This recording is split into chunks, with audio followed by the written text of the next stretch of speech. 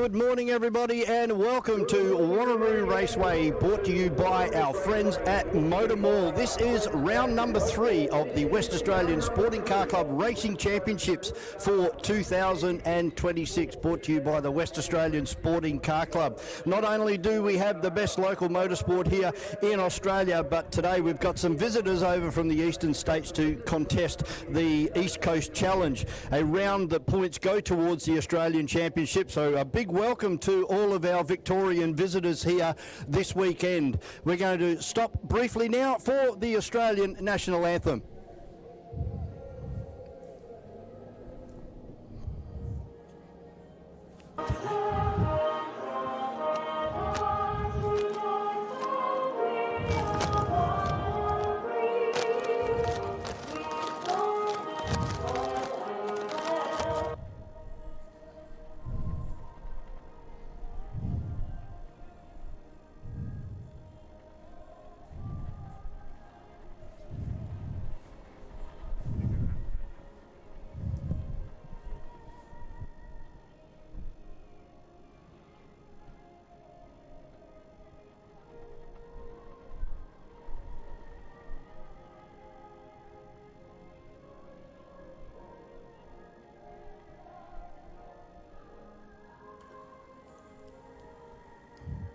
As you can see outside, it's a wet and gloomy day here at Wanneroo MotorMall, Wanneroo Raceway. We are located just to the north of Perth here in Western Australia, and we welcome all of our live stream viewers wherever you may be watching us all around this big round world of ours. 19 degrees, winds from the northwest today up to 25 to 40 kilometres an hour, with rain and the chance of a possible thunderstorm throughout the day. As we can see over on our live stream now, looking towards the east, out towards Pearce and Bullsbrook, and some of the big heavy showers that we've already had go past. All of our sessions this morning being polluted by red flags, unfortunately, during our qualifying. On the cards today, we have our Formula Vs, FSR, Formula Fords, Saloon Cars, and Formula Classic, and then we round out the day with the historic touring cars. Highlight of the day will be later on this afternoon, a 23 lap plus 1 lap for our saloon cars that'll be doing a compulsory pit stop as well, with 3 drivers utilising a second driver, and everybody else is going to have to jump out and then jump back into the cars again. They will be held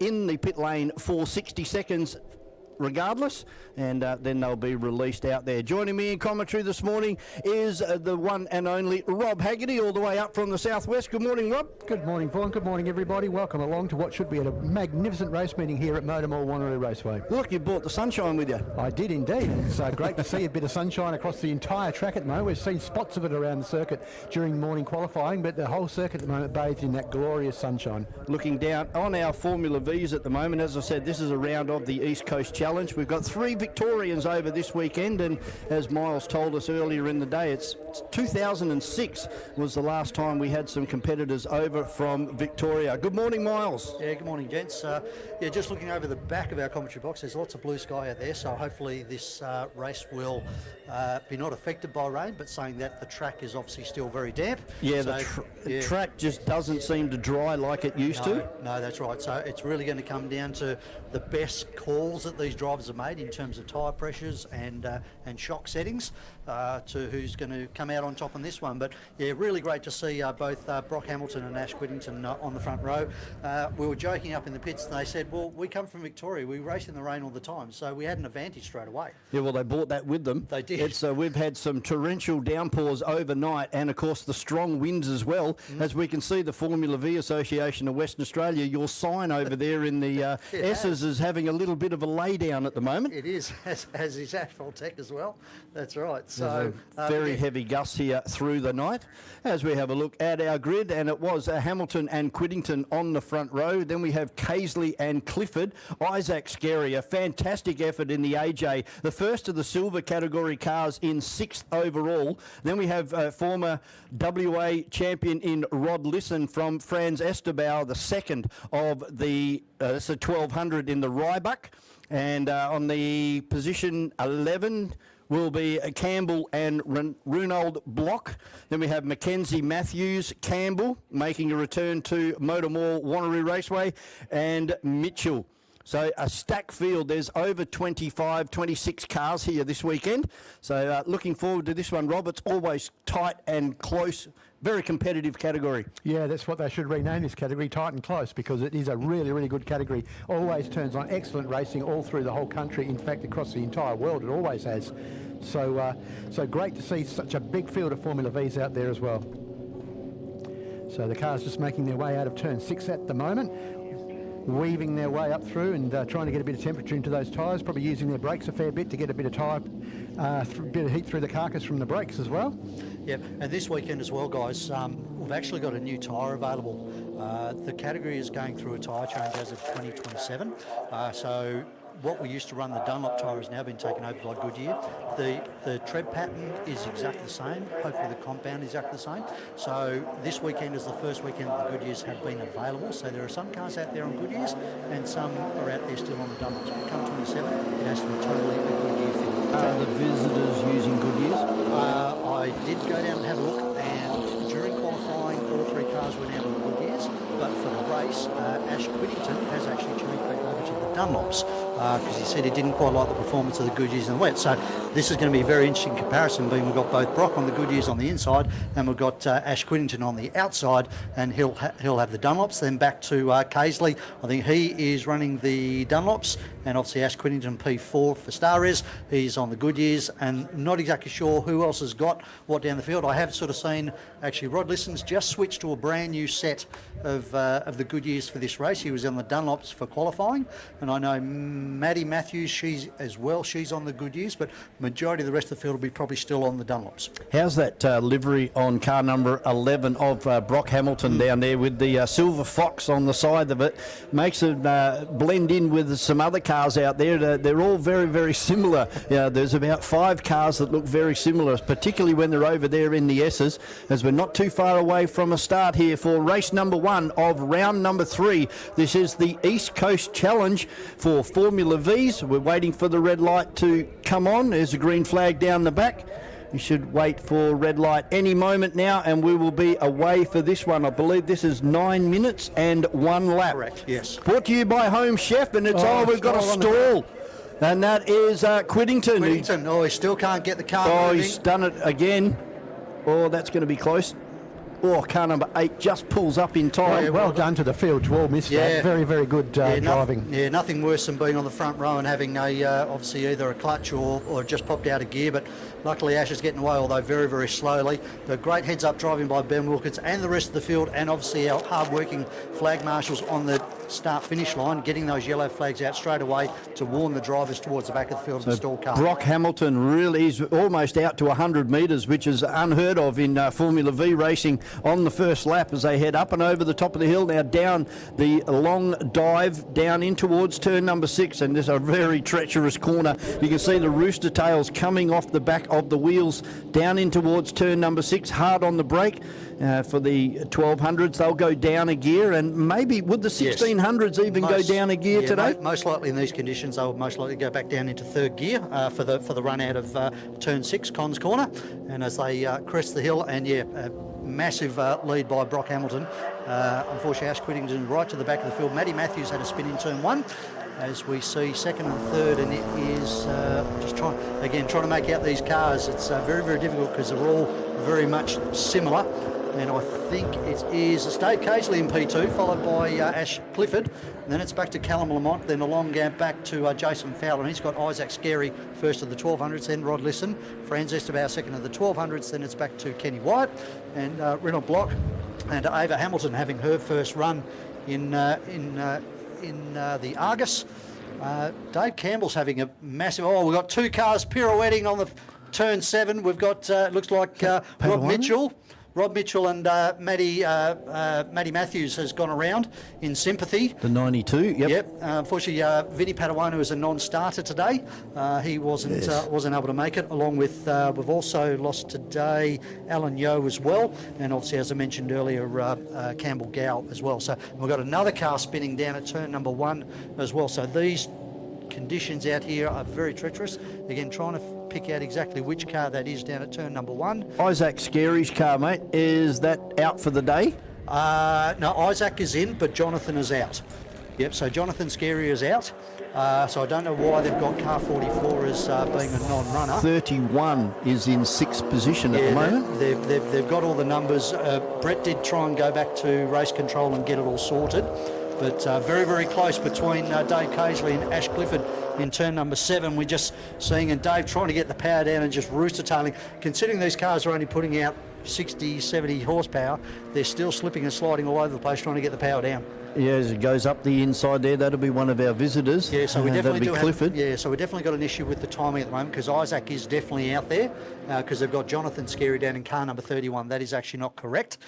Oh, another one around. That's Mackenzie Gow. She's gone around to turn number 7 as well. Dave Campbell just sliding past. Dave Campbell's having a horrid run as well. He's right at the very back of the field, so he must have had a loop somewhere around the track as well. So very, very difficult conditions. And it's these sort of conditions that are very, very difficult because, again, it's you may have set the car up for a full wet, and now it's gone. Now it's starting to dry out. So, unfortunately, everybody's going to be chasing these cars all day long. As we see Ash Whittington go past us now on a recovery drive. He's now back up to 16th position, but lost all that ground with the start line stall. So 4 races coming your way today for our Formula Vs. 3 of those will be part of the East Coast Challenge.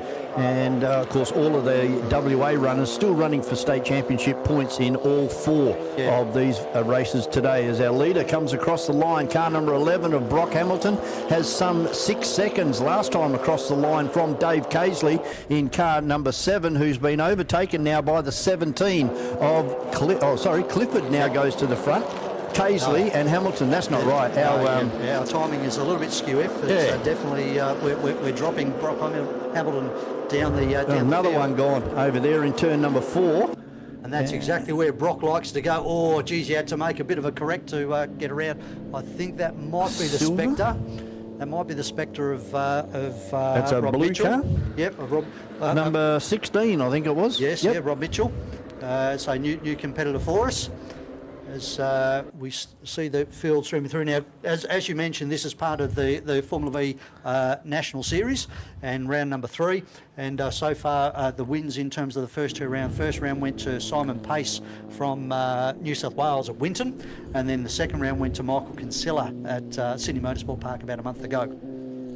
This is 4 rounds for the Australian title, and only 3 count. That's right, yeah. So the next round will be at Morgan Park, and then we obviously run the separate National Challenge, which is that one weekend event, which to get the number 1 plate on the car for the next year.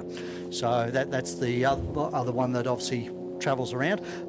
Speaking with the Victorian guys, I think there is a possibility that they are going to go to Morgan Park, purely because Brock Hamilton had a pretty bad run at Sydney Motorsport Park, but had a good run at Winton, and Ash Whittington had a bad run, I think, at Winton, but had a good run at Sydney Motorsport Park. So in terms of the points, they probably think it's going to be beneficial for them to actually do all 4 rounds, and then they'll lose the worst round that they've had throughout the course of the 4 rounds. But this battle is still going on, I think, in P2. Oh, car absolutely sideways up through the left-hander. I think Dave Casely was trying to round that car up. I couldn't see. I think it may have been Fernie Saldino heading up through there. 2 cars going up side by side. Now, again, we keep talking about this as that the conditions and what sort of line to run on the cars. Do you run the racing line? Do you run the full outside run, the go-kart line? Do you run mid-track?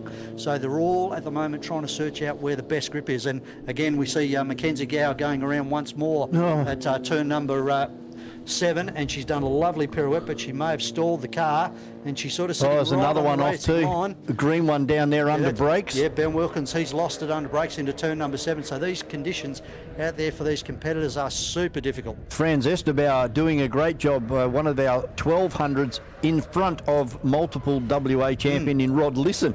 So he's got about 5 or 6 car lengths last time across the line. Let's see if Rod's been able to get past him as they come up and over the top of the hill. No, Rod's starting to close in on him now. The 1600's got a little bit more horsepower, but under brakes, and because there's a double yellow wave flag, he's had to back out of that one. Got to wait for the green. So we cannot overtake until he gets to the green. He's pulled right up alongside. Yep, got him now, perfect. And yeah, you would expect the 1600 to have the grunt down here on the main straight. Now we're just talking about, obviously, we were talking earlier during qualifying about these conditions being the lever in terms of 16 and 1200. Isaac Scary is currently in 4th position overall. Franz is in 5th position overall. And as you said, got a lot of very heavy hitters in terms of 1600 cars behind them. Listen, Fowler, Wyatt, Block, Campbell. Campbell's now starting to make his way back up through the field. He's back up into 10th position after his earlier misdemeanours. And so is Ash Quiddington. Ash is now up to P12 as we, I think when last lap is out actually for our race leader. It's coming down the So car number 92 of Mackenzie Matthews is under investigation at the moment, so I'm not too sure what that's all about. I'll have to wait to see if there's any ramifications of that one. But, coming across the line now is 92 and then the 17. So why is he waving? That's checkered flag. That's why he's waving? Yep, so I think they've actually waved the checkered flag at the wrong car, to be honest, because of our timing issue, because they've actually got Clifford at the as the race winner, and they've got Brock Hamilton down in 15th. So I don't know what's going on with our timing, but to me the winner of that race should have been car number 11, being Brock Hamilton. But we'll leave the timing and everybody. Another one off. Where's that one? Down turn 6? That's turn 6, and that looked like Jason Fowler in the Sabre O2B for Giant Mandra. A checkered flag falls on this one, and we will have to confirm race results on this one, but it looks like Casely and Lamont will be 2nd and 3rd, and Isaac Scary in 4th place. That's a fantastic effort. Rod Lisson over the top of Franz Esterbauer for 6th, then Wyatt, Hamilton, Dave Campbell and Quiddington. Great job to get back up into the top 10 after stalling on the front row. Yeah, so I think possibly they've waved the checkered flag a bit too late, because I believe our race winner is just crossing the line now, being Brock Hamilton. So so we'll wait again. We'll wait to see how timing sorts itself out. But to me, the race winner for race 1 is going to be Brock Hamilton from Ash Clifford from Dave Casely, Callum Lamont, and then the first of the 1200s being Isaac Scary in P5 from Rod Lisson, and Franz Esterbauer P7 and 2nd in class from Kenny White. Ava Hamilton, a great job, didn't mention her, first race meeting out, and she's got 3rd overall in the 1200s for that race, so a super job from Ava in the Argus. For Home Chef, that was our Formula V's, our race number 1 here for round 3 of the 2026 West Australian Sporting Car Club Championships for 2026. Miles, thanks very much. We'll catch you again later on in the morning. We'll take a short break here at MotorMall Wanneroo Raceway. FSR action. They are next out on the track. Home Chef. Great tasting chef-prepared meals. Healthy, delicious and nutritious. That's the Home Chef promise. Home Chef. Real food. Delicious, nutritious, delivered. Formula V Racing is brought to you by Home Chef, Litech Systems, BM Graphics Promotions, Everyday Heroes Occupational Therapy, Giant Mandurah, DMC Air Conditioning, and Designer Blinds. Experience supercars like never before in Perth with a Supercars travel ticket and experience package. Enjoy supercars your way with general admission, grandstand or hospitality. The choice is yours. Take part of the pit lane fan experience and meet your favourite drivers, or get closer to the teams with a team garage tour. Then get your hands on the trophy as part of our trophy photo opportunity. Head to travel.supercars.com and book today. FSR Racing is brought to you by Arise Racing, Radical Australia West, and Perth Motorsport Tyres.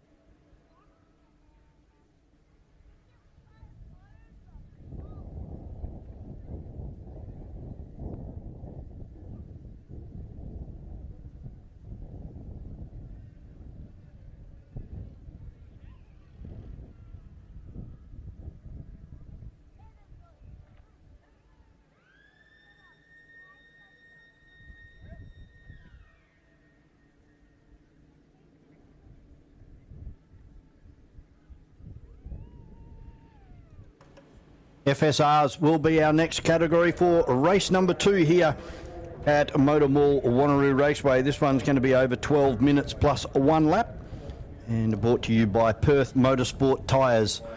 And a good field of FSRs as we saw down there.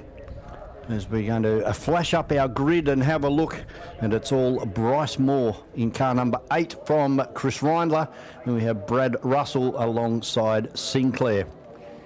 And alongside Sinclair will be Baxter and Stewie Burns. Then we have Mercer and Jesse James Samuels in car number 31, Hancock and Fraser, and then John D. Giovanni, Garrett Piper, Jackson and Jay Wong, who unfortunately didn't have the best of runs and finds himself right at the back of the field, which is very unusual, Rob.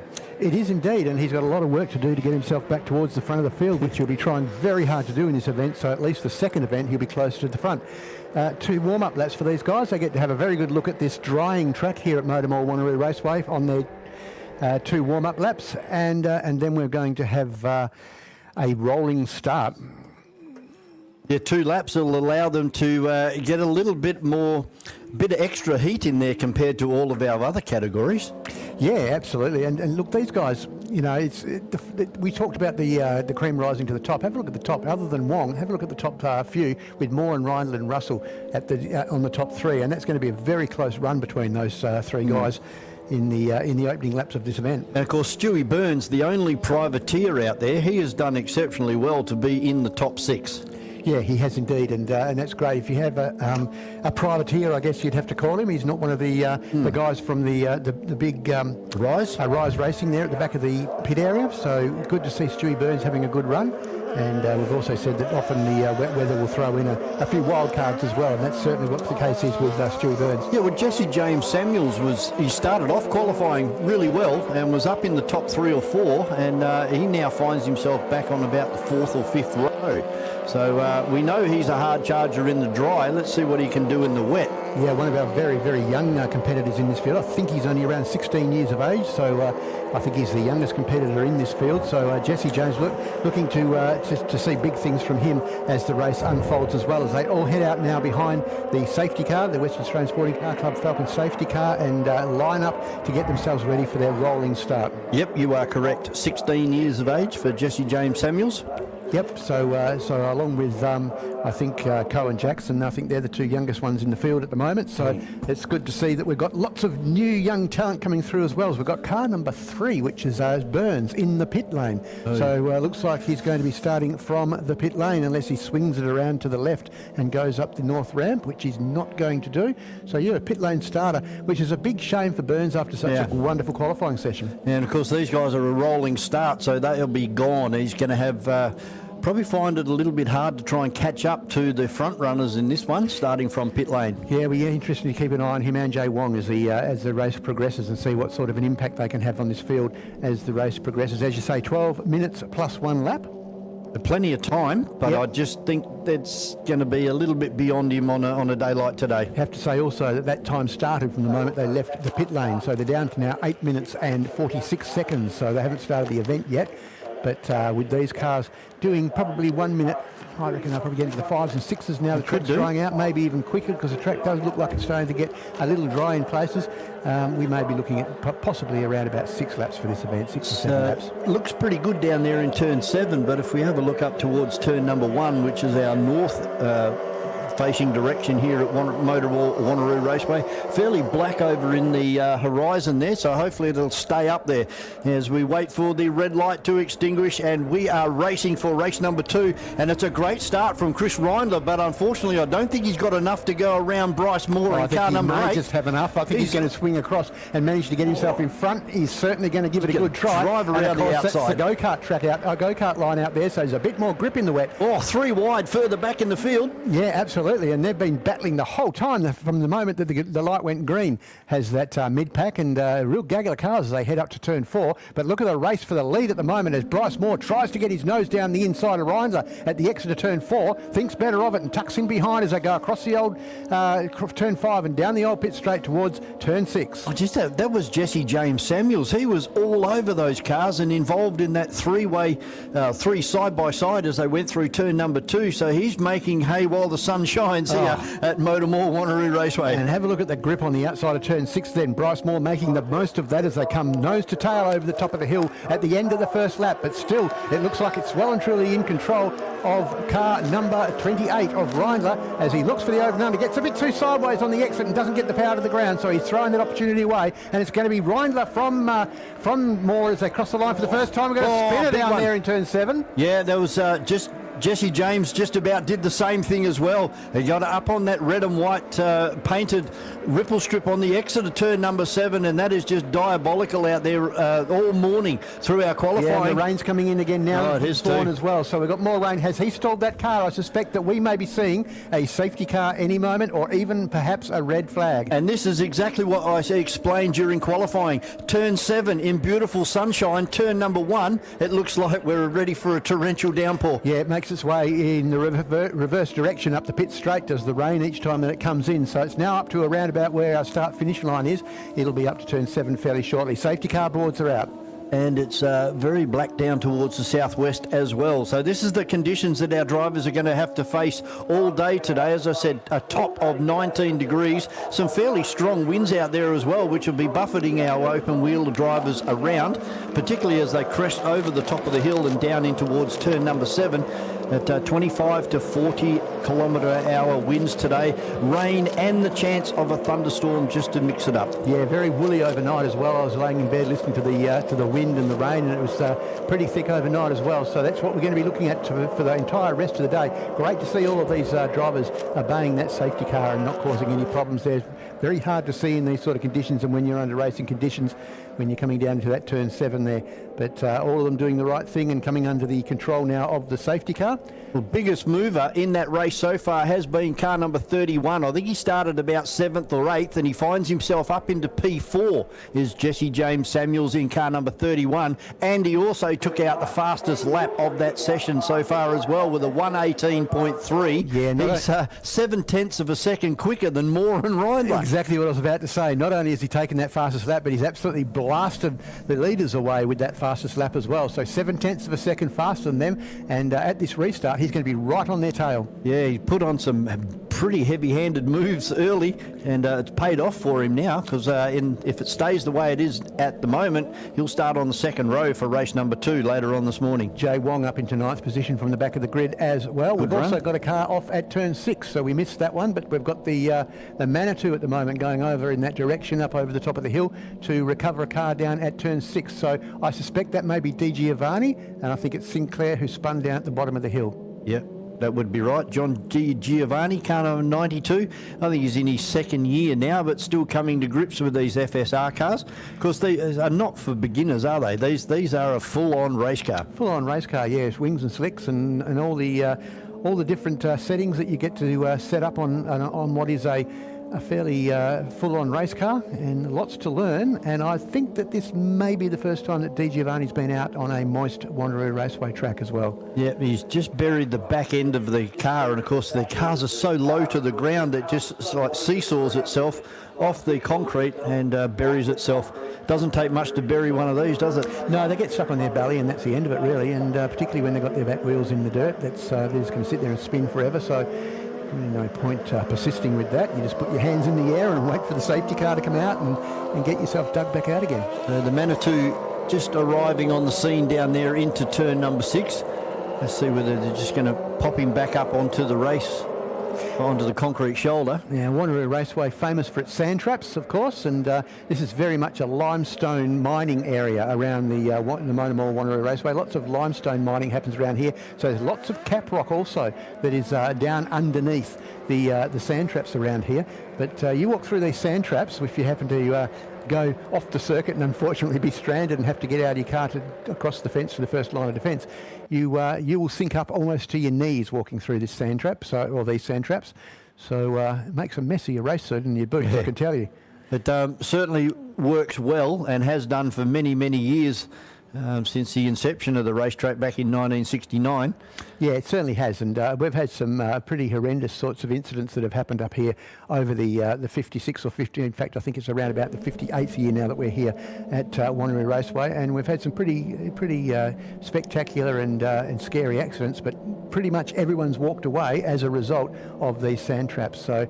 It may be a bit of a pest for the spectators having to see safety cars come out, but it's a good circuit for keeping the drivers safe. Well, just for instance, down there in turn number 6, it's the sand trap. It's downhill. You're hitting 150, 160 kilometres an hour down into the braking area in just a normal road car.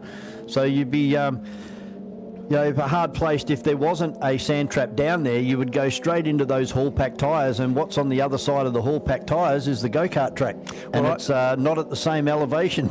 I run a virtually standard Mazda MX-5, or did run a virtually standard MX-5 up here in the regularity events, and I can tell you I was doing 178 kilometres an hour into the braking area at the bottom of turn 7 in a bog standard car. So yeah, she gets a bit of speed behind her, and you're very glad that sand trap's there when something goes wrong.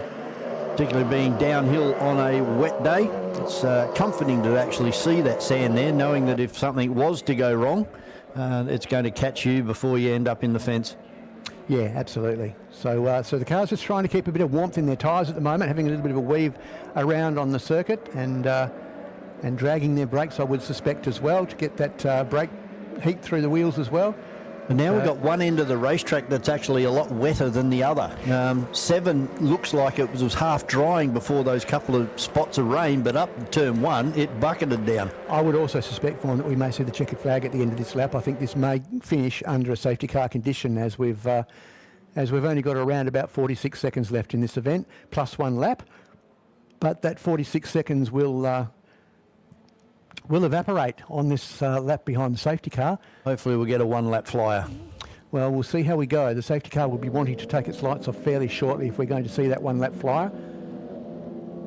And we've got our eyes on the safety car on the screen at the moment as it heads down the old pit straight. Of course, the pits here at MotorMall Wanneroo Raceway at that point of the circuit from 1969 right through to 1979, when we had the Australian Grand Prix here, and they moved to the bottom of the hill where they exist at the moment. So... big shout out to Alan and Karen operating the safety car again this weekend. Thanks, guys, for giving up your Saturday. They've been doing that for many years, haven't they? They have. Certainly made that job their own. Very experienced officials. There's our leader, Chris Reindler, in car number 28 from Bryce Moore. Lights are off the safety car, so we're going to get a one-lap screamer. This is going to be good. Can Moore do anything about one of his best mates in Chris Reindler in car number 28? Second row, Russells and Samuels. Actually, they'll all be lining up line astern for this one. But Samuels, can he do something momentous down into turn number 1? He's got Brad Russell, a seasoned professional, right in front of him. Let's watch what car number 31 of Jess Samuels can do. So if Bryce Moore gets close enough, I would suspect that he's going to try that outside move on turn 6 to get a slingshot once more, and try to get him down the end of the big long straight into turn 7. Look, one off at turn 1.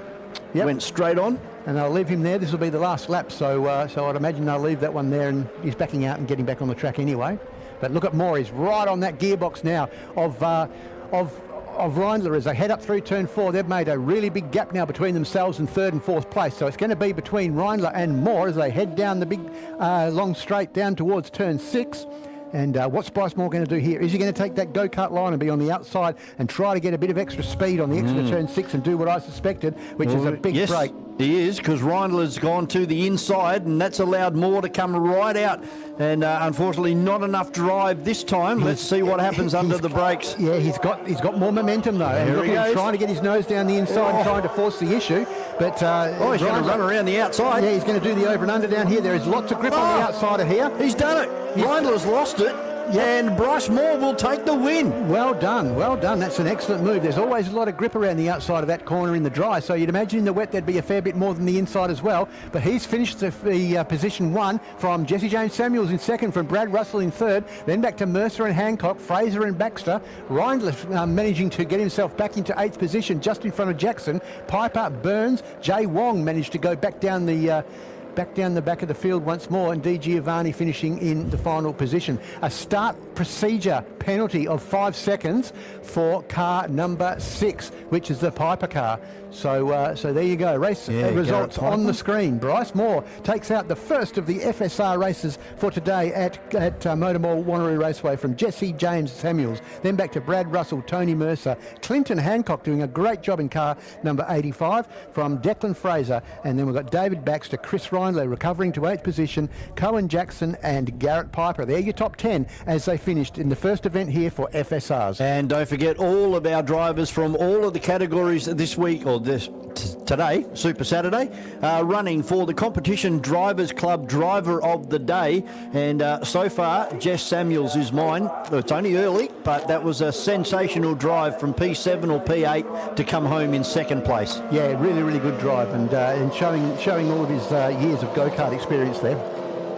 We don't often see a lot of passing in the FSRs because once you get up under the car in front of you, you kind of lose all of that aerodynamic downforce on the front of the car, and the car becomes very unstable. But that didn't stop Jess Samuels. He just drove around the outside of people.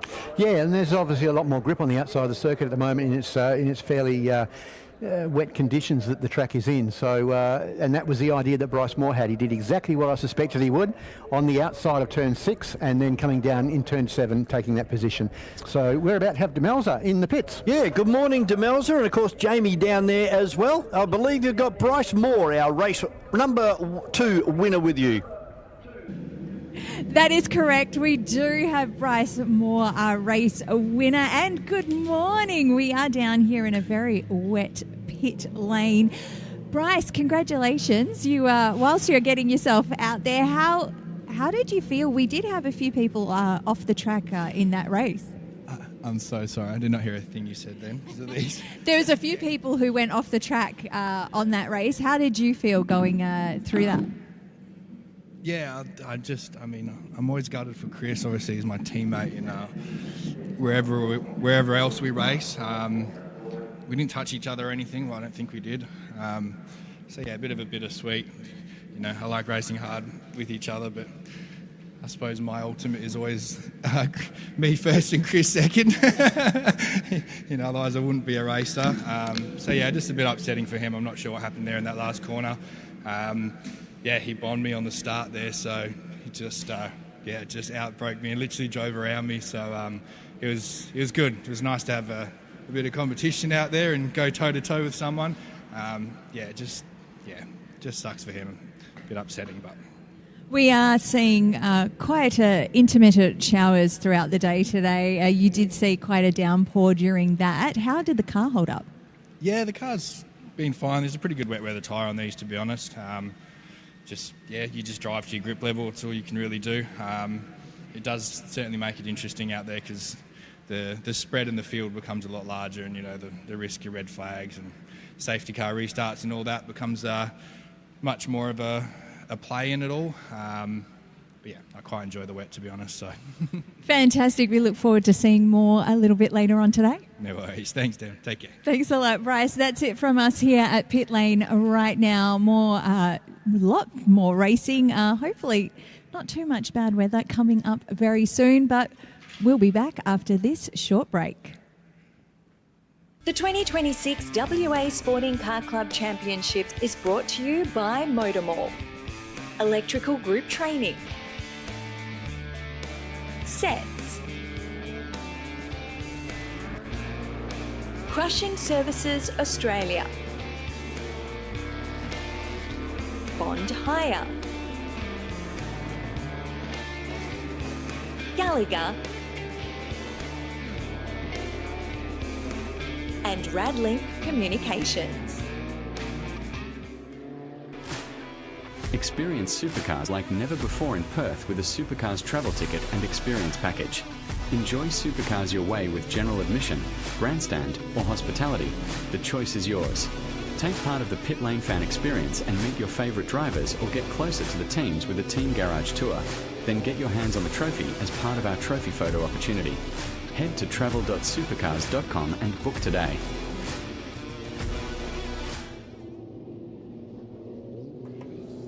Right, On the track are the Formula Fords for the first of their event today, and we've got a great field of Formula Fords and a very, very, very close qualifying session there as well, Vaughn. It certainly was. There was a 15th between the top three, and then I think the top 5 were covered by about half a second. Yeah, so it was very quick. 1/1000th of a second between first and second on the grid after qualifying this morning, and then only about another, I think it was about 700ths of a second then back to Brock Brewer on the inside of the second row.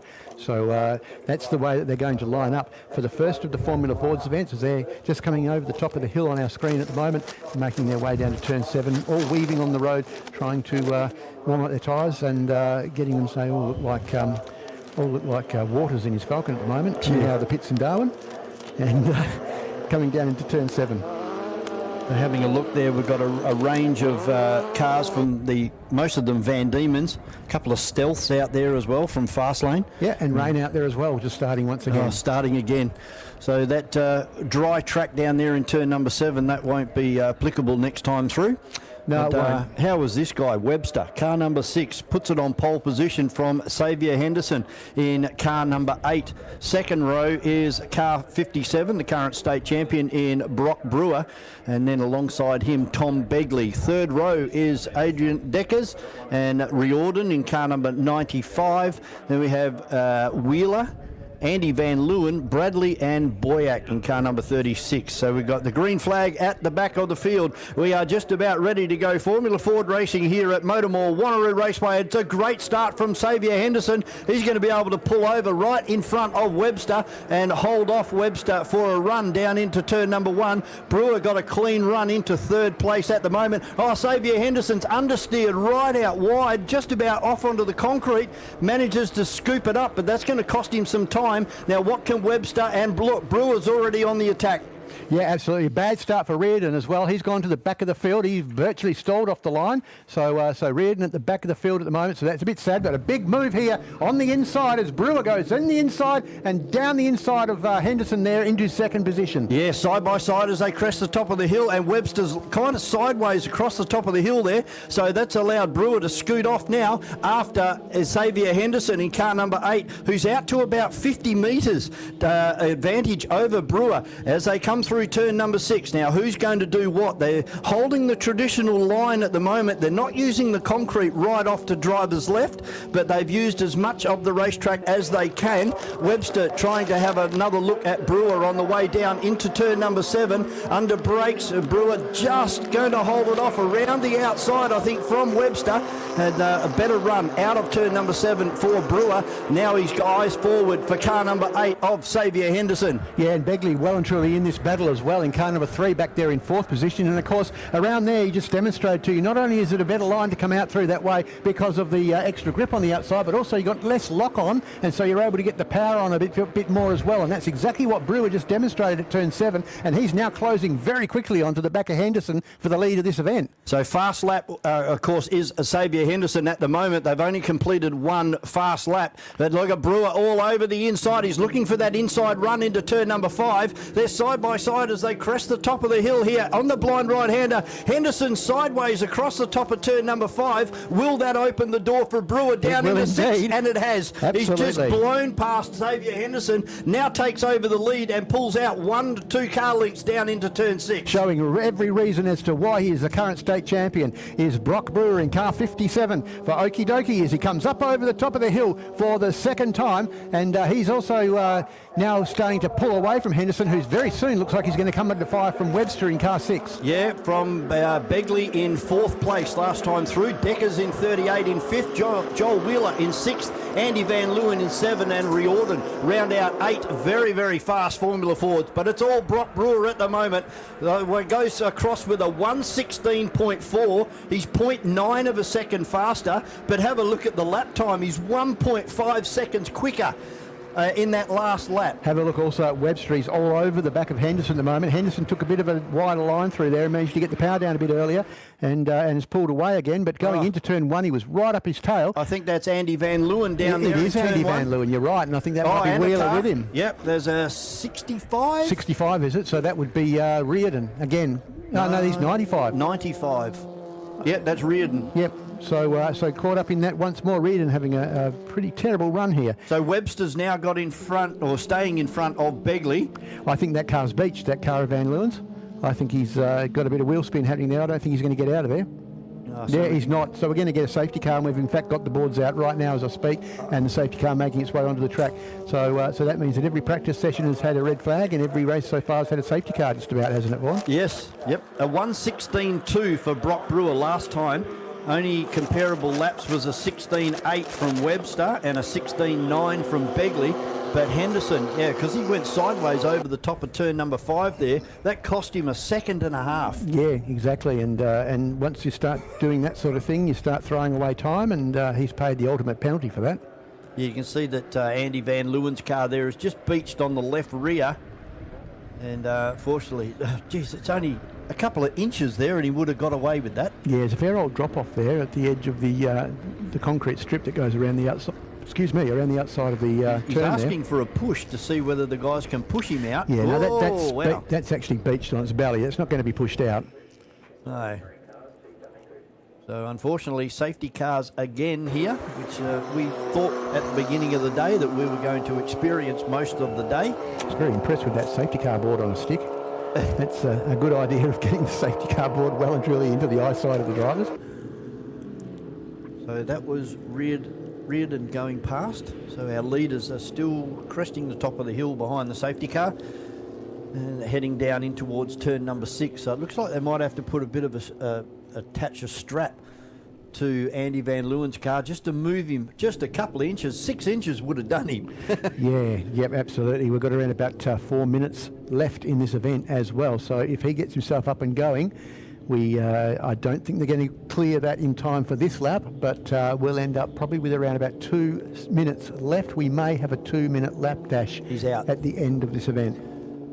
So maybe he can get going rather quickly. Yeah, I don't think they're going to turn the lights off this lap. I think we're going to see another lap of safety car, and that's going to leave about 2 minutes left, and we're going to see a couple of lap sprint towards the end of the event. Maybe 2 to 3 laps coming up.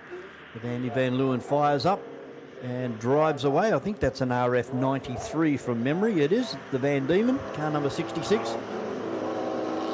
Yep, absolutely, and a very nicely presented car for Andy Van Leeuwen, of course, one of the writers for Speed Cafe. Yeah, one of he's a multi-award-winning motorsport journalist. Yeah, absolutely, a very smart man, the son of John Van Leeuwen, who's very involved in Formula Ford in Australia, has been for many, many years, and has been racing up here on and off since the early 1980s. So a family with a lot of cred in the Formula Ford industry. Certainly do. I can remember John driving. Now it was a hat company. Yes, it was. Yellow and green car. Yes, and he used to run that with his teammate Steve Bottomley. That's him. And yeah, that was the Great Australian Hat Company, I think they called themselves, making Akubras and what have you. Just back having in the 1980s. Just having a look for our live stream customers, a new camera for this weekend located over there in the pits, and really gives you a feeling of the sense of speed as the cars come across there. And it's a view that's been used multiple years now for the V8 supercars.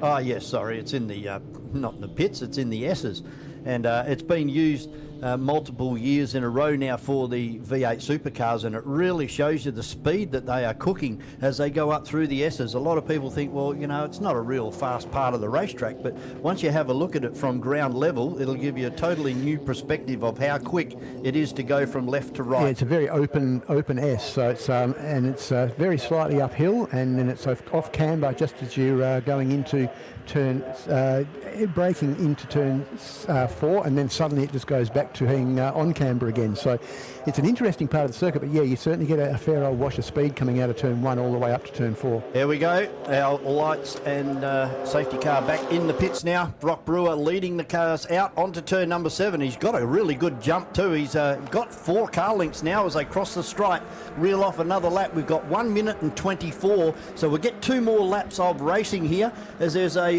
change for second place. I think that's Webster. That's Webster trying around to the go up outside. the inside. No, that's Henderson on the outside in the red and white. Webster trying to get up the inside. And look, they've hit that puddle again there on the exit of turn 2. Begley not out of this either. I think Brewer's going to run away with this, but the battle for second place at the moment is still a problem. We've got a car down the sand trap at the moment in turn 1 as well. That's probably not going to affect us too greatly, because I think it will, because that'll be a yellow flag. It'll be interesting to see whether they put the flag out a lap early. Andy Van Leeuwen's just returned to the paddock area as well. So that's car number 47 down there is Wheeler. I reckon I wouldn't be surprised to see the checkered flag come out. We're cut down to 42 seconds in this event. It's meant to be the time plus 1 lap, but I think they may put the checkered flag out this time rather than putting out the safety car again. Brewer has extended his lead over Xavier Henderson.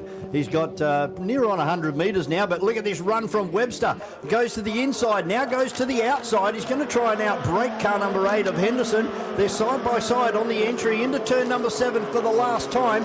Webster's probably in prime position, and he drives around the outside of Xavier Henderson. Takes a good second place over Henderson, and Tom Begley only just missing out on a podium there, but you can't take it away from Brock Brewer. I think we're still on, Vaughan, because we didn't see the checkered flag, so it looks to me like they're still racing. So well, they've gone. Yeah, and even having said that, Begley backed out of it big time down in turn 1. It looked like he was really responding to that yellow flag that's down there, and he's opened up that gap even further. But well and truly in second place now is Webster, and he's chasing down Brock Brewer, and they haven't even received the last lap board yet. So so they're going to get the last lap board, I suspect, at the end of this lap, because I think they may have still had a few seconds on the clock when they crossed that time. Yeah, so we're down to minus 25, but away in racing we are, and that looks like the 95.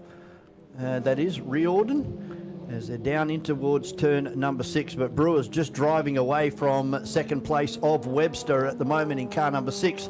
Then Xavier Henderson coming under attack now from Tom Begley, as Brewer crests the top of the hill and drops down towards turn number 7. We'll see whether we get last lap board has just been swung out this time, Rob. Yeah, it has, and just as an indication of how greasy this track is, as we watch also a great battle back there for third place between Henderson and Begley as well, with Henderson still managing to hold on to that. But look at the great drive of Begley out of the corner. He's going to get down the inside of him and take that position, although good horsepower from car number 8, and he manages to swing back in front again. What I was about to say, Vaughan, is that you can tell how greasy this track is, because they're some 13 seconds off their pace that they would be doing in the dry in this greasy condition, and it's a drying track, so it's obviously very greasy out there still. I just can't believe that they're running through this puddle on the exit of turn number 2 over there. It's a puddle that's been there for many, many years, and why would you want to take all of that heat, which is so hard to build up on a day like today, and you just run through that and you've wiped out all of that heat in one hit?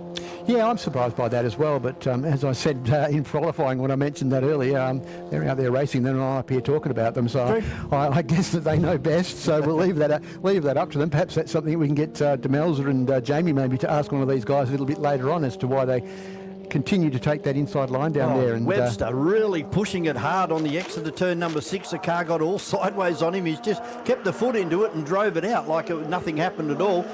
For the last time, down in towards turn number 7, it will be car number 57. Gets us all sideways on the exit too.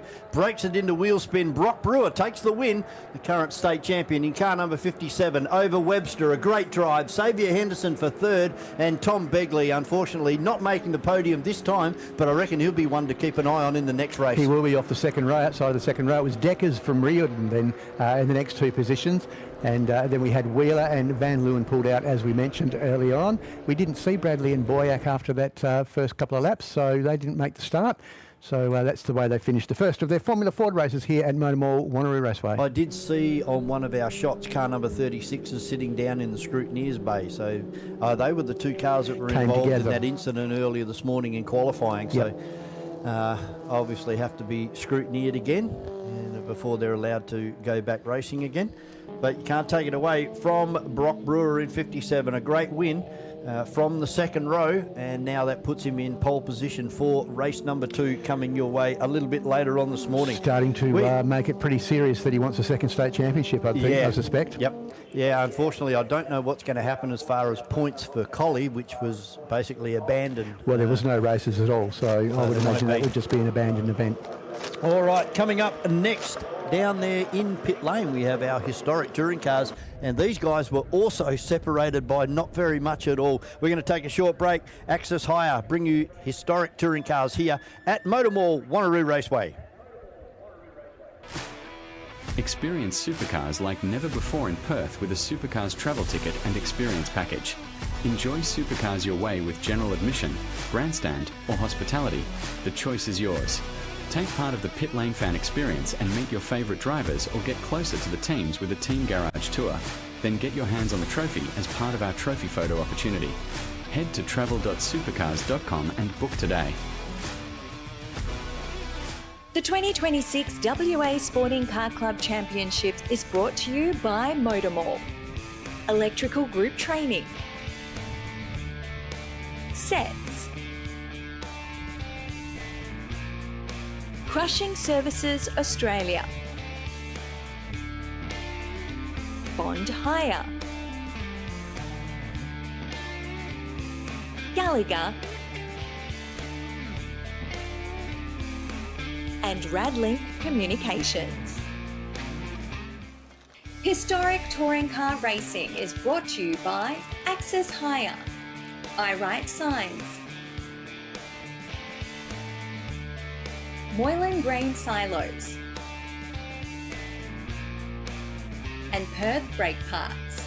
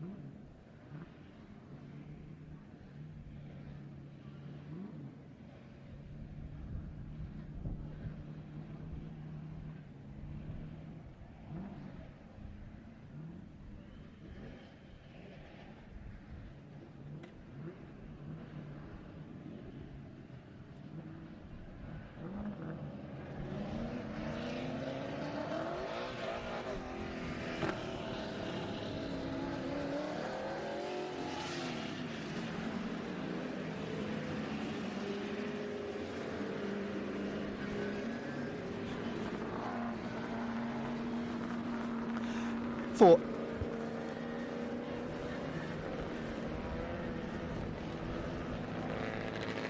For Access Hire, these are the historic touring car out of the West Australian Historic Touring Car Club.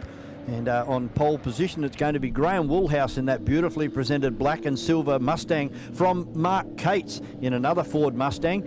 And just to keep things as they are, in P3, Brian Edhouse in another Ford Mustang. Then we start to break it up a bit with Simon Northey in the 2002 Ti BMW. And alongside him will be Paul Onofaro, who's actually out qualified the more experienced Conor Onofaro, who'll start on the next row. They're broken up by John Bondi in the HQ Monaro. Then we've got the first of the Bowdens, I think that'll be Mel, in 23, and his son Matthew in car 97, and then we go back to Don Behetz in the big two-door Galaxy. And Kenny Waller bring up the rear. Yeah, and, let's hope that Ken has a better run in this race than what he did in qualifying.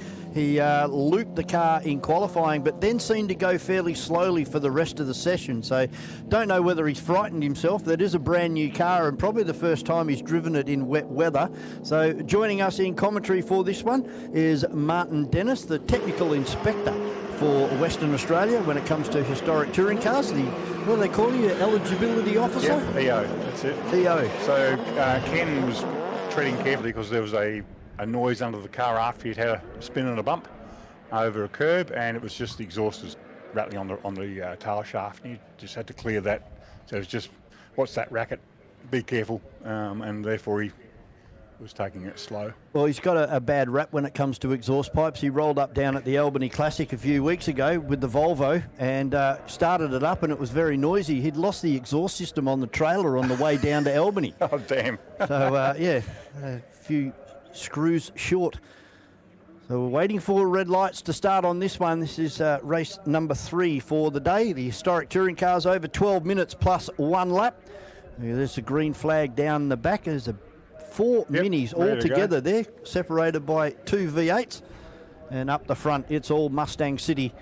See whether Cates can get a good start. It looks like Woolhouse has got the better of the start at the moment. Here comes Brian Edhouse from the second row. He's going to try and sneak his way into the boot of Graham Woolhouse, and that'll push Mark Cates. And Cates has lost it. He's gone around. Right in front of everybody. A very slow loop. Does his best to keep it on the infield. And, of course, everybody has avoided it. Yeah, that's great. So sort of touch ball play on. It's Graham Woolhouse from Brian Edhouse. Then we go back to Simon Northey. Paul Onofaro, Conor Onofaro. Then we have John Bondi driving his brother's car. And then the first of the Bowden cars. And then the Galaxy's actually moved up a couple of positions now with Kenny Waller in the GTR XU1. Then we have Matthew Bowden. And rounding out the field, our spinner, 69 of Mark Cates. Yeah, he, actually I was going to say before the start, it's going to be interesting to see how they go. Track's damp, but not wet. They're all been playing with their tyres, trying to work out what was going to be the best move. So, pressure will be the big thing in these. Oh, yeah, too. But here comes Graham and Brian down into turn 7.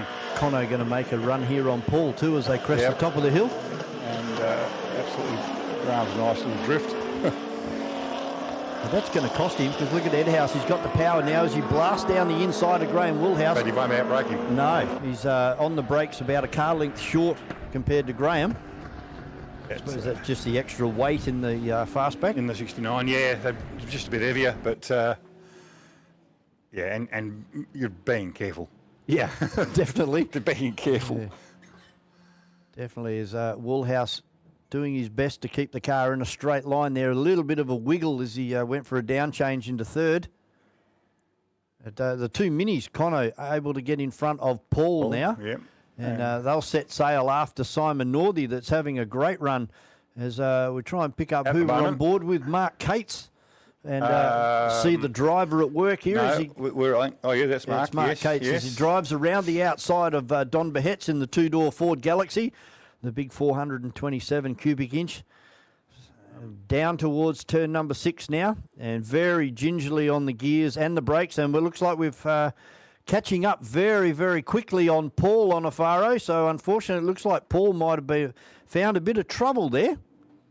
as the little green Mini has really lost ground compared to Conno. I think we have a car off in turn 6, I think. And maybe that's possibly why I think it may have been. Paul Onofaro. Oh, okay.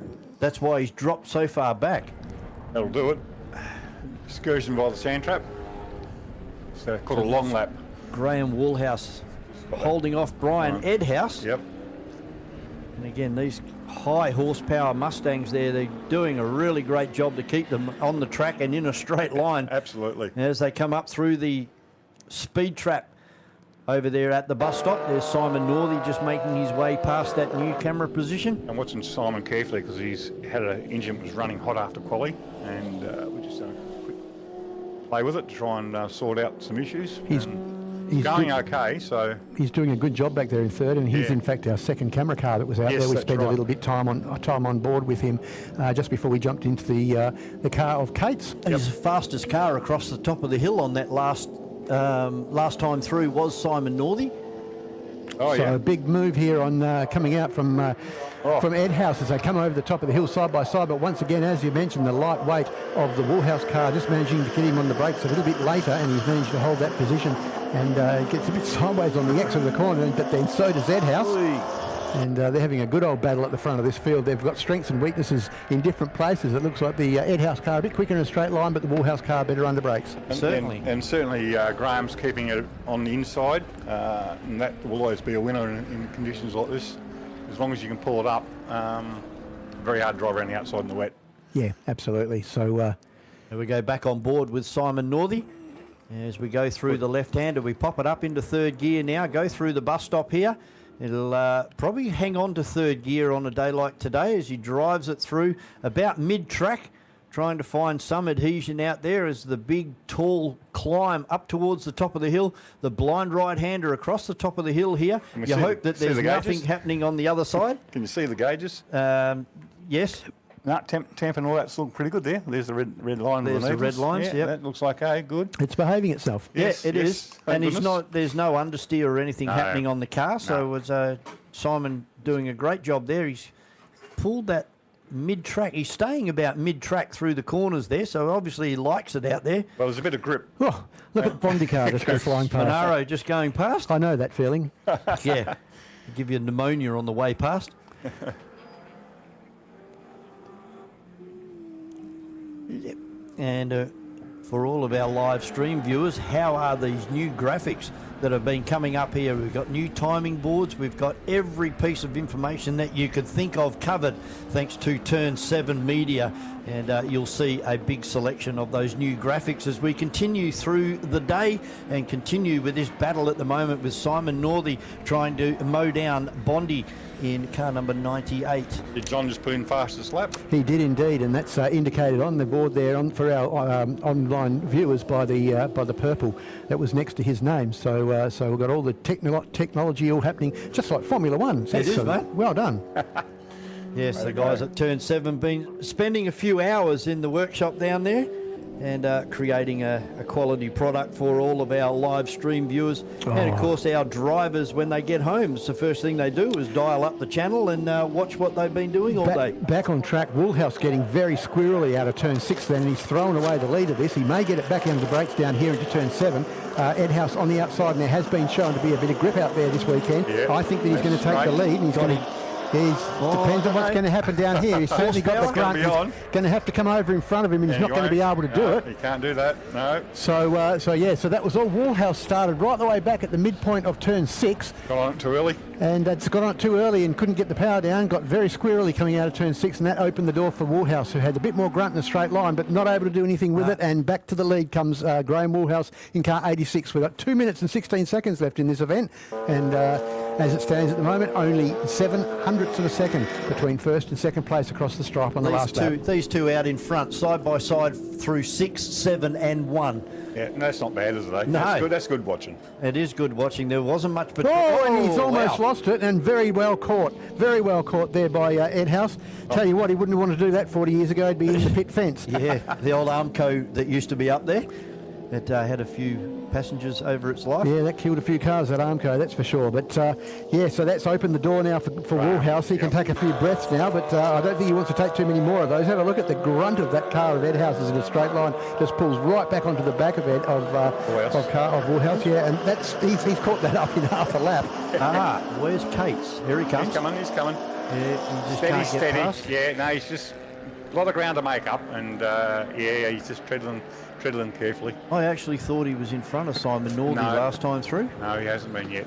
That's this next lap, I would Should be say. able to get him. This is probably the driest the racetrack's been all morning at the moment. And I think Mark's running we don't have wets as such, but the softest tyre you can get, and I think it's probably suffering because the track is not wet. Yeah. Well, after that mistake, Ed House is right in the boot lid now of Graham Woolhouse. So he's going to make a run for it. We've got 50 seconds remaining, so another 2 laps here. And Ed House is looking very threatening as they disappear up and over the top of the hill. Meanwhile, back through our speed shot, looking back down towards turn number 1, we see John Bondi just coming past and Simon Northey. But Mark Cates is getting closer to the back of Northey this time as they crest over the top of the hill. Car number 44, the little BMW. And he's got a big, monstrous Mustang.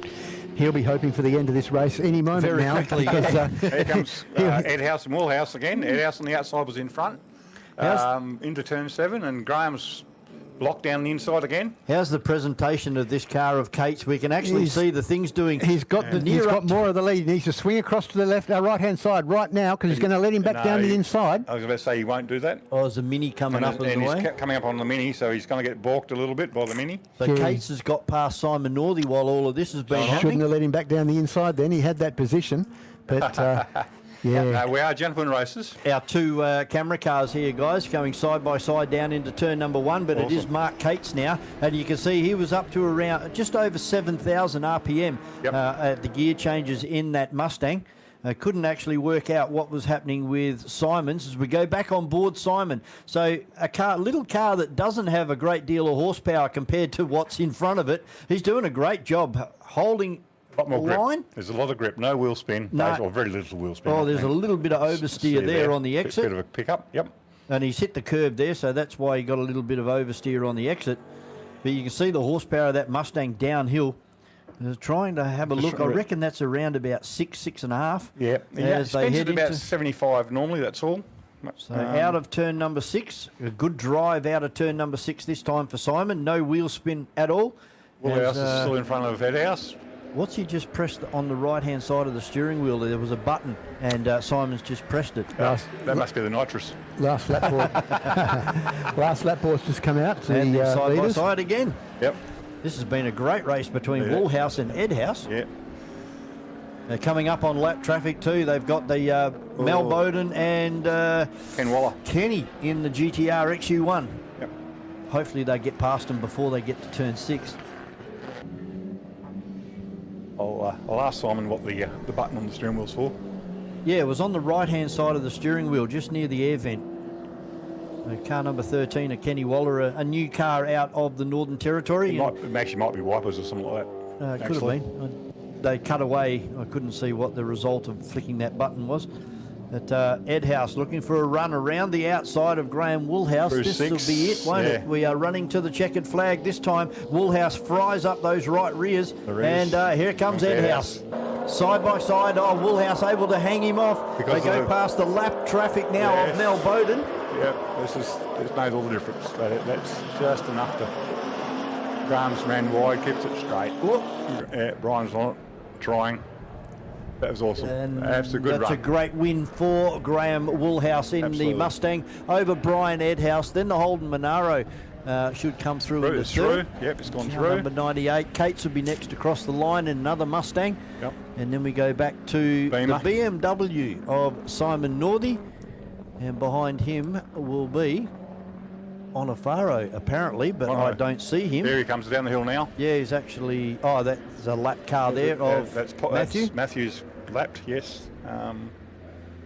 Now Conno coming out of turn number 7. So that's the way they're going to finish in this one. Woolhouse, Ed House and John Bondi. 2 American products and 1 Aussie product. Yep. And here comes Paul next. Paul Onofaro.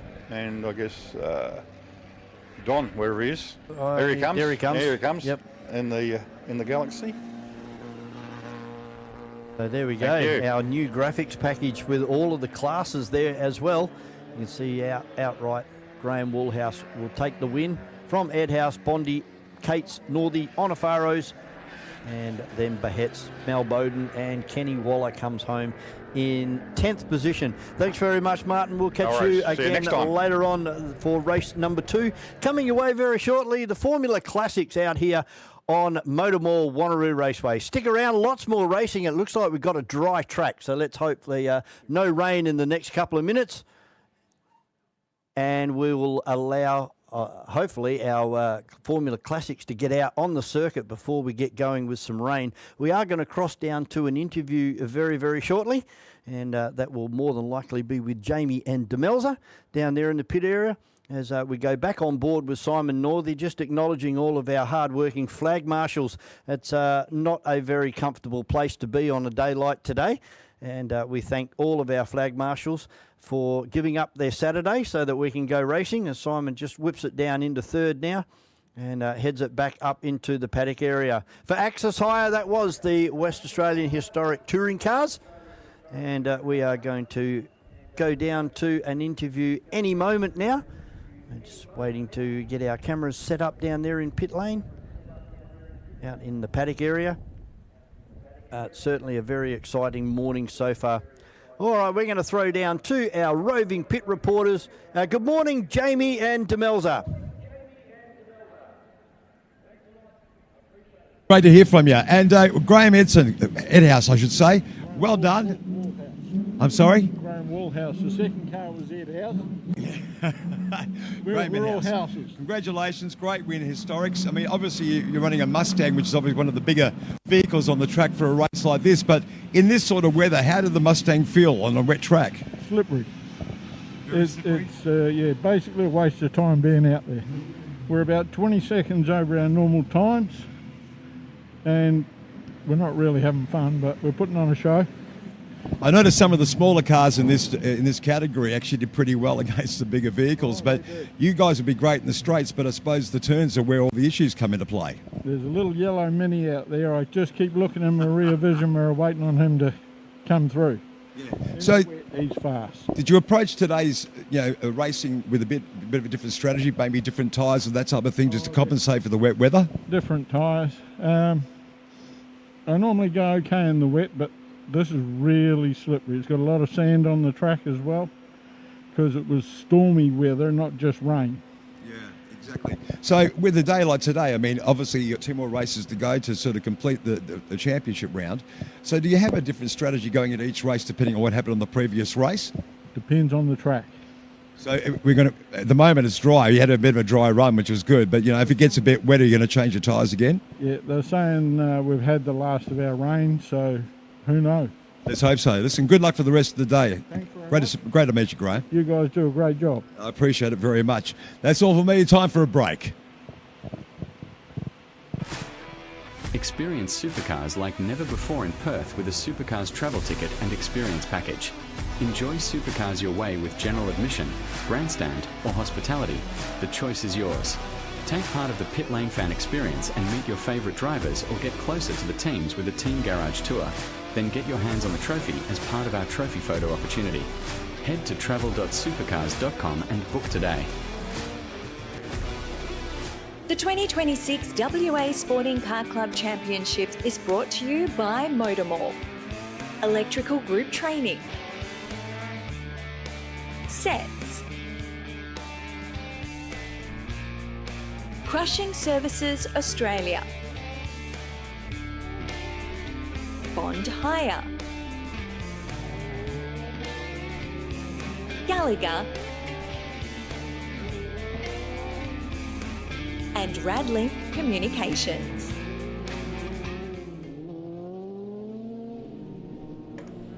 And welcome back to MotorMall Wanneroo Raceway, our mobile museum. And a depleted field, unfortunately, out there today, Rob. We've only got 6 cars, but bearing in mind the cost of these cars and trying to source wet weather tyres for these particular cars would be a bit of an effort. I think that's what the problem has been this weekend, is that there's a significant number of entrants who don't have wet tyres, and straight away that Motorsport Australia Race Control decide that it's a wet track, then you are obliged to run wet tyres. So if you don't have them, you can't run. You can't run. So we've just seen Craig Thompson have a lose over there in the bus stop area as well. So just trying, I don't even know whether he's going to be able to join the field for the start here. He's coming over the top of the hill now. Yeah, he's a long way behind, and they've let it go. So it's William Norman, in the Rolt RT4 that takes the lead down into turn number 1 from Simon Alderson, who was clearly the fastest in qualifying earlier this morning. Good start from Colin Yu back there in that little Sports 2000 car 94, the little Tiger I think that might be. Yep. And he managed to come from the back of the grid more or less up into third position, getting in front of Thompson, and also Thompson's around again. No, that's not Thompson, that's Grove. Grove, sorry, that's yes. The ex-Craig Bradkey car. Yep. The once car that was created for the great man Ayrton Senna, and he stalled it. Now he's got it going again, and still not last, because Craig Thompson is in the last place at the moment, car 182. But our leaders, they're coming up and over the top of the hill, and it's Bill Norman starting to drive away now. A fairly decent dry track. Probably the best conditions we've had so far this morning. Yeah, it's certainly not dry, but it's not as wet. I think you'd probably describe it as, but yeah, you look down here, there's a fair old sheen on the track where the sun's shining in front of us at the race start-finish line.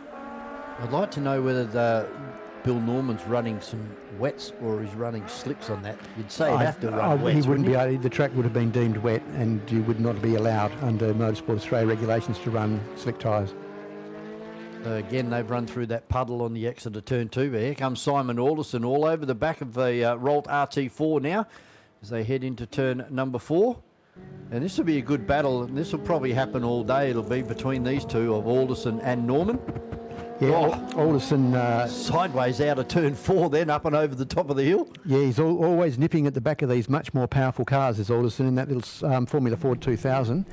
Formula Ford with wings and normally slicks as well under dry conditions. He overdrives the car, but he doesn't overdrive it, if you know what I mean. He's not afraid to put it into a four-wheel slide, and it doesn't seem to cost him a great deal of ground. No, it doesn't at all. He's and he gets the car into a lovely four-wheel drift in the dry as well. There he goes. He really is quite delightful to watch the way that he handles this car. Just doesn't have the horsepower in a straight line to run with Bill Norman, but under brakes, a little bit lighter. Of course, the 2-litre Formula Ford engine under that with wings and slicks, as he gets right under the rear wing of the Rolt RT4 and really puts some pressure on Bill Norman this time as they go sideways out of turn number 1. Alderson just backs it off a little bit on the entry into turn number 4 and probably try and put another attack on down into 6. Third place still being held by car 94 of Colin Yude in the Tiga, Sports 2000. And then a very, very long gap then back to, I think it's Brian Searles in car 83, although I think he's just been passed by Craig Thompson down in turn 7. So Craig Thompson now up into 4th place from Brian Searles in the little green Sports 2000, and then the second of our spinners, which is Grove in car number 4. I caught up with the Yude family a couple of weeks ago down there at Port Kennedy Tyres and More, and had a good chat about this little Tiga there, and Colin doing a great job since he's swapped from the Speed Series over back into circuit racing, and there's a bit of a family competition happening between Colin and his son Jason, and Jason tells me it goes a lot quicker when he drives it. Funny that. But yeah. That's what sons always say. Yeah, and Dad was just over in the corner with a big smile on his face. Yeah, watch this, boy. Yeah. It's good to see the family rivalry there, and it'd be great to see Jason behind the wheel of that Tiga in one of these events, and just put his money where his mouth is and see whether he can actually go quicker than Dad. Jason's a brilliant driver, and sure wouldn't surprise me at all if he isn't quicker than Colin these days. But Yude family's been around motorsport here in Western Australia for so many years, and great to see them out having a lot of fun out there, particularly in this little Tiga, beautiful little car, S cargo racing car. And yeah, it's a lovely little car, although he's really just cruising around at the moment. Probably no reason to really stretch it, but it doesn't sound like it's running all that well at the moment. Oh, you can't even see car in front or behind him at the moment. as Thompson comes down and getting lapped by our leaders now. That's Grove. Who's overtaken Searles for the final position. See how gingerly they all are. They're giving each other heaps of room and heaps of respect out there. Because the last thing they want to do is crash one of these cars.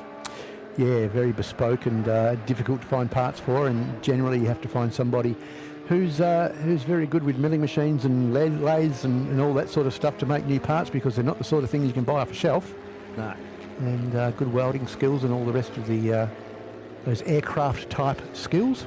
I don't know whether Alderson's going to be able to get in front of Bill Norman. If it rains in the next couple of minutes, we might get a challenge, but Bill Norman doing a great job. Just 2 or 3 car lengths between himself and Simon. Yeah, doing very similar lap times, aren't they? I don't think there's an opportunity really for Alderson to do anything at this stage to get over the top of Will Norman, who's also extremely experienced in this Formula Pacific, Formula Atlantic type Rolt RT4. There's only 0.3 of a second difference between their lap times last time through, and half a second difference on the track. They come down in towards turn number 7 to reel off another lap.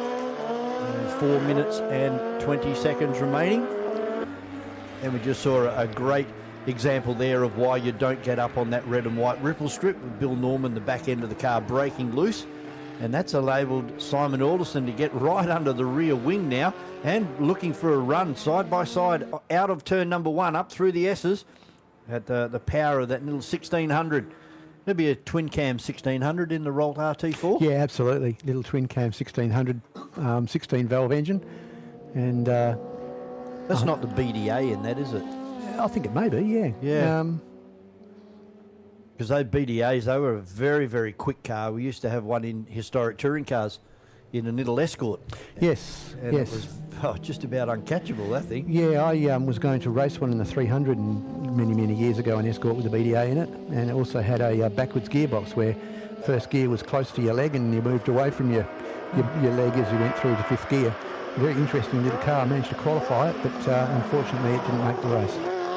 And you can see a good example of those wet weather tyres that Bill Norman is running. We had a good close-up shot through one of the corners there on our live stream just a couple of seconds ago, as they're already down in towards turn number 1. The car just gives a little bit of a shake on the downshift, but this is a great little battle back here with Craig Thompson and Grove. Grove, a newcomer to Formula Classic in the ex-Craig Bradke Formula 2000. So basically a Formula Ford with a bigger engine in it and wings and slicks. Yeah, same category more or less as the car in front of it, I believe, as well, and also the car that's in second place at the moment of Alderson. Was that Formula Mondial? No, Formula Mondial was what the Rolt RT4 that's in the lead of the race was running in. Yeah, that's it. That was the Australian National Formula 1 for probably 5-6 years, between the early part of 1980 through to probably 86, 87. Here comes Alderson looking at the back of Bill Norman as they come down in towards turn number 7. There's a great battle happening between Thompson and Grove over there in the bus stop area as well. There's Bill Norman getting it all sideways again off that ripple strip in turn 7. But just not enough power on board the little 2-litre to get past him. Because of different gear ratios on both of those cars as well, but the Rolt RT4 with a lot more downforce, wider surfaces and bigger, taller surfaces than the Formula 2 litre right behind it. Yeah, I think it might be the Pinto engine that's in that second car, the Ford Pinto Cortina engine out of it. Yeah, yep, and very popular engine, not as popular as the Kent engine that were in the 1600cc Formula Fords, of course. The Pintos were renowned for leaking oil. Yeah, they weren't as good of engine as what the Kent engine were. They're finding now with the Kent engines that we run in the Formula Ford category that parts for those are getting very hard to find now, like engine blocks and things like that. Integral parts to running a Ford 1600. Of course, WA resisted the urge to go to the Duratec, the 2-litre Duratec, which they run over east. And consequently, I think it's a great move because it makes it more affordable. And look at the close racing that we get in our Formula Fords. Yeah, absolutely. The only downside is that if you want to go and mix it with the guys in the east, you've got to get a different chassis. Yep. With a different engine and everything. Whereas once upon a time, in the days of the likes of Garth Tander and Christian Murchison et al., many others as well, including some of our former free formula drivers. Used to go over the eastern states and apply themselves quite well, but not able to do that now unless they completely change chassis and engine. Makes the trip over east very expensive. It does. As Thompson and Grove now being rounded up by our leader in Bill Norman, taking it nice and easy past Craig Thompson down the inside. Now, this might give Simon Alderson a chance, but I don't think he's got enough horsepower on board as they come back over the top of the hill. We're down to time even now, so we should get one lap to go this time through. As for Home Chef, our Formula Vs will be next out on the circuit here at MotorMall Wanneroo Raceway. Hope you're enjoying the coverage on our Turn 7 media platform. And it's great to see so many people dialing in from around the world to check out what happens over here in Perth, Western Australia with our motor racing. Some of the best motor racing that you'll see anywhere in Australia. Yeah, absolutely. And a good battle that's out the front of the field at the moment. I don't think Will Norman will mind me saying that he's the other side of 75 years old as well. Yep. Well and truly. And he's doing an outstanding job out there. Just goes to show you don't need to hang your helmet up just because you've turned 40.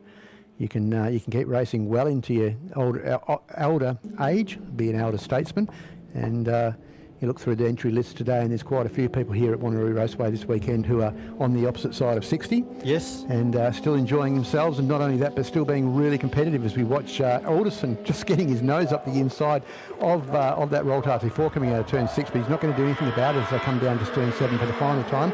They'll receive the checkered flag this time when they go past the stripe. Look at Alderson, he's trying everything that he can to get beside him again, though, but I think it's going to be horsepower that wins the race in the end. And they've had a great time. They'll have something to laugh about and a smile and shake their hands as they get out of the cars after the event. Of course, the Mount Clarence hill climb taken out again by Dick Ward in little Fiat Arbath again on the Saturday morning down there a few weeks ago. Yeah, good old Mighty Mouse. Of course, Dick, he's north of 80 and still able to rule Mount Clarence. He is indeed. He's, I believe, 84 years of age, and he's a very, very competitive guy, always has been. And he's been running that Fiat Arbath here in Western Australia since 1971. Came over here just with the Fiat engine in it, went to a Toyota Corolla engine, and then it went to the rotary engine shortly after that. So he's been running that for many, many years, and he's still having a good time. And I can tell you something, every time he gets out of it, he's got a smile on his face as well. He certainly does. He also did very, very well at the Northern Round the Houses as well earlier in the year. But that's the way they finished in Formula Classic, with Bill Norman taking the win from Simon Alderson and Colin Yude coming across the line in third place. We're going to take we're going to go to an ad break for our live stream viewers, and coming up very shortly, race number 2 of the East Coast Challenge for Formula Vs here at MotorMall Wanneroo Raceway. The 2026 WA Sporting Car Club Championship is brought to you by MotorMall. Electrical Group Training,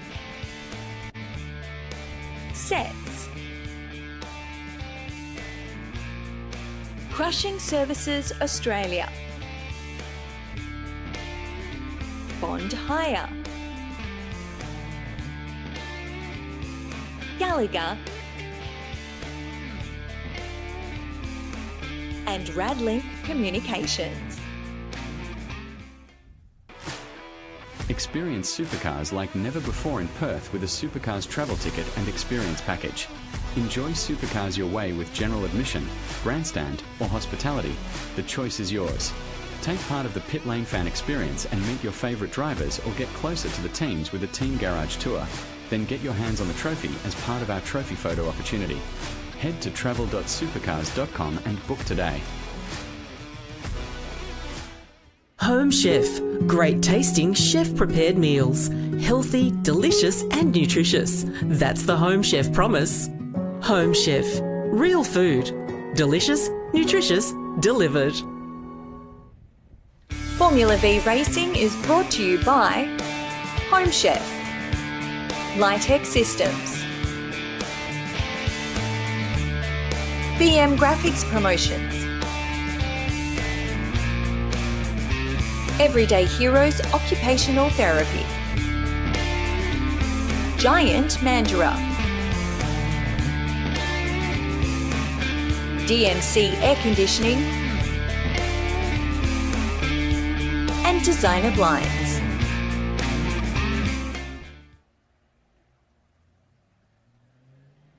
Well, welcome back to MotorMall Wanneroo Raceway. Just about ready for race number 2 for our Formula Vs. For our live stream viewers, you've just seen one of our advertisements for Supercars Travel. And for all of our members of the West Australian Sporting Car Club, keep checking your email accounts in the next couple of days. A lot of information coming your way in regards to extra pit tours and extras thrown in by the good people at Supercars Travel for when the Supercars do get back here to Perth. So don't forget, check your emails. Check it out in your emails in the next couple of days. There will be a small dollar figure attached to that, and they will be paid extras, of course, over the Supercars weekend here at MotorMall Wanneroo Raceway. But we're going to move on to race number 2 now for Home Chef, the Australian Challenge for Formula Vs. And back up in the desk is Miles Lockett. Yeah, g'day, Vaughan.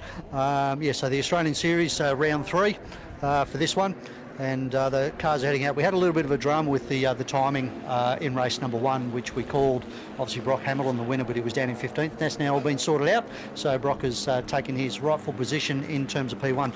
Now, doing a bit of garage sleuthing between race 1 and 2. What happened with Ash Whittington? The car is fitted with a line locker. Right, okay. And when he dropped the clutch, the line locker didn't want to disengage. So he went nowhere. Yeah. And so he's frantically fiddling around with buttons on his steering wheel to try and get the thing finally disengaged, and he finally did. So the grid for this one: Brock Hamilton on pole, Ash Clifford P2, David Caseley first of the WA boys P3, Callum Lamont, then it's Isaac Scarry first of the 1200s, back to Rod Lisson, Franz Esterbauer the second of the 1200s, Kenny Wyatt, Ava Hamilton, great job, P3 in the 1200s out of P number 9, and then it's David Campbell in the J. So he was having a lot of rear end grip issues, he was telling me just before, so hopefully he's got that sorted. Ash Whittington, a great comeback drive, he's now back into P11, and then it's Reynold Block in the Stinger, Jason Fowler, again complaining of no grip, Brett Scarey, a good job in the CDV, he's in 14, followed by Ross Campbell in the Gerbert, and then it's Mackenzie Gow, Matty Matthews, we have got then Ferdy Sedina in the Kingfisher, followed by Amanda Hollis, Ben Wilkins in the Polar out of P20, and then rounding out the field will be Rob Mitchell in the Spectre, and great to see Rob up here. He's travelled all the way up from Bunbury along with Ferdy, and good to see them up here at MotorMall Wanneroo Raceway to compete in this one. And it's a dry track, so this is going to be interesting with this one, because who's gone out with wet settings, who's gone out with dry settings. There is a little bit of a cloud over the back of my head that I saw walking in the commentary box, so what is that going to do? But hopefully now we've got a dry track, we're going to really see these Formula Vs go out at Hammer and Tong, and I know that's what Dave Caseley was really hoping for, a dry track to really try and get in amongst these Silver Fox team cars who are lined up on the front row, Brock Hamilton and Ash Clifford. And of course a dry track is kind of what we've got. If you look over here, there's still a fair old shine on the top of some of the surface of the track. We do certainly have dry lines around the circuit, and it's just going to get better as these guys go out, provided it doesn't rain and provided your mention of that cloud doesn't come over.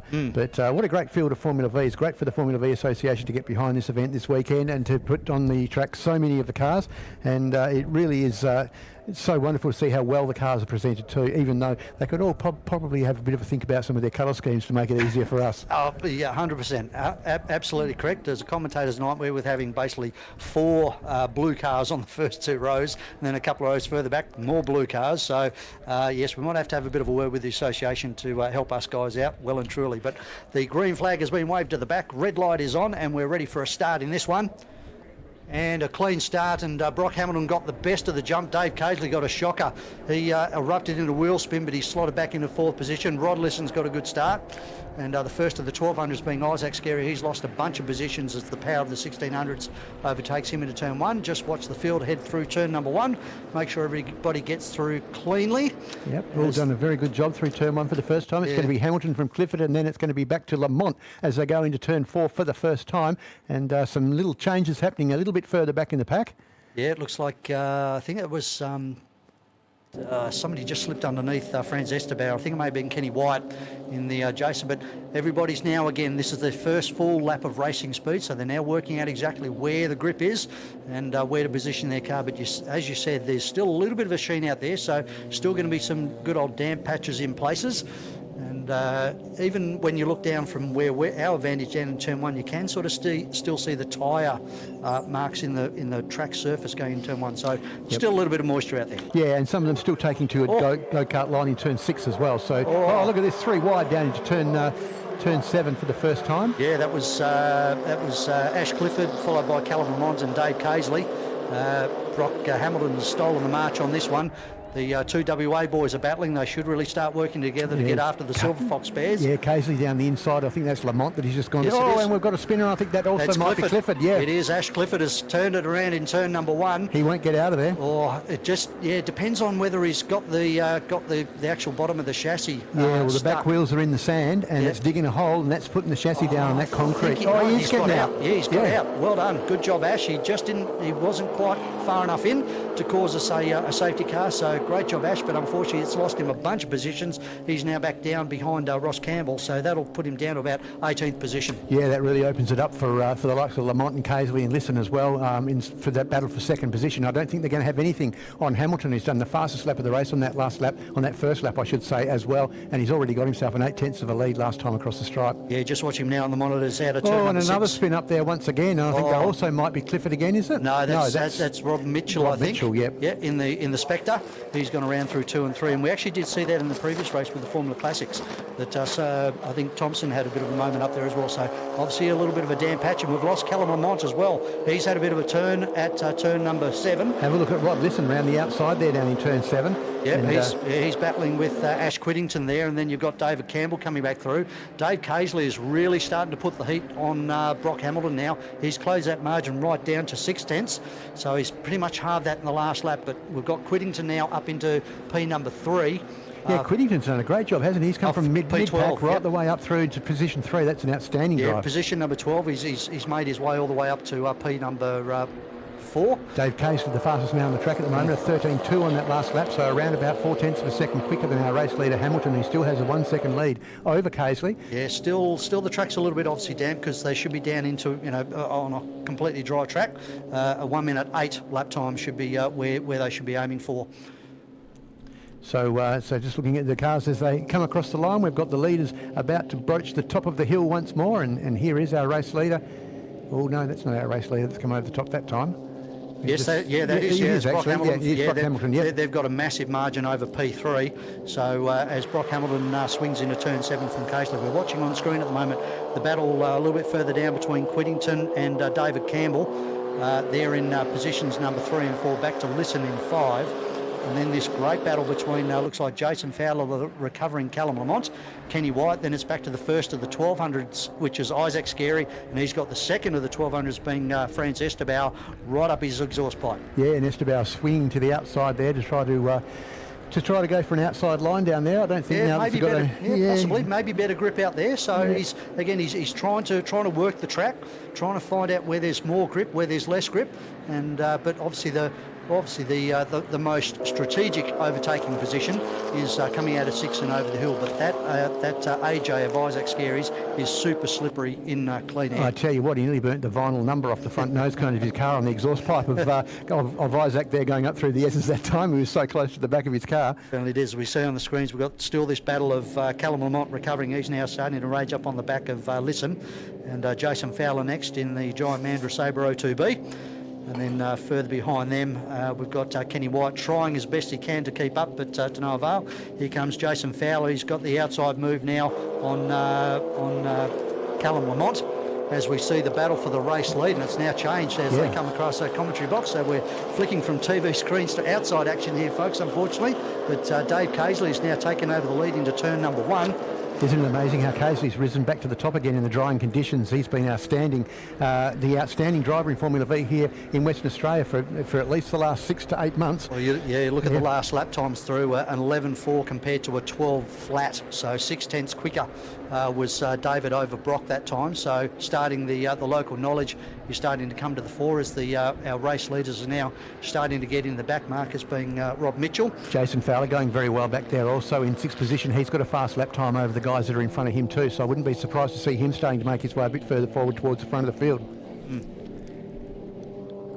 As we are focusing now on our race leader on the TV monitors, which is Dave Casely in the locally built AJ from AJ Motorsport, and Anthony Lees doing a stellar job. Brock Hamilton, he's got the slipstream and he's starting to range up on the back of the gearbox of the AJ, but Dave Casey locks a rear brake as he tips into turn 7. Wow, that would have certainly grabbed his attention as they range up onto Ferdy Sedena in the Kingfisher as they head into turn number 1. So this is obviously the biggest thing. Now they've got to try and pick their way around these slower cars as they range up on them. So good driving there by Ferdy, just kept his line and got them to go around the outside.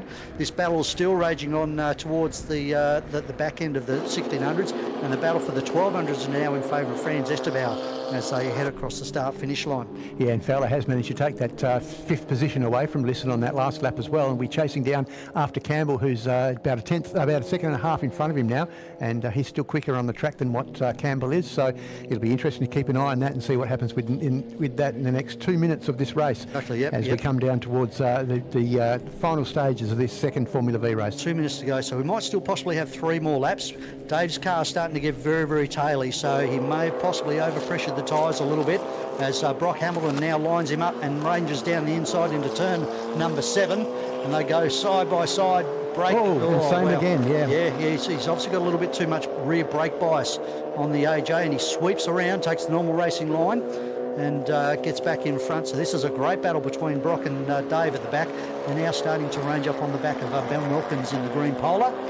And further back, we've got Ash Whittington having a very lonely drive. Oh, have a look at the exit there from Hamilton. He's managed to get around the inside of Casely and take the lead on the exit of turn 1. That was a splendid move. Yeah, great move. Caught him unawares, probably thinking, okay, well, I've tried a couple of times at turn number 7 and it hasn't worked. So let's see if we can try a little bit of a different tactic. And it certainly paid off for him. I'm just still focusing on this battle behind, which is, and the quarter mile from the commentary box, it's still on as we are focusing on the race leaders over the top of the hill. Now we're flicking to this next group, which is headed by Jason Fowler from Callum Lamont, Dave Casely, Rod Lisson, and then Kenny White. And just behind them is the battle of the 1200 still, which is still being led by Franz Esterbauer over Isaac Scarry. And then further back behind that, I think the next of the silver class cars, I think might be Brett Scarry in the CDV. As suspected, Jason Fowler, he's gone basically from 7th to 4th in 2 laps, and he's still got quick laps as well. He's got a fair old gap that he's got to catch up, about 8 seconds between himself and Whittington, so he's not going to be able to do that as our race leaders once more go across the stripe. Yep. Car 7 still leading Casely from Hamilton, and Hamilton with the fastest lap of the race. That was on the last lap, and that's 1:11.0, so still a few seconds to find with it being a dry track, but nonetheless, those guys, it's still, as you say before, it's better to be in second place coming over the hill for the final time than first with Formula V's. Yeah, so I reckon there'll be one more lap last time by, because we've just gone to time negative as we're focusing again back on this battle for 4th, 5th, 6th and 7th and 8th, which is still led by Fowler from Callum Lamont. Then it's back to Dave Campbell, and then it's back to Roddy Lisson. And Kenny White doing a really good job actually in the Jacer, trying to hold on to these guys. He'll be very impressed with this drive. Yeah, absolutely will be. So race leaders over the other side of the circuit at the moment. They'll get the last lap board this time as they come past the stripe. So just waiting for those guys to come back into sight, and they'll be doing that any moment now. Yep. Casely with the fastest split time on that last lap. Yep, now just coming onto the back of Ava Hamilton, so they're just going to have to try and negotiate around Ava. Ava's done a great job, stayed to driver's left and got right out of the way, and now it's a drag race to the line. They'll both see the last lap board this time through, and so now the game of chess starts to unfold. So will Dave try and make the move early into turn number 1? No, he decides to stick in behind. Will he try and make the move possibly into turn 4, something a little bit different? Who knows? But I'd say it's going to be out of turn number 6 and over the top of the hill for the final time will be where he'll certainly make his move. Yeah, I think he's positioned himself very, very well for that last run over the top of the hill, that's for sure. And that's a lot of experience that Dave has at this circuit to be able to do that. Still a bit of traffic in front of them, though, as they head over the top of turn 5 for the final time. Yeah, coming up and behind Mackenzie Gow, so Mackenzie will hold her line, and she'll see the two cars blast down the inside of her into turn number 6. Great driving there. Esterbauer still in the lead of the second category, going down to turn 1, so he's taken that position and doing a great job there in front of Scary. Yes, the leaders come out of turn 6 the final time, and Dave actually got a really good run, and an immediate switch back to the inside of the circuit. Now they're coming up on 2 slower cars here as well, side by side. So is this going to, they've got Ross Campbell and they've got, it's Robbie Mitchell. And they're both sitting right in the middle of the track, and the 2 leaders have got to try and find their way around. They split around the outside, and it's going to be Brock Hamilton just from Dave Casely. That was a great finish for that event, and well negotiated, both of those back markers. Yeah, look, unfortunately, back markers, look, they're all out there having their own dice, and they both held their lines, and they had to make their own way around. So one went left, one went right, and it looks like the going left was the better option. Yeah, definitely, and at least they were predictable, those back markers. They did a great job. Absolutely. Ash Whittington gets across the line in 3rd position from Jason Fowler. Then it's back to Callum Lamont, David Campbell, Rod Lisson. Then it's back to Kenny White in car 55. And the battle for the 1200s is still on as they come through turn number 7 for the final time. And it's going to be Isaac Scary. I think he's just going to hold off. Oh, yes, he is. Finish. Yep. Oh, and Ash Clifford just splits the middle of them as they cross the finish line. Wow. And then it's further back to Matty Matthews. Then it's Reynolds Block will be the next person through. Ferdy Sedino's just coming across the line in the Kingfisher. And I'm just trying to work out in terms of the silver class battle. I think it'd be Brett Scary who's going to take P3 when it comes to the silver class for race number 2. Yeah, so there's your top 10 on the screen. So Brock Hamilton finishing just in front of David Casely. And then we're back to Ashley Whittington, Jason Fowler, Callum Lamont, Dave Campbell, Rod Lisson, Ken Wyatt, and then we've got Isaac Scary and Franz Esterbauer as the leaders of our second category. So that, or the third, 1200, sorry. So we're going to go to an interview very shortly. Thank you very, very much, Miles, for coming up here. We'll see you again for the next one. And we're going to head down to an interview with Demelza and Jamie.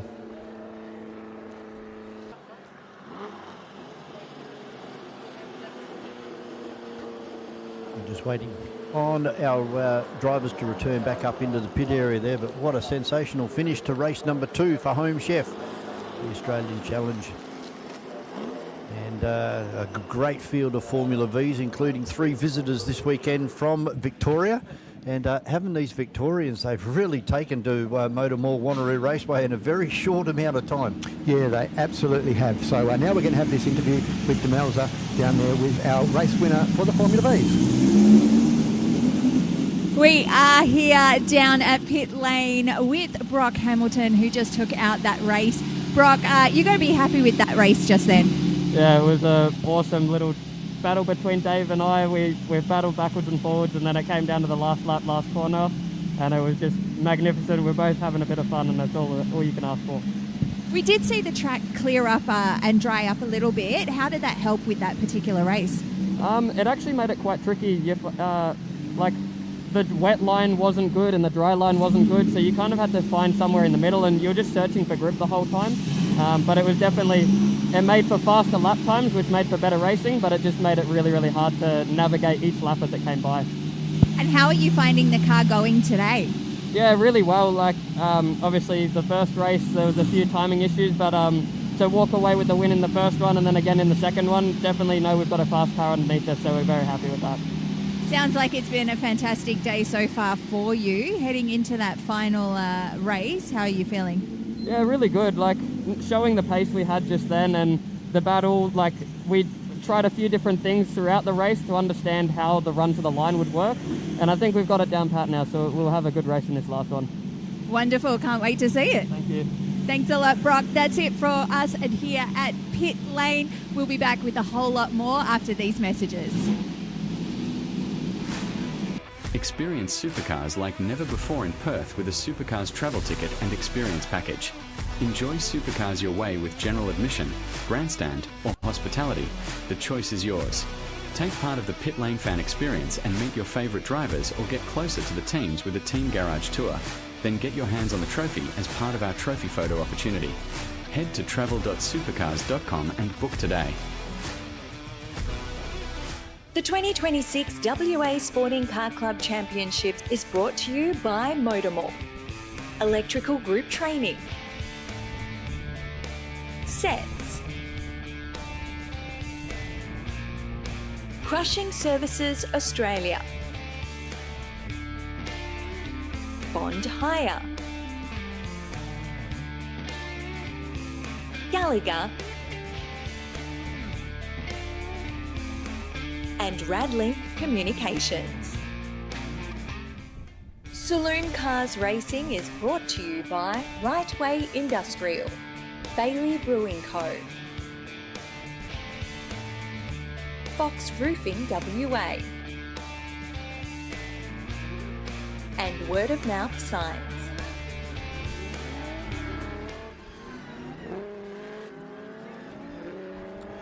Race number 1 for Raceway Industrial. These are the Saloon Cars, and a big, massive field of Saloon Cars. Of course, later on this afternoon, a 23-minute race plus 1 lap. And we also have a visitor back here in Tony Ordino, driving the Holden Commodore VN, sitting back there in about P5 for this one, as we take a look at our grid with Michael Koberstein and Brock Bowley. And we have Jackson Callow and Makuchi Allen. Then we have Tony Ordino alongside Rob Marcon, Tyson Sadler, Nick Lorcan, Will Panizza, and Jay Parham roll out our top 10 for this one. It's going to be a big race, mate. Yeah, it certainly is. What a wonderful field of Saloon Cars. We haven't seen these guys on circuit with this many cars for a couple of race meetings, and it's great to see that they've come out in force this weekend. So they've also had a run down in Collie in between the last 2 race meetings here at Wanneroo Raceway. Oh. And one car stopped over there, mate, near the AAAC sign. that is the ex-Martin Motorsport car, and he's on his way again. I wonder if he's had a spin up there. We completely missed that. So Car 57. yeah, that's Jacopetti. Jacopetti, yeah. So up and running again, but he's a long way now behind the rest of the field. Yeah, he'll be wanting to get a bit of a wriggle on. He'll have to start from the back of the field. I don't think they'll allow him to take his position and come through the field again, unless he's very quick, but I very much doubt that that's going to happen. So on pole position is Michael Koberstein. We haven't seen Michael on pole position too many times in the past. He's always been at the pointy end of the field, but he's, I think this is one of his first pole positions. But yeah, outstanding drive by Michael to take that pole position in that beautifully prepared car number 46. Kind of a bit disappointed because I like watching him come through the pack, but starting on pole 1, wonder who's going to be able to drive away. Look at that car. How well presented is that car? And the interesting part for this is also, Vaughan, is the fact that this is going to be a virtually dry race. Well, certainly a lot drier than what qualifying was. Yeah. And are their qualifying positions indicative of their dry weather performance? So are we going to see a lot of changes in position at the front of the field, all the way through the field as this race progresses? That top 3 rows looks pretty impressive out there. Koberstein, Bowley, Callow, Grant Johnson, Ordino and Marcon. And we've got an orange light flashing at the moment, so there's delayed start. So I'm wondering what's happening down there.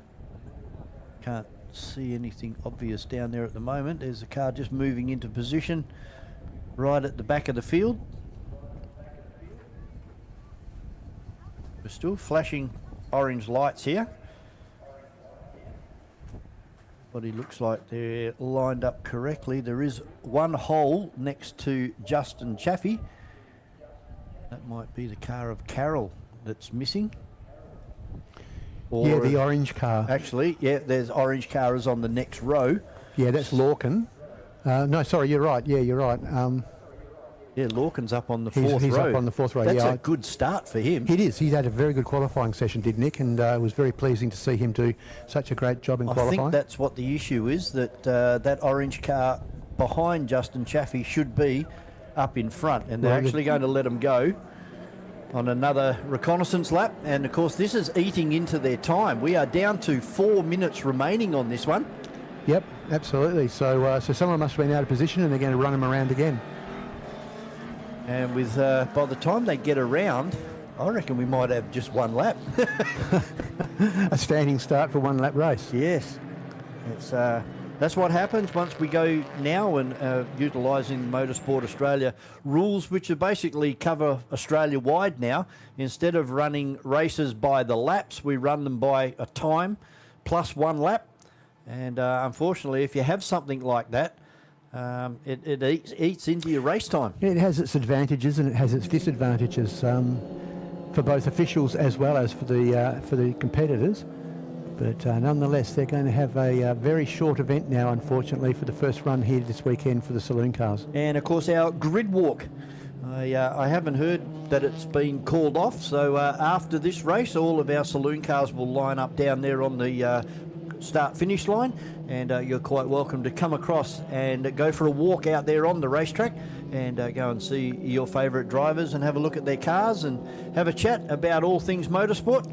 And we'll do that straight after this event, and I'm sure Jamie and Demelza will be down there doing a couple of interviews out there on the grid walk. Yeah, absolutely. And having a look around the circuit, it's a fairly dry circuit on most of the corners. Looking at turn 4 there's a nice dry line on the inside of turn 4, as well as all the way around the outside from the apex of turn 7 as well. However, about halfway through this the pit straight here, it looks like heading into turn 1 is still fairly greasy. It still looks like there's a fair old shine on the track all the way down there. So even though it looks like there's a bit of a dry line coming out of turn 1, I think it's still pretty wet going into turn 1. So this is going to be very interesting as they line up once again with just 2 minutes and 15 seconds left on the clock. So what will they give us? 2-lap race? Well, it'll be 2 laps. I'd suspect it may be 2 laps plus 1. 2 laps to the rundown and then plus 1, if you know what I mean. I think they'll get the 2 laps in before the time runs out. So we're down to 2 minutes now, and we'll wait and see what Motorsport Australia Race Control do on this one. And unfortunately, they've wasted nearly 10 minutes of their racing time, and it puts pay to a good race, I would say. But look at that field stretching right back to McCracken House in turn 7. And again, they've lined up in the same positions with that orange car not coming forward. It is a little bit of a shame, really, isn't it? Because it does penalise big grids. Yeah. And that's one thing we don't want to do, is penalise grids that are large, because, I mean, we want to get big grids. So, you know, down to 1 minute 24. And there has been a sign held out from Race Control. I'm not sure what it was. Oh, a slow start from Bowley. He's absolutely missed the start. He's allowed 4 or 5 cars to get past him. And there's a squeeze on here a little bit further back with the Rick Gill car driven by Rob Marcon having a bit of a squeeze a little bit further back. I think that might have been with car 36 of Tyson Sadler. They head up through the bus stop area. It's Coberstein over Callow. Then we go back to Grant Johnson. Tony Ordino, a bit of a brake lockup going into turn number 4. That's the first brake lockup we've seen today on a wet track. Then we go back to Brock Bowley. And behind Bowley, I think that would be Rob Marcon in car number 82 as they all stream up and over the top of the hill.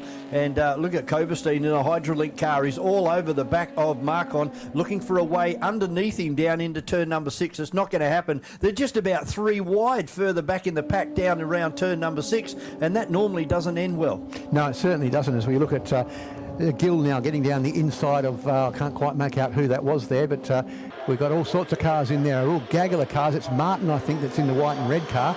5-second penalty for Jackson Callow in car 225. 5-second penalty, currently in second place. Yep, so that must have been a jump. But yeah, that's Ordino back there in car 67 in 4th position, and he's about to come under fire from Marcon as they head down into turn 1.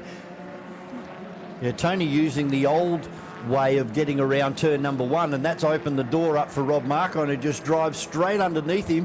Ordino through that puddle there on the exit of turn number 2, and he's got the Coberstein car right behind Tony Ordino now as well as they head up and over the top of the hill. Yeah, a fair bit of more performance from these newer cars than the older VN Commodore that Ordino is in as they head over the top of turn 5 once more. And Panizza buying into this as well. Will Panizza in car number 9. He's got Bowley, who's recovering just behind him as well. Bowley all the way now back there in 8th position. But here's the race lead, and we'll just, for the moment, just forget about that 5-second penalty to car 225, which is in second position at the moment as they come down towards turn 7. And he's just about to do an outside line to try to get the over and under on Coberstein. Coberstein's awake up to that and just backs down a little bit at the mid-corner, and but still he manages to get down the inside of him. And new race leader, despite the 5-second penalty in car 225 of Jackson Callow. And Grant Johnson holding on for third at the moment with Robbie Marcon, who's marched forward into this one, up into fourth place. Behind Robbie Marcon is Adam Koberstein, then Tyson Sadler, Will Panizza, Tony Ordino in 8th, Brock Bowley in 9, and rounding out the 10 is Mark Watkins. Absolutely brilliant racing at the front of this field, but then a little bit further back behind them, of course, is car number 27. That's being driven at the moment by... that's the car that Grant Johnson was in earlier today, but that's not being driven by Johnson at the James moment. McCucci. McCucci is in that car, who will be his co-driver, I suspect, for later on in the day. Then we've got Rob Marcon behind them and Adam Koberstein in car 51, Tyson Sadler, Will Panizza and Ordino, and then Brock Bowley and Mark Watkins, as you mentioned earlier, top in the top 10 as well. Over the top of the hill once more, and this battle is still raging for the lead of this race. Yes, so Tony Ordino now in the right way industrial car, coming under attack from Watkins, and also another car up the inside there as well. That would be the Koberstein car, I think. Look at them getting swamped down into turn number 3. That's Brock Bowley and Rick Gill as they all line up to try and get past the Ordino car and Watkins in 21. As Rick Gill goes up the inside of Brock Bowley, and that's going to be a move for position under brakes and drive straight underneath. Yeah, got Brett Sheriff behind them doing a great job also in car 17, and they're all starting to slow down. We've got some problem on the circuit. Checkered flag. Checkered flag, yes. We have got a problem on the circuit. We've got a car off in the S's over there. We didn't see that earlier on in the event. Can't quite That's make the way out. they're going to finish, unfortunately. That's the Cooper car. Car 55. So although he went across the line in first place, Jackson Callow will finish somewhere around 4th or 5th, but Michael Koberstein will take the win from James McCucci Allen in 2nd, and in 3rd place will be Robbie Marcon from Adam Koberstein, Will Panizza, Tyson Sadler, Tony Ordino, Mark Watkins and Brock Bowley round out our top 10. Yeah, I suspect Callow went down just behind Adam Koberstein, so he would have finished between Koberstein and Panizza, I'd imagine, in 6th position. 6th, yep. So a good win to Michael Koberstein. Put your hands together for him as they all come past. A very short race, unfortunately, made short by the mix-up on the start grid, but entertaining race nonetheless. Well, we're going to prepare for our grid walk at the moment. All of our drivers heading back towards the start-finish line now. Don't forget, you are quite welcome to come over and go for a walk amongst the cars over there on the grid. Just be careful that they are red hot. Those brakes and the bonnet area will be extremely hot. So please don't touch the cars unless you're invited to by the drivers. And we'll catch up with Jamie and Demelza very, very shortly. For our live stream viewers, we're going to go to a couple of adverts. We'll be back very shortly with the grid walk. Experience supercars like never before in Perth with a Supercars travel ticket and experience package. Enjoy supercars your way with general admission, grandstand or hospitality. The choice is yours. Take part of the pit lane fan experience and meet your favourite drivers or get closer to the teams with a team garage tour. Then get your hands on the trophy as part of our trophy photo opportunity. Head to travel.supercars.com and book today. The 2026 WA Sporting Car Club Championships is brought to you by MotorMall, Electrical Group Training, Sets, Crushing Services Australia, Bond Hire, Gallagher, and Radlink Communications.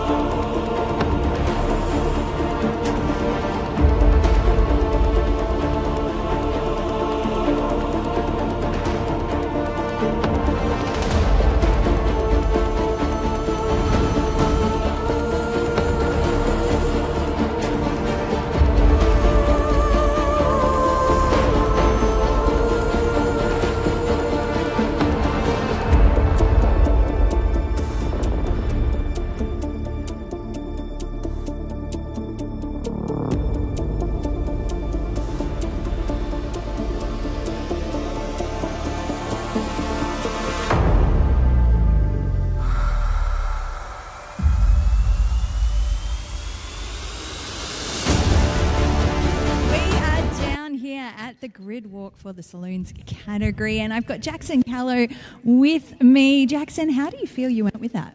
Yeah, look, made it to the front, started off P3.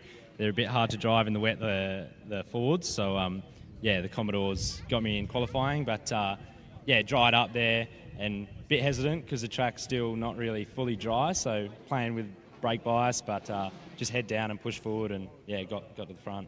We are dealing with intermittent weather today. We are expecting potentially some more rain coming up. How does that then change your strategy going into the race?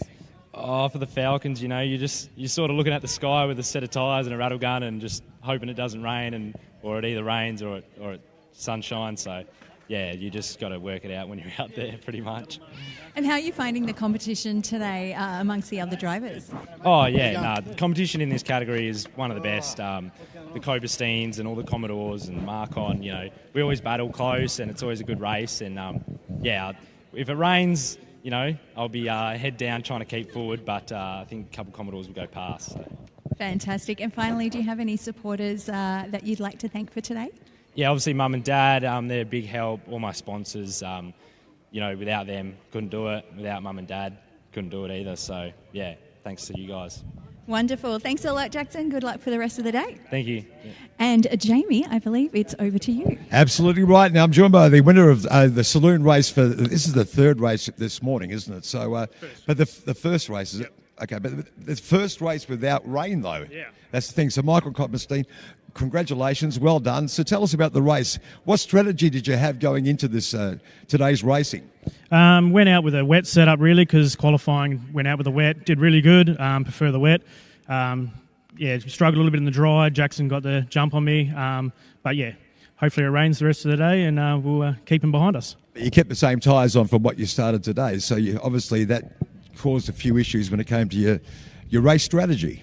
Yeah, the race tyres were really restricted, really. It comes down to the car setup for the wet. Hopefully just change a little bit of camber and all that sort of stuff. Get the grip up in the wet. Had a couple of months off in between the two championship rounds. So have you had much work done on the car in that sort of break? Did a little bit of rebuilding. We just recently came back from Bathurst, which did really good. Didn't get the result we wanted, but it was a good experience going there. And, was that your first time at Bathurst? Yeah, it was, yeah. And what was that experience like? The king of tracks, so to speak. Mind-blowing. Being right on the wall, no mistakes. It's amazing. So, Michael, when you got a wet weather day like today for this championship round, are you trying to be as consistent as you can be on the track when it comes to taking all the turns, especially in a car this size? Yeah, you're going to be consistent. Don't push it too hard. You're just going to end up in the sand trap.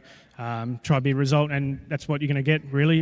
Get out the front, be consistent, you'll stay out there, really. Everyone else will try to push and make mistakes.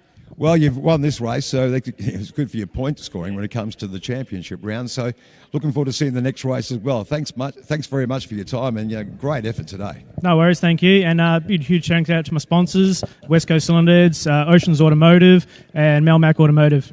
And how about giving a shout out to all the people that support you in the car? Yeah, Mum and Dad, and my missus, really. They let us do it, so it's good. Well done, Michael. Great to see you. Where are you, Demelza? You're next up. I'm right here, but I've had a bit of a dress change as well, so you might miss me. It's a bit like, where's Wally? I'm here with James. James, how do you think you went just then? I reckon I did all right, considering it's my first time.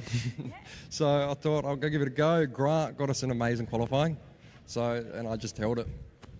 Fantastic. And what made you decide to get into driving? Have you come up from the go-karts? Yeah, so I've been doing go-karting for, I think, 11 years now. And Grant's given me this opportunity that I could not resist, as you can probably tell, to come and drive this with him this weekend. And And what type of preparation would go into something like that, given you've been given such an amazing opportunity? Just doing laps. That's all it comes down to. You gotta put the effort in to get the result. So just lap after lap, I've been doing. He's been coaching me. So yeah. And how are you finding driving against the rest of the drivers? It's very competitive. Like as I was saying before, he came up the inside of me onto the last turn on the last lap, and I was like, is he going to do it? Is he not? And then that's like something that you have to go and do to experience. It's a completely different atmosphere here. Fantastic. And finally, do you have any supporters that you'd like to thank? Just mainly Grant, Fondy as well. They've been putting in countless effort for me to be able to come and do this. And yeah. Wonderful, James. Congratulations. Welcome to the track. Thank you. And good luck for the rest of the day. Thank you. Now, I believe we are going to Jamie, so let's head down the grid. Now, if you haven't seen what we do here for the grid walk, basically at lunchtime, you can come and check out one of the wonderful categories that we have racing here at the Raceway for today. And you can check out the cars, you can come and chat to the drivers. You can, if it's something that you might be interested in being involved in some way, shape or form, this is actually the perfect opportunity for you to be able to do it. And it means you can get up amongst the drivers, you can come and have a look at the different cars that are here as well. And we do all sorts of different categories as well. Now, I believe we have spied Jamie. So Jamie, it's over to you. Certainly, thanks, Demelza. And we're with Tony Ordino. Tony, congratulations, you've done well. You're in mid-pack, but it's actually a huge number of cars in this category for this saloon racing today. So how did you feel about the race? It was good. It was quite good. Obviously, the earlier models, they do struggle with straight lines. So in the wet, we were good. Obviously, we qualified, I think, fifth outright in the wet. Did you prepare for the wet before you started today's racing? Yeah, we did. Well, I'm a Victorian, mate, so it's always wet. But yeah, the car was still full wet setup, so we still have 40 PSI tyres, bars disconnected. So she was a bit of a handful, that one, but no, I enjoyed it. Is this the first time you've actually raced on MotorMall at Wanneroo Raceway? No, I've raced here a few times now in a few different classes. So, I've got the opportunity from Andrew from Rightway and Phil, the car owner. So any chance to get out racing, I'm here. How do you find the track here at Wanneroo Raceway? It's good. I love it. The guys in the Saloon Car, committee and crews, they're all great. Everyone gets along. So it makes the weekend more enjoyable. So coming from Victoria, is the level of competition here for the Saloon Cars similar in nature, or have they got nuances and differences between the two states? No, not really. You probably do see a bit more of a mixture, like the AUs are probably a bit quicker here than over east, but no, everyone's just so close. Like, Wanneroo is a small track, time differences aren't great, or massive, sorry. So, yeah. Tell us about the car. Tell us about the history of the car. Yep, so this was one of Andrew Martin's cars, one of his fleet. He's now sold this on to Phil, so Phil's allowed me to come and have a steer this weekend. He's just getting new to the category and just getting a bit of seat time, so just seeing how the car goes, and so far she's been good. You got one more race today, is that right? One more race to go, or you got two more? Two more. Two more to go. So what's the strategy going into the next two races, dependent on the weather? Because we are expecting more rain towards the later part of the day. Yeah, bring on the rain. Yeah, I love the rain, so if it stays dry, I'll probably struggle to keep up, but in the wet, we should be pretty good against some of these guys, so yeah. Great to meet you, Tony. Good luck with that, and I hope the wet weather comes to sort of support what your style of racing's all about. It's over to you, Demelza. Where are you now? I'm right behind you. Right behind I have Mark Watkins, a.k.a. Walker, that is here with us now. Mark, how did you find that race? Short, yeah, it was a little bit different to what we were expecting, wasn't it? It was. The extra formation lap lost us a bit of time, but still make up for it a bit later on. Race 3 is a longer race, so yeah, it should be good. Now, we did see rain earlier today. We've seen the track dry up quite a bit. How has that changed your driving today? Well, I preferred it wet. I like it was a bit slippy. Evens the field out a little, but I think it's just going to dry up now. So yeah, I think we'll see how we go. And how long have you been driving cars for? Oh, since I was 12, I think, 12 or 13. So yeah, but here racing here in WA 12 years now. So yeah, it's good. Fantastic. And the competition today, how have you been finding that? Yeah, I think we had a mixed up grid because of the wet conditions this morning. So there's cars out of place and stuff. So there's a few changes in position, but yeah, I think it's evened out now. So it'll be interesting racing for race 2. I was just about to say the next race coming up. How are you feeling going into that one? Nervous because I'm not driving. I've got a co-driver, so that's Crofty. So he'll be running the car in the second race, and then we'll be sharing the drive in race 3. So yeah, I'll be nervous, sitting on the fence watching. And finally, do you have anyone along with Crofty that you would like to thank for supporting you today? Oh, first of all, the wife. Big thanks to the wife and Fito Equipment Solutions, my sponsor. So cheers, guys. Fantastic. Thank you so much for chatting to us today, Mark, and good luck for the rest of the day. Cheers. Thank you. Amazing. That's it for us here at the Grid Walk. We'll come up with a full morning wrap-up very shortly after this break. The 2026 WA Sporting Car Club Championships is brought to you by MotorMall, Electrical Group Training, Sets, Crushing Services Australia, Bond Hire, Gallagher, and Radlink Communications. Experience supercars like never before in Perth with a Supercars travel ticket and experience package.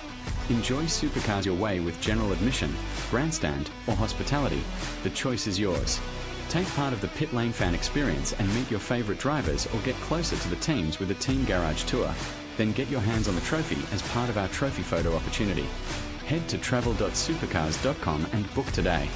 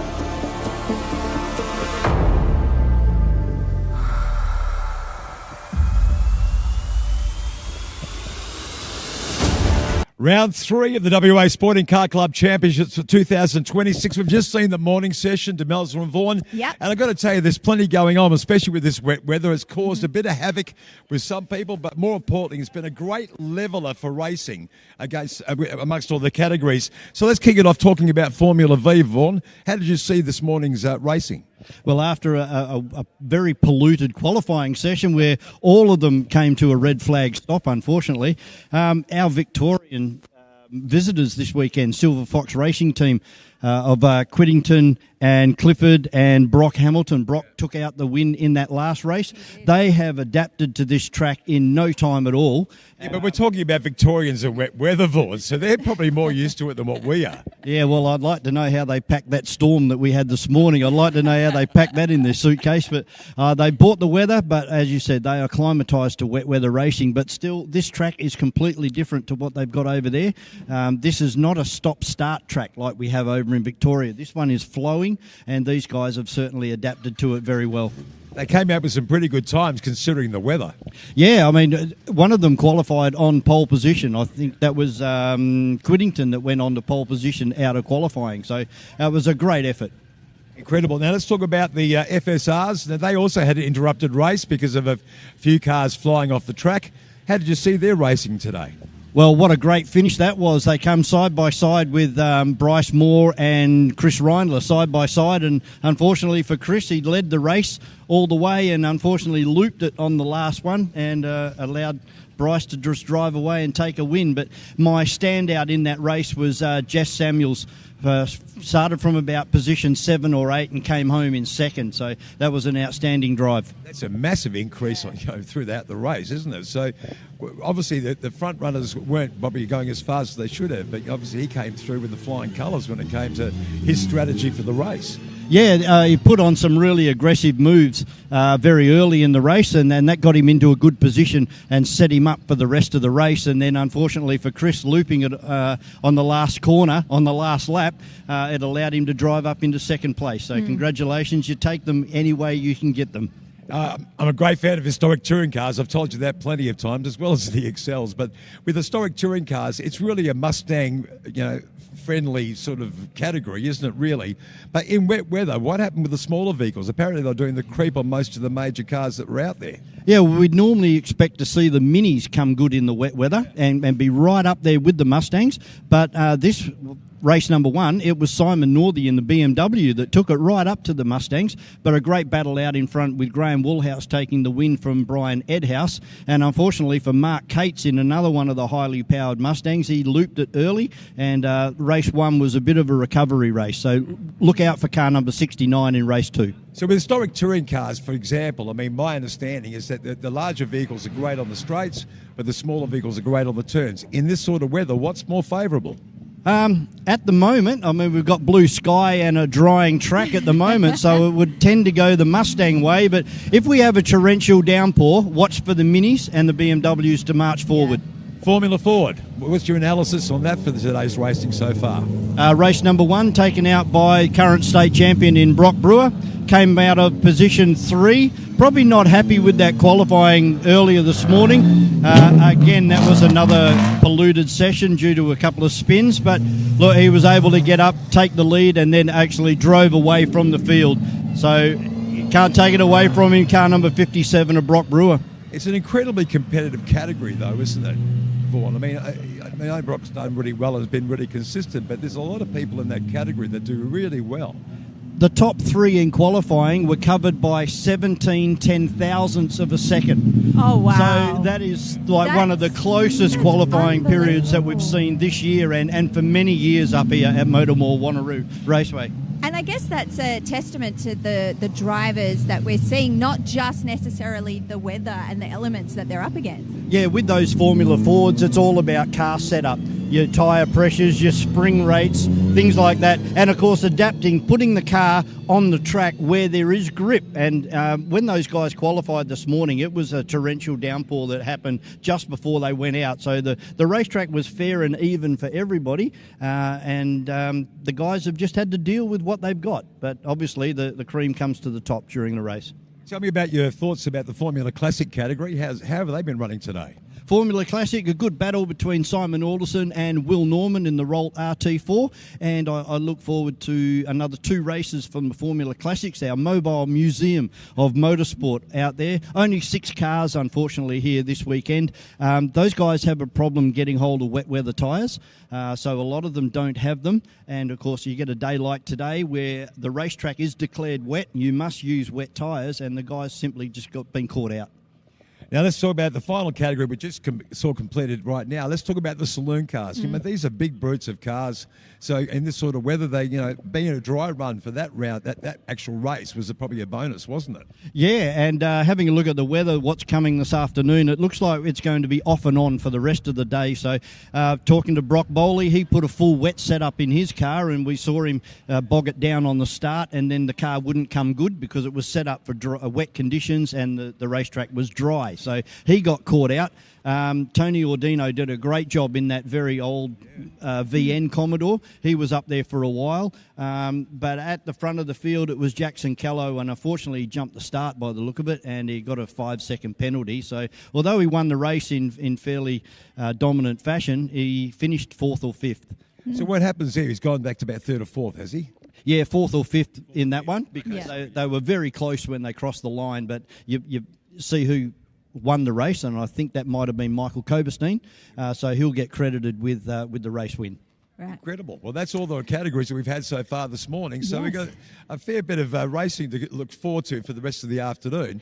And, of course, as you said, with the wet weather coming, it's anybody's guess at the moment who might end up at the top of the category. Yeah, certainly. We've got another 2 races for the Australian Challenge, where there's one more race in that, and then they'll come out for a 4th time later on this afternoon. We've got a 23-minute race plus 1 lap for the Saloon Cars. 3 of the guys are using a second driver, so that'll be fun and games in pit lane there, with a 60-second hold on all of the cars once they come into pit lane, 60 seconds before they're released. So that'll even them up whether they're having a driver change or not. It's all about strategy when it comes to pit stop racing, doesn't it? Certainly is, mate. And I'm speaking of being strategic, I'm heading back to the commentary box at 24 degrees and no rain up there. I can't Sounds say comfortable to me. I'm a little bit jealous. Just a little bit jealous. We're both jealous.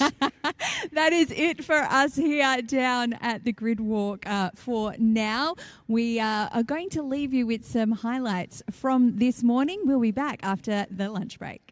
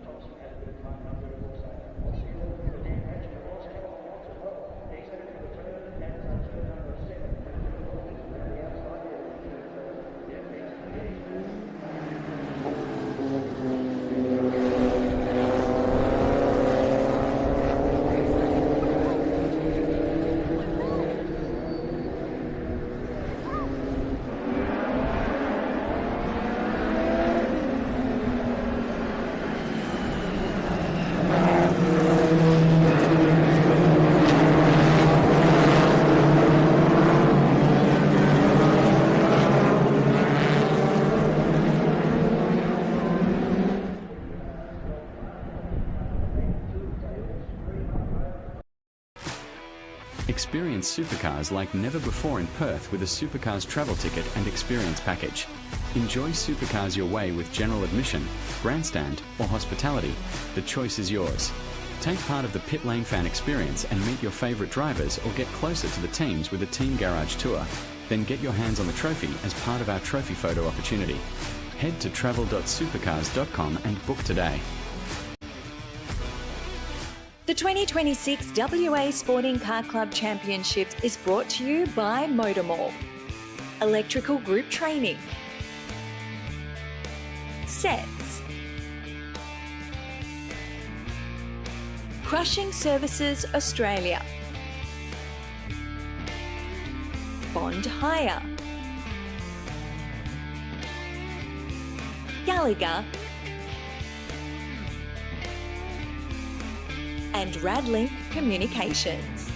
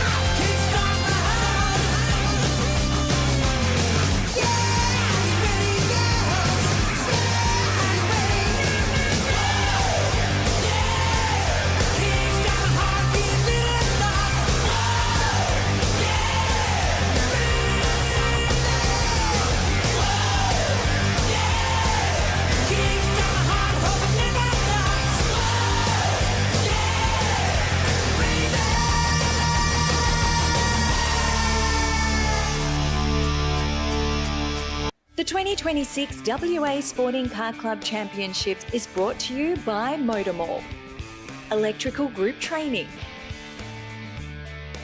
Sets, Crushing Services Australia, Bond Hire, Gallagher, and Radlink Communications. Home Chef. Great tasting chef prepared meals. Healthy, delicious and nutritious. That's the Home Chef promise. Home Chef. Real food. Delicious, nutritious, delivered. Formula V Racing is brought to you by Home Chef, Litech Systems, BM Graphics Promotions,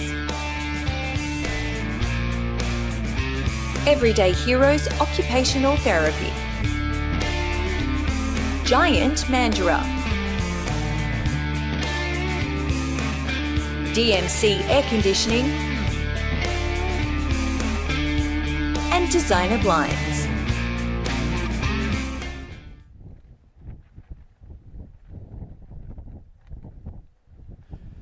Welcome back to MotorMall Wanneroo Raceway for our afternoon session. This is round 3 of the West Australian Sporting Car Club Racing Championships for 2026. We've got our Formula Vs just about ready to make their way out onto the circuit, and also on the card this afternoon we have historic touring cars, Formula Classic, Formula Ford and the Saloon Cars, and the Saloon Cars getting ready for their 23-minute plus 1 lap.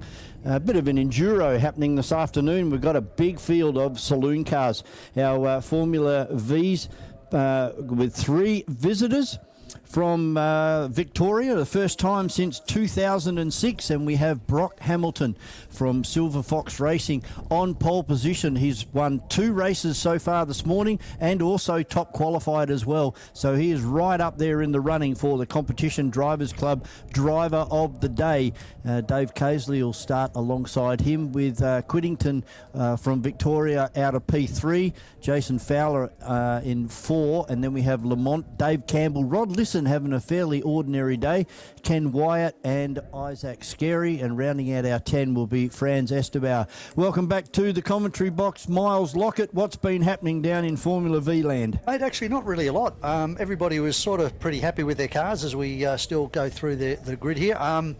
A couple of slight changes. I know that you were just mentioning about Rod Lisson. They've actually put a new carburetor on that car to try in this one, so we'll see what happens. And they also, I think they found a little bit of an issue with some of the front suspension was worked its way a little bit loose, so he's now tightened that up.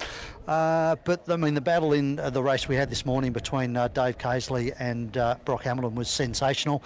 Came down to that final corner and they just came up on lap traffic at the wrong time, but look, that's motorsport. You've got to play the cards you dealt, and Brock chose the left lane and Casely chose the right lane, and Brock managed to outdrag him to the line. That was the worst possible place to come across 2 slower drivers that were running side by side themselves. Yeah, look, they're having their own battle as well, so you know, fair play to them, and that's what it's all about. You win some, you lose some. Luckily, everybody, you know, had their wits about them and got around the issue, the traffic in front, and they all got to the line. And even the battle in the 1200s between Isaac Scarey and Franz Esterbauer, again, super racing between those 2 guys. Let's see what they can do in this next one, and we'll sort of see if possibly Brett Scarey or Ross Campbell or Mackenzie Gow can, or even Ava Hamilton can have a good launch off the line and get onto the back of those 2, and we're going to have a good battle within the 1200s as well as we hear the 1 minute board go out from the commentary box. So the dummy grid will be cleared, and the cars will be heading out onto the circuit very shortly for their warm-up lap. Now this one is 9 minutes plus 1 lap. Previous race we had was 12 minutes plus 1 lap. That's correct. And seeing Mitchell, car number 16, he's had a couple of spins this morning, and first time out for him, and of course Hollis as well, first time out for her in car number 22. And down the back of the field there also is Sardina What can you tell us about him in car number 88? Ferdy and also Rob Mitchell, as I say, they both come up from Bunbury. Rob bought the Spectre off Jason Fowler, and we thought he was only just going to run sort of time challenges and regularities and things down at Collie, but really great for Rob to make the journey up to MotorMall Wanneroo Raceway to have a run. Ferdy, Sedina. Ferdy's actually got 2 cars in his stable. He's also got the old Aurora, which was a car that used to be run up here by Derek Burns and a few others of the like and Vinnie Padawanu, but it hasn't got the correct engine in it at the moment. So I believe he's possibly going to put a legit 1600 engine back in it, so he'll have 2 cars. But in the meantime, he bought this Kingfisher out of Victoria, a car that we haven't seen here before, so really good to see Ferdy out there having his first run up here and doing a great job. And we mentioned before, obviously, Ava Hamilton, this is her first race meeting as well in the ex-Bruce Allen, what's the name of that car? Whoops,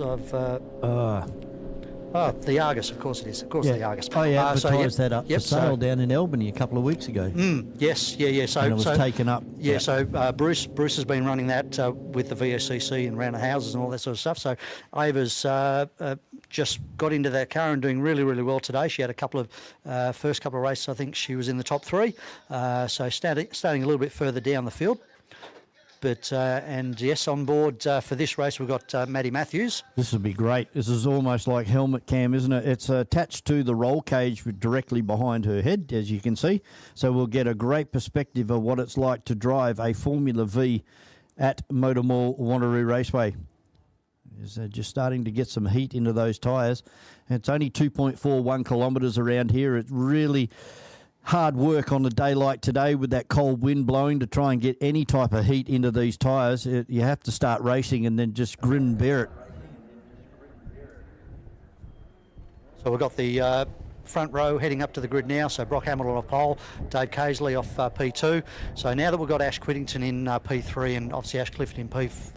we haven't got Ash Clifford in P4. We've got Jason Fowler. So Ash Clifford is coming from Fairway, I think, P11. Yeah, about 11 so Ash has now got to try and get his way through the field to get up with the leaders.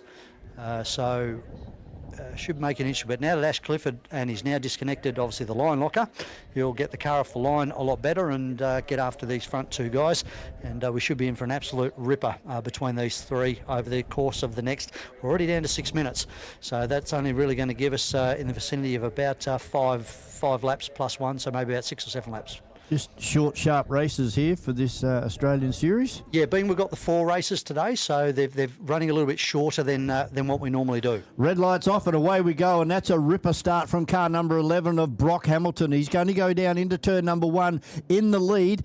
Dave Casely looking menacing around the outside, and Casely's going to try and put it on to Hamilton. They're side by side, and also up there is Quiddington. So these top 3, all blue cars as they head up through the bus stop, and it looks like Quiddington's getting himself ready for an outside pass here in turn 4. That's Jason Fowler.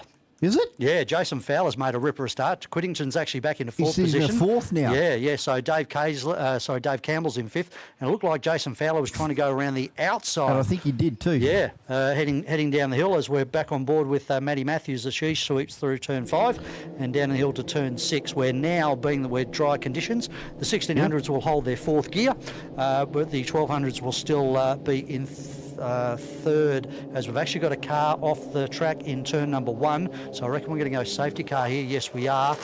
Looks like we've got Kenny White. I was just starting to heat up too, up and over the top Kenny of the hill White's there off with in turn 1. Hamilton and Fowler. So Fowler's come from the 2nd row up into 2nd position, and unfortunately we've gone safety car. So this is really going to slow proceedings down. 4 minutes and 40 seconds remaining on this one.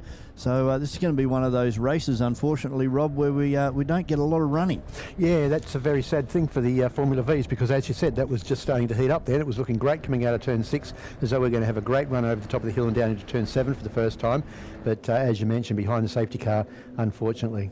We are going to have to put a protest into the Formula V Association of WA. We need some other colours besides blue. There are so many blue and dark colour cars out there. I was positive that was Quiddington going around the outside. Look, I must admit I was too, and then I sort of saw the flash of light colour blue. Giant Mandra. And Jason is actually in the lead. So he's managed to get around both Casely and Hamilton somewhere over the back of the field, which we didn't see. Casey's actually now back to 4th. Yeah, and Jason started fairly buried in the field in the last event, and he made his way up through the field to finish, I think, 4th in that last event, and that's where he started this one, and was a standout in that race as well. So as it's dried out, Jason Fowler has definitely come to the fore. Dave Campbell's come forward as well. He's in P5 with Rod Lisson with that new carby on for this one. And Callum Lamont, he's had a fairly up and down day, looped it early in race number 1. And I think he might have actually had a spin in quali as well. And then we go back to Clifford, the third of our Eastern Staters. Yeah, made up 3 spots there. So he's in front of the first of the 1200s, being Franz Esterbauer from Isaac Scarey. Isaac Scarey and Matthews. So 3 silver cars. Oh no, she's running gold. It'll be Brett Scarey in third place at the moment for our 1200s. Exactly, yep. And unfortunately, just a shame, the hard-working crash crew managed to get Kenny White out of the sand, and the recovery vehicle is now in field, but too late. Yeah, unfortunately too late for the safety car to get away, so it'll be one more lap behind the safety car, and I reckon we'll probably have maybe 3 flying laps to run to the checker. Yeah, we're down to 2 minutes and 40 seconds now, and another lap behind. That'll be another, maybe 2 laps I reckon we'll get out of this one. And cross your fingers, we might get 3, but it's, depends how quickly we can get this lap out of the way. Look at all the cars on our live stream just weaving left and right to try and get some sort of temperature in there. Of course, they haven't done a great deal of running so far. So temperatures in the tyres still building up. And the heat on the surface of the tyre still heating up as well. So what a great view this is, thanks to Turn 7 Media. It's all of our in-car cameras strategically mounted for the best possible view, and this is probably one of the best ones I reckon that we've seen for quite a while, just to the left of her head. Yep. As we head up and over the top of the hill, but once she gets in amongst traffic, this will be an outstanding view. Yeah, just a couple of clarification points. The vehicle was actually down at Albany was the Bowen, I think it is. Bowen, which was for sale, which is Dave Dearden's V, which is actually not currently in period. So the Argus wasn't down there, but that's all right. And we're getting a little bit of flack from our comment. They just reckon we're old, that we can't pick up the colours. from certain people out there in the paddock, they reckon we need our eyes checked, and there shouldn't be any problems. But the safety car has moved away. Like to know who the author was of that one? I'm sure you could probably work it out. We will have words as they come down towards turn number 7. Jason Fowler in front, car number 10. From the visitor from Victoria in Brock Hamilton, then Quiddington and Dave Casely. And what a great start Fowler's already got. He's 4 or 5 car links out in front, and now coming under attack is Hamilton, coming under attack from Quiddington with Dave Casely in that first group of 4. Yeah, super restart from Jason. He just on pretty much the apex of turn 7, he nailed it, and pretty much had Brock unfortunately semi-asleep, and that enabled him to get at least 10 car lengths now as they head into turn number 4. Quiddington still side by side with Casey. You don't want to go side by side through there, but they have managed to do it. Great driving by the pair. And back onto the traditional race line now, Rob. Yeah, I was going to say Casey actually took that position then from Quiddington as well. So so he's up into 3rd place. It's excellent. On board now with with the beautiful red car there of Matthews. Yep. Yeah, so she's right behind the 2 battling 1200s. Of Isaac Scarey and Franz Esterbauer. So that's giving us some great camera action as she follows those 2 cars in front, which are now 2 wide in front of her as well. So Fowler's just about in the next suburb. He's bolted already. I don't know what he's done to this car, but he's certainly gone the right direction in terms of setup, because this thing is fine. This is actually I believe it's the latest car off the Sabre O2 production line. Yeah, we have another car off at the exit of turn 7 as well. Turn 1, I'm sorry, over there, and they're all putting their hands up to acknowledge the yellow flags, double wave yellows. Yeah, Rob Mitchell in the Spectre has gone at turn number 1. He's had a day out, hasn't he? He has, yeah. It's a blue car. So unfortunately, I think with we're already in time negative, and actually the checkered flag has actually been waved by the looks of it. So the safety car, race officials have seen that Rob Mitchell was off the circuit, so they've decided to call this one. So it's actually going to be Jason Fowler with the win from Brock Hamilton, Dave Casey in third, Ash Whittington, and Dave Campbell in fifth position from Ash Clifford. Good move there, up 5 positions from Callum Rod Lesson. Isaac Skerry wins the battle of the 1200s with Matty Matthews in 10th, and will be Francis Estabout in 11th position. Well, short and sweet for race number 3, but they do have one more race coming up later on this afternoon. Back to 9 minutes plus 1 lap for Home Chef. They were our Formula V race. Thanks very much, Miles. Not much to talk about this time, No. but and probably not going to be a great deal to talk about because they haven't gone far enough to do any damage to their vehicles. No worries. All right, we'll see you in the next one. Thanks very much, Miles. And Rob, looking forward to the next one because we saw an excellent race 1 earlier this morning for Perth Motorsport tyres, the FSR category. Yeah, we certainly did, and very close racing, particularly at the front also. So that was really great to see these cars put on not only just a great grid, but also some magnificent racing earlier on. And of course, that first event was taken out by Bryce Moore. Bryce Moore, because exactly. Chris Reindler unfortunately spun it on the last corner on the last lap. Yeah, and he'll be starting out of around about 7th position, so he's a long way back there on 4th row. So that's going to be very interesting to see Reindler make his way back through the field during this event. So yeah, looking forward to this one. Historically, we don't see a great deal of passing in this category, but young Jess Samuels came from 7th or 8th and finished 2nd place in that first race. Yeah, absolutely. And you say young, and he is very young as well. I think he was 16 years of age. Yeah, so I think he is equal. Well, I think he's a couple of years younger than the other person in the event, which is Cohen Jackson, who I think is 18 years of age. Yep. So they're the 2 young ones that are out there in the field at the moment. But we've got a very broad range of ages in this FSR competition this weekend. Well, while we get that car extricated off turn number 1, we will take a short break here at MotorMall Wanneroo Raceway. We'll be back very shortly with Jamie and Demelza down there in Pitland, and we'll pick them up from the interview very shortly. Experience supercars like never before in Perth with a Supercars travel ticket and experience package. Enjoy supercars your way with general admission, grandstand or hospitality. The choice is yours. Take part of the pit lane fan experience and meet your favourite drivers or get closer to the teams with a team garage tour. Then get your hands on the trophy as part of our trophy photo opportunity. Head to travel.supercars.com and book today. The 2026 WA Sporting Car Club Championships is brought to you by MotorMall. Electrical Group Training. Sets. Crushing Services Australia. Bond Hire. Gallagher. And Radlink Communications.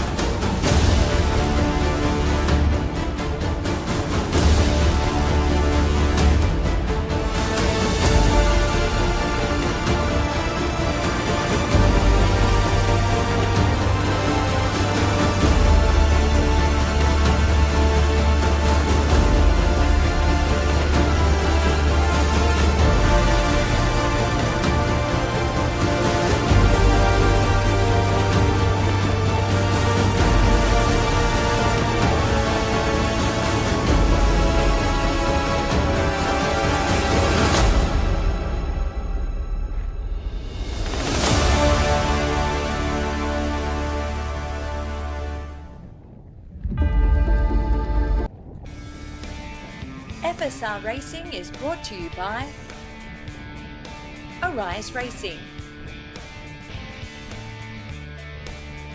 Radical Australia West, and Perth Motorsport Tyres.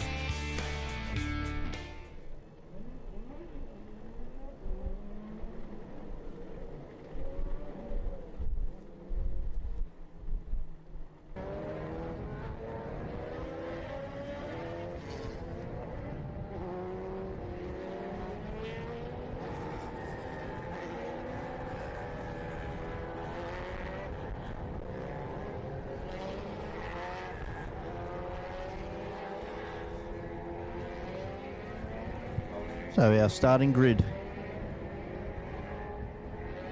Our starting grid back up on our live stream thanks to Turn 7 Media, and it is Bryce Moore in car number 8, and the young hard charger of Jess Samuels, car number 31, will start alongside him. On the second row, the veteran Brad Russell alongside Mercer in 78. Then we have Hancock and Fraser, Baxter and Chris Reindler, who's going to make a big charge from mid-pack. He'll be up the front before you know it. And then we have Jackson, Garrett Piper, Stewie Burns, Jay Wong, who unfortunately had a bad qualifying period and was getting to midfield in race number 1 and then unfortunately ran off at turn number 1. John Deere Giovanni, he found the sand down in turn number 6, and Sinclair rounds out our field. Yeah, it hasn't been a day for Jay Wong, has it? He had a bad qualifying session. He really hasn't been able to recover from that throughout the day. But really looking forward to this one. I think that Jess Samuels in second position is going to be magnificent to watch, and I think he's going to take it up to Bryce Moore. Hopefully he does. Yeah, I hope he does too. And it's also going to be really interesting to watch Chris Reindler, who is out of 7th position on the grid, long way back there on row 3, and that's row 4 in fact, and it'll be interesting to see how quickly he can get through the field and back onto the tail of the leaders. Now, even if Jess Samuels cannot win this race, just sitting behind or racing with Bryce Moore, he's going to learn a hell of a lot in the next 10 minutes. Yeah, I think so. I think his racecraft will improve from watching Bryce Moore, who's won quite a few championships here from Formula Ford right the way through this FSR. And I think it's going to be a very good advantage for him to be able to sit behind him for a few laps and just observe his driving. So there's Jay Wong in the orange and blue car, just heading up and over the top of the hill to join the rest of the field. So our safety car will pull away this time as it heads down the side straight here at MotorMall Wanneroo Raceway, and the guys will line up double Indian file, which they're starting to do now. And we will be racing before you know it. Moore and Samuels on the front row with Russell and Mercer right behind them. And Mercer is probably his best run, I reckon. He's right up there in the top 4. Yeah, we haven't seen Tony do that well in the past, so that's good to see as well. Here's another relative newcomer to FSR racing. They seem to change over the entrance every couple of race meetings, don't they? There's new names popping up and people returning. They do, and it's great to see so much interest in the FSR racing here at MotorMall Wanneroo Raceway. That's a decent field of FSRs as they come out onto the main straight. Who will get the jump?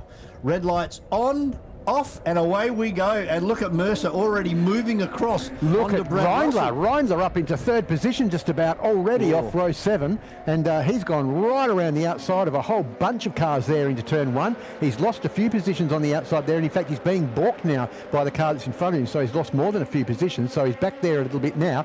But gee, that was a great jump from him. Got one back. He's going to try around the outside here into turn number 4. Yeah, I think he'll do that too, but out the front of the field it was Bryce Moore who got the best of the starts from Samuel, and that's the way they were over the top of the hill for the first time. Brad Russell's actually up into 2nd place as they crest the top of the hill and head down towards 6, and that puts Jess Samuels in car number 31 back into 3rd place. But Bryce Moore, what a start, and he has bolted. He's got a good 150 metres over Brad Russell as they crest the top of the hill. Yeah, I didn't see Russell jump into 2nd place there. That must have been a pretty magnificent start by him as well, but it's all pretty much gaps are staying more or less the same as they come down into turn 7 up into 5th place. I think that might be now is 5th place is car 28, and that's the car of Chris Reindler, so he's definitely making his way towards the pointy end of the field pretty quickly. So he's got Baxter in front of him at the moment as he turns the car into turn number 1, the black 11 of Baxter, and then another couple of cars and he'll be back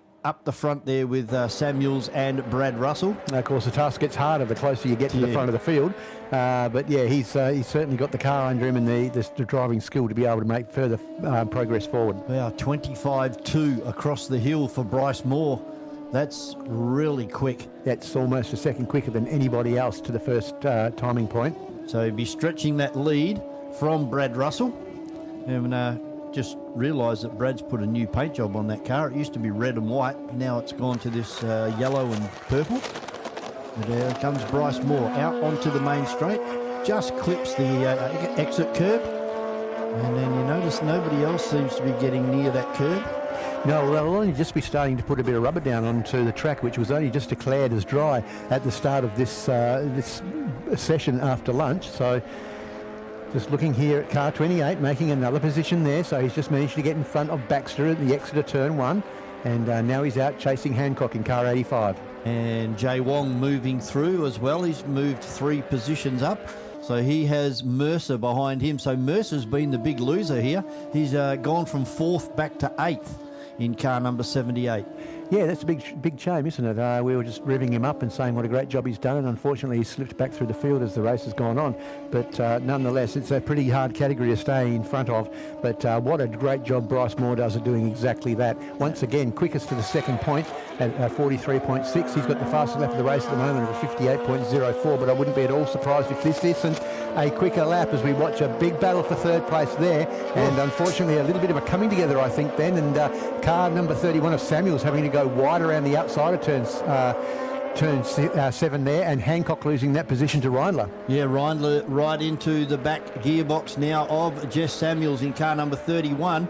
And I don't think it's going to be too much longer before car 31 gets overtaken by the 28 of Reindler as they turn left at the end of the S's and head up and over the top of the hill. And Reindler all over the back of Jess Samuels now. Yeah, he certainly is, and it's nose to tail as they head down towards turn 3, and I wouldn't be surprised if he doesn't pull out and make the move as they go in, and there he is underneath Samuels and into 3rd position. Samuels hanging on the outside, in fact, almost completely driven off the track then by car 28. He was saying, you make your own arrangements because I'm taking the position off you, and that's allowed Hancock to once again get on the back of Reindler, and he's side by side. He's going to try the over-under as they come out of turn 7. Not able to do that, but that was a pretty good move there by Samuels as well. Yeah, Samuels just whacked the curb on the way out of turn Hancock number 7. It is. Hancock that was I was talking about in car number 85. And off the track goes Samuels. And he's lost it, and he's gone off and just about into the barrier down there backwards. Yeah, so unfortunately that will bring out the safety car as well.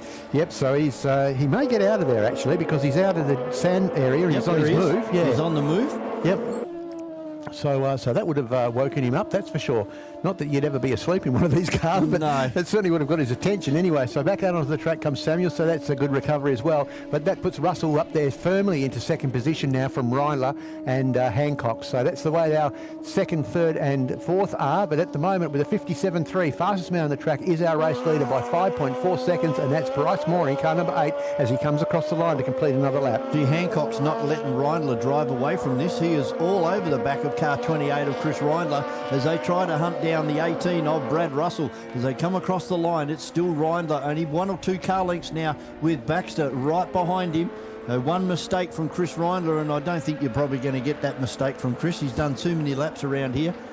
No, you're pretty right. I mean, we did see a sort of mistake from him in the last event, but nonetheless, I don't think he's going to make 2 on the same day. No, I don't think so. He's far too experienced for that as they head over the turn number 5 and down towards turn number 6. Look at that, 57.0. He's at more than half a second quicker than Brad Russell. And quicker in every lap. So every lap he's going a bit quicker each time. And once again, he's quickest again to the 2nd timing point over the top of the hill as he comes down to turn 7. So this will be another fastest lap as he bounces across that exit curve at the exit of turn 7, comes across the line, and he's once again lowered that time to a 56.9. Wow, into the 56's first time today. And look at this big field of FSRs. Here's Jay Wong, who's got Mercer in front of him, car 78. So it doesn't look like Jay's going to move much more forward in this one. Yeah, and the weather's looking really good out there too, so the Formula Fords will be rubbing their hands together with all the rubber that these guys are putting down and the lap times that they're starting to set too, because that means the Formula Fords are going to have a nice clean track with a bit of rubber down, and they should be able to get out there and do some good lap times and have a good race, and they'll be coming up next. There goes Samuels underneath car number 10 of Sinclair. He gets that move done down there into turn number 1, so he's on a fight-back mission now for the next 5 minutes. He'll be kicking himself with that mistake down there at turn 1. It's the best starting position that he's had, I think, since he started in FSR, and unfortunately that's throwing that opportunity away. So we said he was going to learn throughout the event, and I think he probably has learned a great deal from that. Well, Reindler's car gets really squiggly down under brakes into turn number 7, so that might give Baxter a chance to get through here. Got to say, I'm really impressed with Baxter. He looks to the inside of the circuit down there to try to make a move, but that's not on. Absolutely not on at this stage, but I'm really impressed with him as how he's been able to hang on to... commentator's curse. Yeah, commentator's curse once again, but, you know, I've been really impressed with the way he's been able to hang on to the tail of Reindler's car. And on our screen at the moment, it's Mercer still holding off Jay Wong in the 33 as they head up through the bus stop. And back down a gear or so for turn number 4. Good battle further back here with Samuels just getting past onto the back, of 92 and getting past 92 of Di Giovanni. So that was a good move down into turn 1 as well, as he's making his way back up. I think that'll be the last position that he's able to make in this event, most likely. Definitely. He's too far for the car in front, so that'll put him back into P12. Garrett Piper in car number 6 in 11th position at the moment, and I don't think Chris Reindler's going to improve from 3rd place either, because Brad Russell is a good 150 metres in front. Yeah, and a couple of tenths of a second quicker each lap as well. So he's just extending that by a couple of metres each lap as well. So, I think it's well and truly settled down this race. The only real interest in the race at the moment is to see whether or not Hancock can get back onto the tail of Reindler. He's going a tenth of a second or so a lap faster. He could get back onto the tail of Reindler, but even if he does it, I doubt that he's going to be able to make too much of a move to get past him. But he has just gone quickest of all competitors in this event so far to the first timing point. Wow, that's pretty impressive. The 56.9 for Bryce Moore and a 57.01 for Brad Russell. A 57.3 for Reindler, so he's a good 0.4 of a second away from Bryce Moore. Yep, so here they come across the line. The last time past it was around about 1.8 seconds between them. Fastest lap to Hancock now, and the time has come down to around about 5/10 of a second between them now. So he's definitely starting to cling back on. And yes, look at that, slingshot out of turn 1. That absolutely fantastic exit out of turn 1 that time from Hancock, and he's now right on the tail once again of Reindler. His car's come good at the right time with 2.5 minutes remaining in this one. All eyes now on car number 11.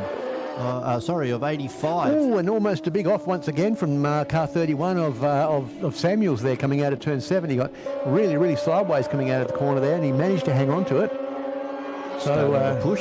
Yeah, he's not having a good time out there at the moment. I wonder if he set the car up incorrectly. Very wriggly once again out of turn 1. So I wonder if that car's got a setup in it that's not suiting the drier conditions. Well, all will be revealed in their 3rd race coming up later on this afternoon, as Bryce Moore heads down into turn number 1 and drives out now up towards the bus stop area. Then we have Brad Russell, car number 18, Reindler and Hancock. And Hancock still all over the back of Chris Reindler as they head up through the bus stop. Yeah, he certainly is. Not quite as quick out of turn 1 that time as he was on the last occasion, but still 1 minute and 27 seconds to go in this event, so they've still got at least another 2 or 3 laps to go. They'll get this one done, and they'll probably get another 2 after that. So Hancock with the fastest lap time for the race, a 56.8. He's 1/10 of a second quicker than Bryce Moore's fastest lap. Yeah, there's something funny with car 31 of Samuels. He's weaving all the way down the straight there as if he's trying to get some type temperature into the car, or there's something about the car that he's not happy with, and he's trying to diagnose what's maybe wrong with it. But he's not a happy man out there in car 31 at the moment as we watch this battle once again between car number 28 and car number 85 coming onto that's Reindler, and it's Baxter coming onto the pit straight. And they really closed up at the bottom of the hill there, but it just seems that he got a better slingshot out of turn 7 and drew away from him coming down the pit straight that time. Status quo, really, isn't it? There's that elastic band effect where it looks like Reindler's pulling away, and then under brakes, Baxter pulls right up onto the back of him again. But I don't think there's anything he's going to be able to do from there. We are 30 seconds away from 1 lap to go. Yeah, and fastest man on the track was in fact Hancock with a 56.8, so he's He's exactly 1/100th of a second faster than what Bryce Moore was on his fastest lap, which he set on lap 11, which is some time ago now. So just watching them all come through. We're just about to count down the time. Here we go now. He will get across the line before the time counts down. Just. So 2 seconds. So 2 more laps left in this event now. And now he's starting to come up on some lap traffic, and this will be Sinclair and John Giovanni in car number 92. Oh, Bryce Moore's been blocked by Di Giovanni. Was that Di Giovanni, or was that, I think that might have been Sinclair in car 10, wasn't it? No, I'm not 100% sure, but nonetheless, I think that was discretion being a better part of valour on behalf of Moore on that occasion. I don't know necessarily that he was blocked so much as he just wasn't quite sure where that car was going to be placed on the circuit, and so he backed out of it until he just 100% made sure that he was going to be able to get past safely. He's got plenty of time in his hand, so no yellow 10. Yeah, that's Sinclair. Yep. It was. Yeah, so there's no reason being too over the top when you've got that sort of lead. And once again, car 31 weaving the whole distance down the pit straight. So really interesting what's happening in that car. I'd love to go and talk to them after the race and find out. He feels something coming loose or something in the steering that's not right, giving him some sensations that he's not used to. Yeah, something funny going on with that car. That's absolutely for sure. Yeah, Brad Russell. The last lap board is now out to Bryce Moore, who's heading up into turn 4 as we speak. Chris Reindler on screen at the moment, still holding off Baxter in car number 11. And then we go back to Fraser Mercer in the purple and white car. And there could be another bit of a battle developing here with Jay Wong. And right behind Jay Wong, we have Stewie Burns, our only privateer out there. Yeah, and of course he started the first race this weekend from pit lane, so he's also on a recovery mission as well. But here's our race leader back into sight and over the top of the hill and down into turn 7 for the final time. And this will be your race winner, Bryce Moore, 2 from 2 so far today in car number 8, our current state champion, as he crosses the line and receives the checkered flag. He's going to win this event by around about 7 seconds from Russell, who is about to come across the line, has just done so, and then it's going to be Reindler back to Hancock, and then we're going to have Dave Baxter back there in car number 11 from Declan Fraser in car 777. And on to the pit straight now comes Troy Mercer. He's going to cross the line, Tony Mercer, sorry, in car number 78 is going to cross the line now from Jay Wong, who's had a much better event, and it's back to Stu Burns in car number 3. Yeah, well, looks like Jay Wong was able to get past 3 or 4 cars there early in that race, but that was race number 2 for FSR. They have one more race coming up later on this afternoon, over 12 minutes plus 1 lap. Formula Ford already down in the dummy grid area. Looking forward to this one. This is going to be an absolute knockout. Yeah, it is indeed, and as I said before, there's been plenty of rubber now put down on the circuit for these guys, so we expect some pretty good lap times and hopefully some great dices as well. Well, these probably going to come down to car setup, because we got completely different conditions now for race number 2 for the Formula Fords. They haven't seen a dry track all day. No, I reckon that these guys would have looked over to the back of the circuit and discerned that there wasn't any weather coming in as well, and they've probably put a full setup for dry weather in the cars now. Yeah, so that's an adjustment to air pressures and, of course, the spring rates, yep, and possibly camber as well.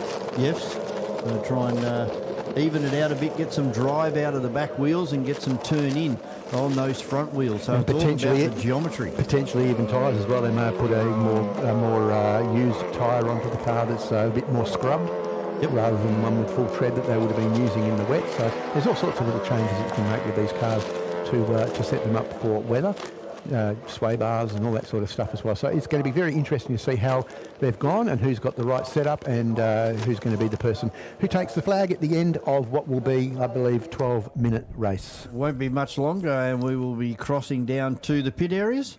And we've got Jamie and Demelza out roaming out there in the paddock area. I believe you guys have got somebody for us. We do. We are here back in pit lane for round 3 of the WA Sporting Car Club Championships. We are here with Brad Russell, who came in second in that race. Brad, how are you feeling after that? Good. It was pretty slow lap times out there. I don't know why. Maybe not much grip, but it was consistent, so quite happy with that. We did see quite a downpour in your first race today. It is the track has been declared as dry now. How did you find the difference between the two races? I was probably a bit cautious. I had a big shunt in Queensland 2 weeks ago, so we're not racing for sheep stations today. So yeah, took it pretty easy. Enjoyed race 1 in the wet. I was hoping for more wet weather practice, actually. And how did you find the car overall today, given the change in the weather as well? Oh, the car's great.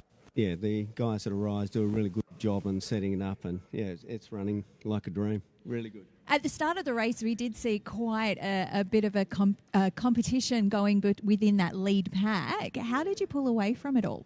I think that maybe they were slowing each other down. You know, Bryce just put his foot down and left us, and then I was sort of in no man's land at second. It was good. Happy with that. Fantastic. And you are going in for one more race for today. How are you feeling going in there? Good. Just want to keep it clean. That's the most important thing. Fantastic. Thank you so much, Brad, and good luck for the rest of today. Thank you. That's it for us here at Pit Lane. There's a whole Experience heap more, supercars like including never before in Perth with a Supercars travel ticket and experience package. Enjoy supercars your way with general admission, grandstand or hospitality. The choice is yours. Take part of the Pit Lane fan experience and meet your favourite drivers or get closer to the teams with a team garage tour. Then get your hands on the trophy as part of our trophy photo opportunity. Head to travel.supercars.com and book today. The 2026 WA Sporting Car Club Championships is brought to you by MotorMall. Electrical Group Training. Sets. Crushing Services Australia. Bond Hire. Gallagher. And Radlink Communications.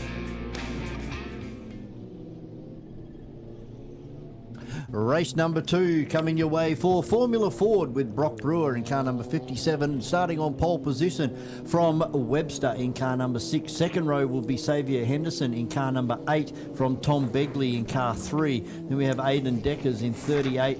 Riordan in 95, Joel Wheeler in car 47, Andy Van Leeuwen out of car number 66, then Bradley and Boyack, although I don't know that we're going to see Boyack. I did see the car over at the scrutineering. Yeah, Bradley was the other one that was involved in that incident. We didn't see them in qualifying. Turn 1 in race 1 either, so we might be too short, but certainly not going to distract from what's going to take place at the front of this field, with Brock Brewer and Webster starting on the front row. But what a good second row that is of Henderson and Begley. Yeah, absolutely. It's a very strong 2 front rows, isn't it? I mean, it's going to be anyone's race from there. I mean, you've got to be on the side of Brock Brewer as far as your money, because he's been the standout in 2026 so far, and he's the current state champion. But it's anyone's race, particularly for second. And, it's all got to do with the start as well. I mean, if Brock Brewer doesn't make a good start, he could find it very difficult to get past these guys. He's going to be starting on the dirty side of the road too. So I see he actually has the car angled slightly towards driver's left. So anticipating a good start and getting over and blocking Webster before he gets to turn 1. Green flag being flown at the back. Red lights on. This is race number 2 of Formula Ford, and it's a very even start for both of our front runners. Now they pluck second gear. Brewer drives away. He's got 1 car length over Webster, who's got 2 car lengths over Xavier Henderson and Begley. Yeah, it was actually Begley who got in front of Henderson off the line. Yeah, so Begley got a good start there and managed to drive straight across in front of Henderson and take that 3rd place off him. Then it's back to Deckers and Reardon and Wheeler. But that's how they are as they go into turn 4 for the first time. And look at the gap already that Brock Brewer has got over second place of Webster. All back on the normal racing line as well, the light grey part of the circuit. Through turn number 4, up and over the top of the hill. We're now down into turn number 6. The long right-hander as the most critical corner here at MotorMall Wanneroo Raceway. You've got to get your exit right to get the terminal velocity at the end of this big straight away, which is slightly uphill, and then the big drop down towards McCracken House. And look at Begley. They've disposed of Xavier Henderson, and it's Begley and Webster for second. Yeah, it certainly is. Closes up a lot under brakes, though, and Henderson buys back into that again. And in fact, he's right on the tail at the moment of Begley as they cross the line. Has got horsepower, that car. Yeah, it certainly has. Car 8 has certainly got a lot of horsepower, but he crosses the line in 4th place. But look at Brewer. He's already 1.1 second in front of second place after just one lap.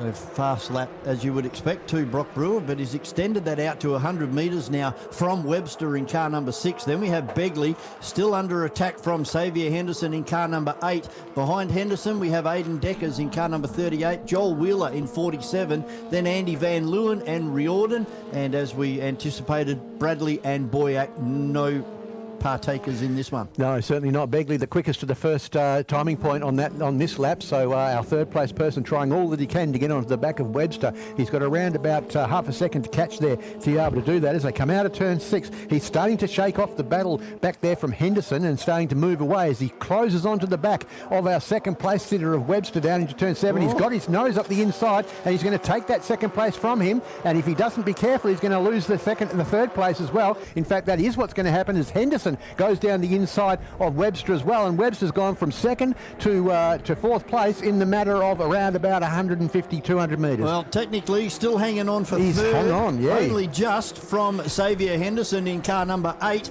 It was a good attempt there and a great fight back from Webster to hang on to 3rd place. A very impressive fight back. You're dead right there. I thought that he was gone for all other money then, but he's back on the tail once again of Begley as they head up through turn 4 and across the very blind crest across turn 5 and down the old pit straight. And we say it's a blind crest, but it certainly is when you're so low to the ground in one of these cars, or a Formula V or Formula Classic. It really emphasises how blind that corner is. And Xavier Henderson looking to put a move on Webster here as they come out of turn number 6 and the big long climb up and over the top of the hill. Can they get onto the back of Begley, holding on for 2nd place? Get on the back of him. They've gone past him, so there's a move down into turn 7, and that's Xavier Henderson trying to get up the inside here, and now it looks like Begley may lose 2 spots. Yeah, it does indeed. So Webster into 2nd, Henderson trying all that he can to get past Begley, but he don't know that he's going to be able to make it. I think he has made it, actually. Yeah, so yes, Begley back there to 3rd place still. And then Xavier Henderson in car number 8. But you can forget about Brock Brewer. He's gone. Yeah, all the action is 2nd, 3rd and 4th. Yeah, these guys battling and holding themselves up, and they're around about a second a lap slower at the moment than what our race leader Brock Brewer is. He's got the fastest lap of a 62.4, and he's got 3.2 seconds last time across the stripe. A 62.4, so that's about where they should be. I don't think we'll see any 61s today. I think that might be just a little bit out of the question. Yeah, I think it depends really on the wind, and you never know in the next one. They might get going a little bit quicker, adjust those settings a little bit on their cars to the conditions. But that seems to have settled down a little bit now for 2nd place. The battle now in the events really back there for 5th and 6th place between Deckers and Wheeler, and that's really closed up as well. No, Xavier Henderson, the horsepower of that car, he's all over the back of Begley again as they cross the stripe and down towards turn number 1. I reckon there's going to be a move on here very shortly from Xavier Henderson on Begley. Yeah, I reckon you might be right there, actually. Begley seems to get out of the corners pretty well, but yeah, that car's got some horsepower, that car of Xavier Henderson's. Certainly under brakes too. He closes right up and gets under the Hewland gearbox of the Begley car in front as they go across the top of the hill. Yeah, Wheeler and Deckers. Wheeler's gotten in front of Deckers, and it was a little bit sideways then mid-corner at turn 4 as well. So he washed off just a little bit of speed and gave a little bit of an invitation to Deckers to try to get closer to him. But that seems to have sorted out a little bit more as they're down into turn 6 as well. Our live stream viewers having a look at that fight between Wheeler and Deckers at the moment as they make the long climb up and over the top of the hill.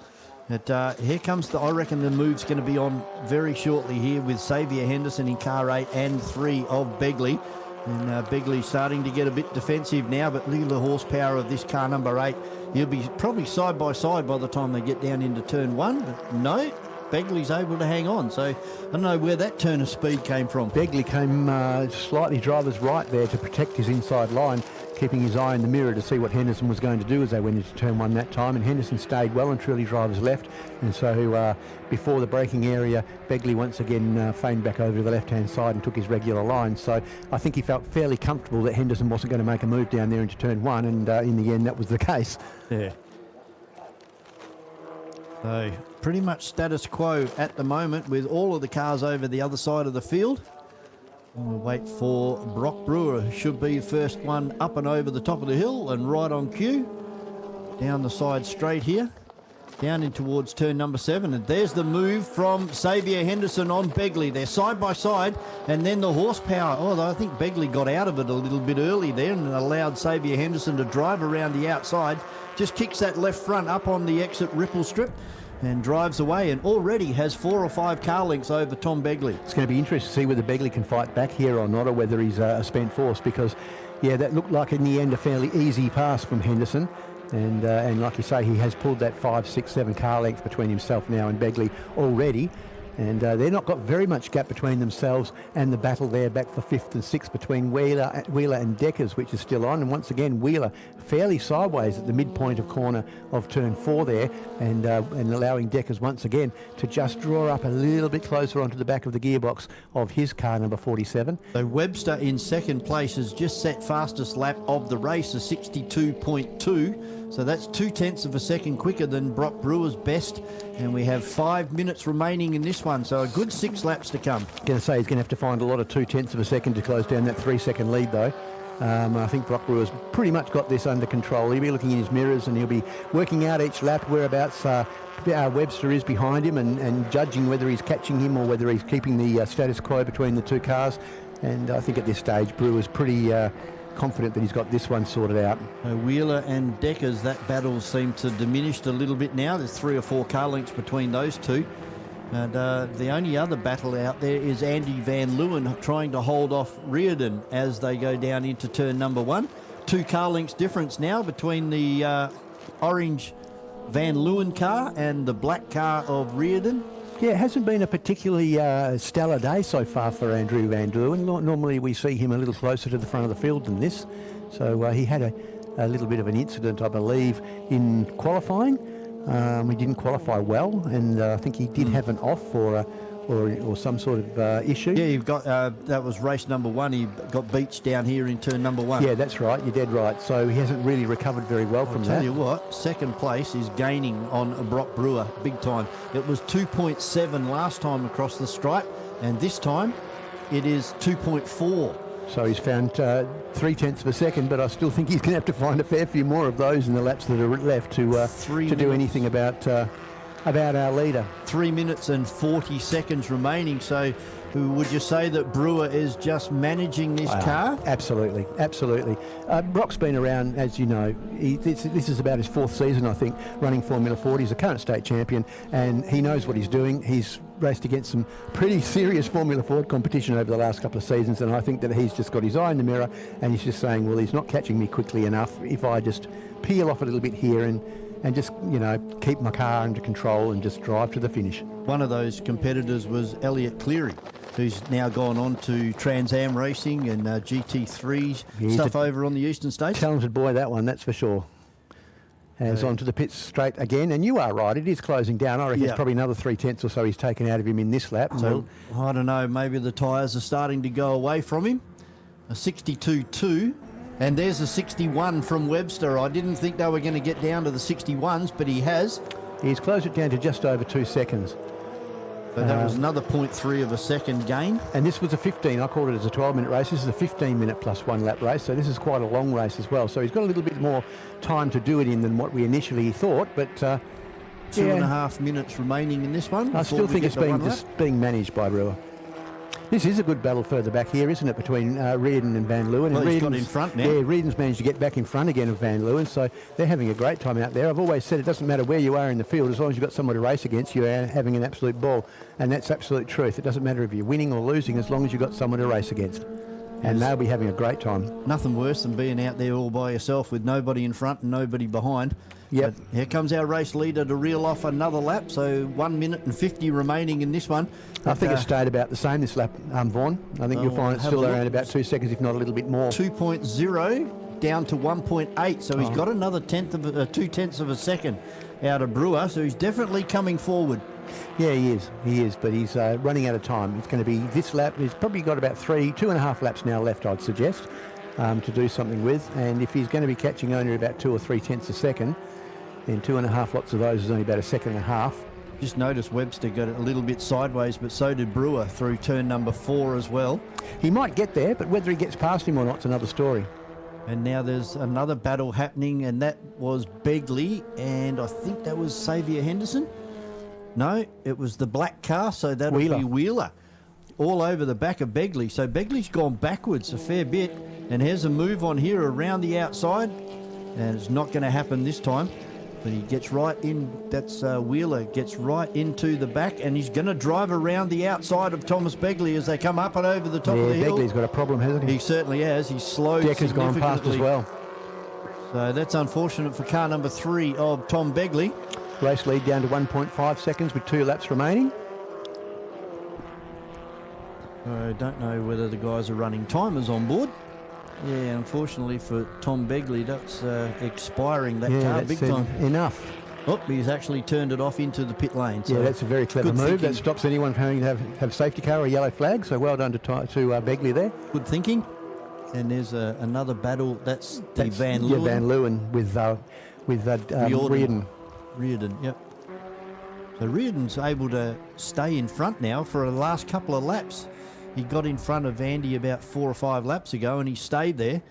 But again, that is just status quo now too, isn't it? It is. It stayed more or less the same for the last couple of laps. He's done a great job, has Reardon. There's our leader down into turn number 7, and look at Webster. He is flying. So, last lap board on display this time. Brock Brewer in car number 57. Can he hang on? 1 lap to go. Yeah, absolutely. I think that he will hang on, but isn't this, it's mouth-watering for what's going to happen in the next race for the Formula Fords for the last race of the day, because these two will be starting side by side up the start of the grid, and obviously Webster has got the speed underneath him, so yeah, it's going to be very interesting to see what happens in the next one. Yeah, I still don't know whether he's managing that car or it's starting to go away. Maybe slightly over-inflated tyres and they're starting to get a little bit hot. Yeah, maybe he just took the best out of them in the start of the race and he hasn't got much left now, or I don't really know. So that's interesting normally to find how out. they set them up like that, so that you can start a little bit average and the car gets better and better, but you get to that tipping point, and once you get to that tipping point, it starts to go backwards. But here they come over the hill for the last time, down in towards turn number 7 and outside McCracken House. And look at the gap that Webster has made up on Brewer, but won't be good enough. Brock Brewer, car number 57, takes the win, 2 from 2 here at MotorMall Wanneroo Raceway from Webster in car number 6.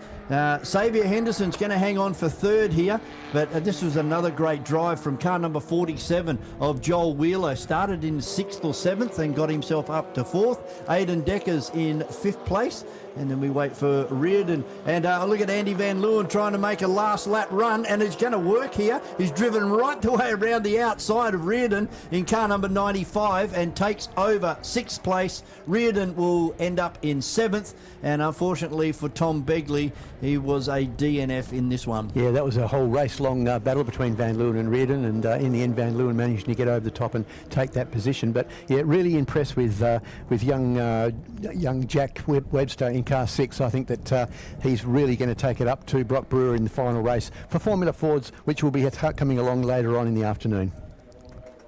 Oh, we're going to take a very short break before our Saloon Cars, brought to you by Raceway Industrial.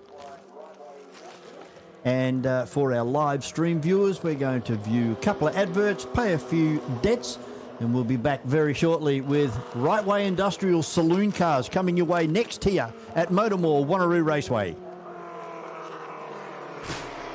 Experience supercars like never before in Perth with a Supercars travel ticket and experience package. Enjoy supercars your way with general admission, grandstand or hospitality. The choice is yours. Take part of the pit lane fan experience and meet your favourite drivers or get closer to the teams with a Team Garage tour. Then get your hands on the trophy as part of our trophy photo opportunity. Head to travel.supercars.com and book today. The 2026 WA Sporting Car Club Championships is brought to you by MotorMall. Electrical Group Training.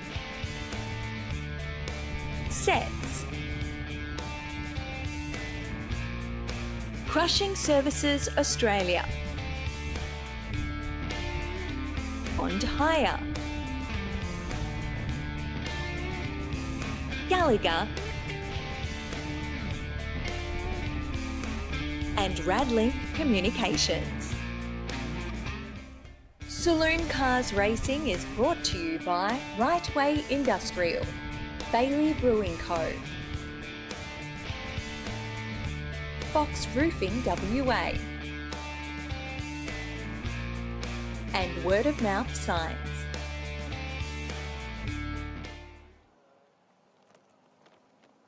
Raceway Industrial bring us the Saloon Cars, and this one will be over. Oh, where are we? Well, I'm just trying to find where we are. 8 minutes plus 1 lap for Raceway Industrial. Race number 11 on the card this afternoon. Still another 8 more races to come your way this afternoon. Hopefully you can stay with us and stick with us.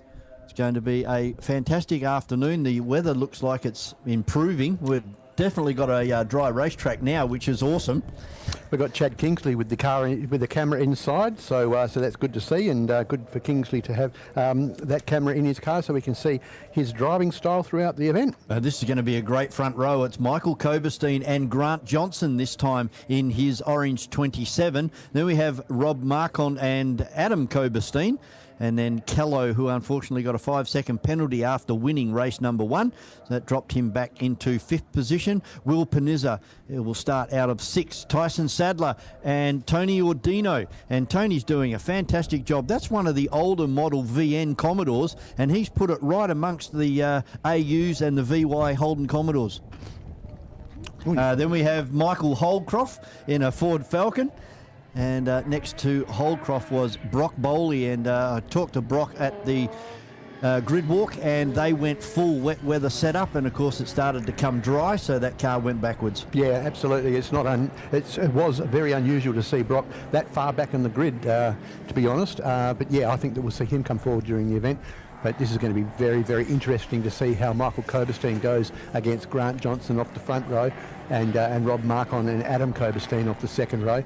And of course our race 1 winner without the penalty of Jackson Callow and Will Panizza back there on row 3. I think we're going to be in for a brilliant display of saloon car racing. So further back in the field we have Rick Gill alongside of Brett Sheriff, then Reg Ralph and Craig James, Nick Lorcan, who started off the day quite well. He drifted back in race number 1. And then we have Justin Chaffee, Daniel Karukin, Parham in 97, Martin and Kingsley. They're our top 20 at the moment, but there's still another couple of cars there with Carroll, Warren Ellis. I'm not sure about Cooper. I think I've seen Cooper's cars damaged on the front left hand. I think that was the car that went into the ACCC towing sign over there at the bus stop. And Jacopetti, he is definitely out there. I've just seen the Purple People Eater leave pit lane. Yeah, and so what a huge field. It's a great field. It's an absolutely brilliant field. And you mentioned Justin Chaffee in car number 15. He had a day out in Collie about a month ago or so, and won the day down there for his category in his VN Commodore. So good to see Justin out there on the circuit again. He does a lot of running in that car. He uses it for regularities as well every now and then. And then the next day he'll often come out and run it in the saloon cars. So that car gets a fair few laps around the circuit. But yeah, that was really, really good to see Justin have such a good day down in Collie about a month ago. As you said, our onboard camera for our live stream viewers is back 3/4 the way back towards McCracken House. Car number 23 of Kingsley will be having that. Let's see whether he can progress forward and give us some great vision out the front of that car, starting from 3/4 the way back towards McCracken House. Bowley going up towards the coming into the pits. He's going to be either a pit lane starter or he's going to not run in this event. He's got his pit crew coming down to him, so at least they're on the ball. And he's coming down. He's not making too much of an effort to get. Oh, he's got a wheel off. The front left-hand wheel has actually come off that car. It's not been bolted on properly, or something's broken. Oh yes, yeah, that's showing some positive camber. Yeah, well, it was almost off the car when he first came down to pit lane, so it's going to be a DNF, unfortunately, or DNS in the case, because he has not started the event.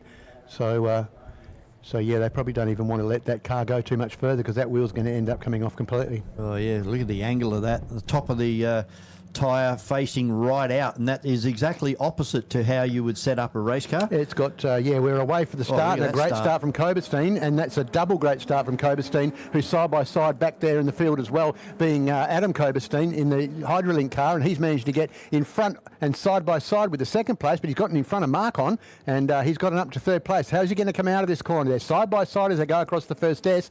Marcon's going to be balked to a certain degree by the orange car of Johnson in front, and he's lost it.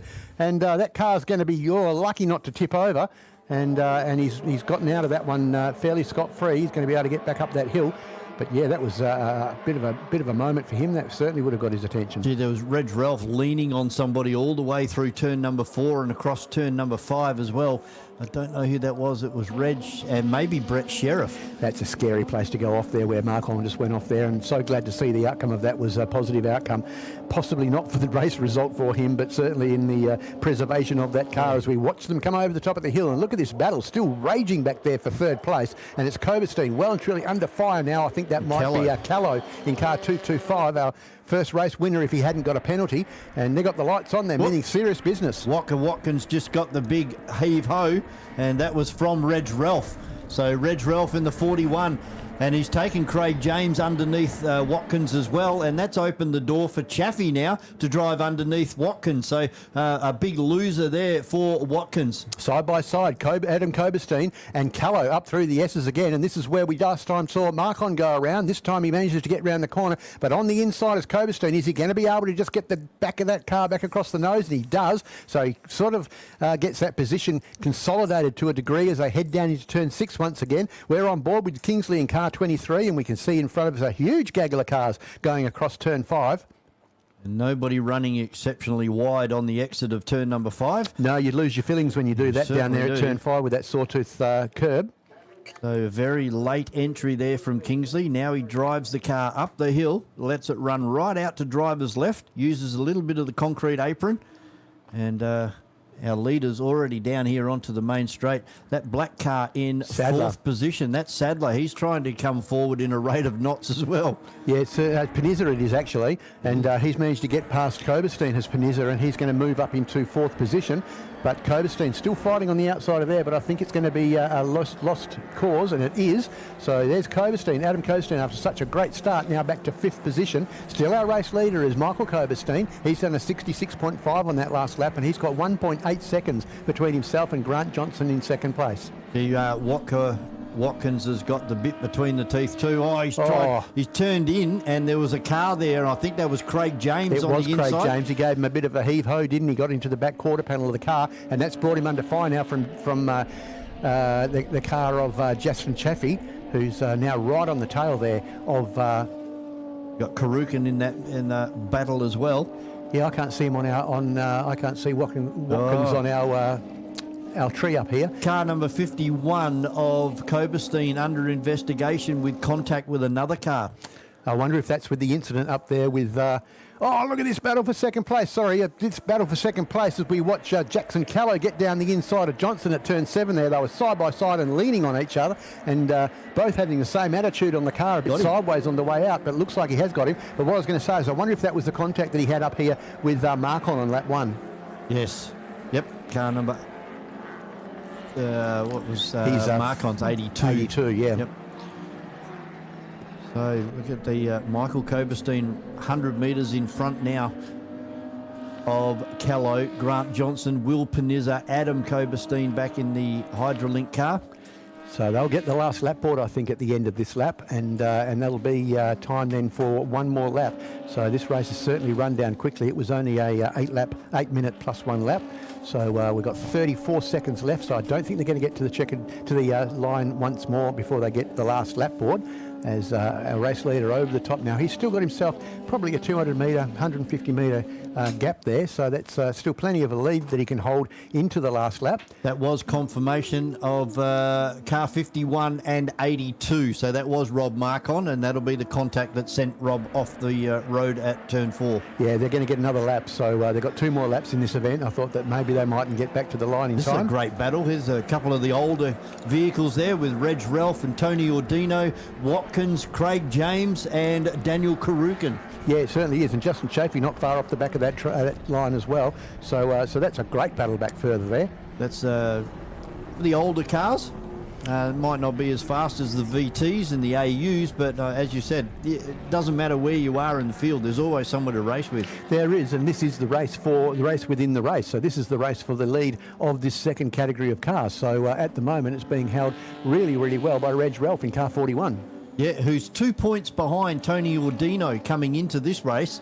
So Tony Ordino currently in 10th place overall, Reg Ralph in 9th overall, and they are the first of our Pro-Am category drivers. Yep, so last lap board is out this time, so I'll put my teeth back in and say it correctly this time as they come onto the pit straight. But look at this battle on screen as we watch at the moment. These cars coming over the top of the hill, all over each other down into turn 7, and that's Ordino on the outside, out-braking. Is that Karukin? Karukin, yeah, in the Falcon. As they try and hunt down Watkins.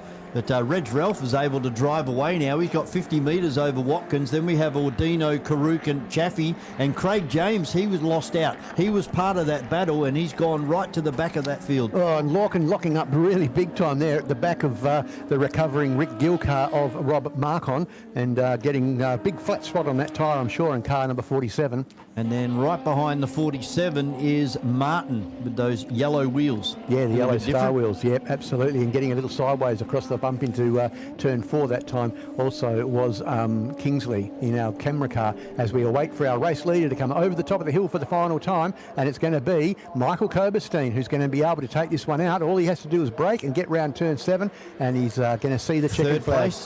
Yep, third place battle between Johnson and that is Panizza, and Johnson's managed to get over the top of Panizza, but also as the checkered flag comes out to our leader, it's going to be Adam Koberstein. Oh, Koberstein, yeah, yes, Adam Koberstein taking that 4th place off Panizza at the line. Oh, it was a big drag race off turn number 7. So Reg Ralph and Watkins, they're the next cars over the line. That was for our Pro-Am category drivers. So Tony Ordino ended up about 4th or 5th in that one. Yep, as we watch Martin come across the line. Camera car Kingsley, car 23, just finishing in 18th in front of Parnham, and Carroll in car 25, that very pretty black and orange car. And then we've got Alice coming across the line, and he'll be our final finisher.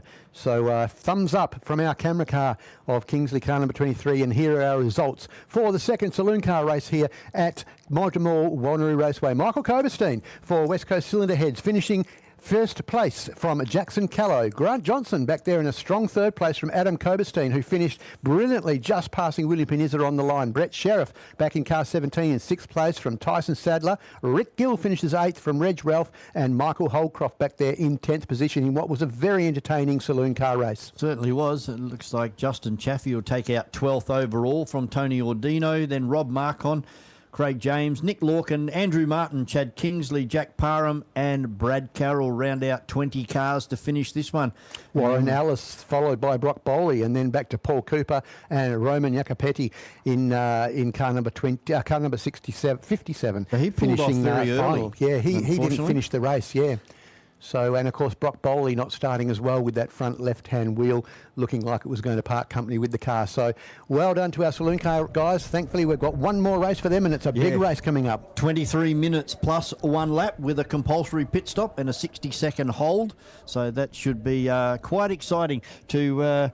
That's down towards race number 18, and then we're going to round out this afternoon with historic touring cars. But coming up very shortly, the Mobile Museum, and looks like we're down to 6 cars. So the attrition rate on a 6-car field, it's still at 100% at the moment.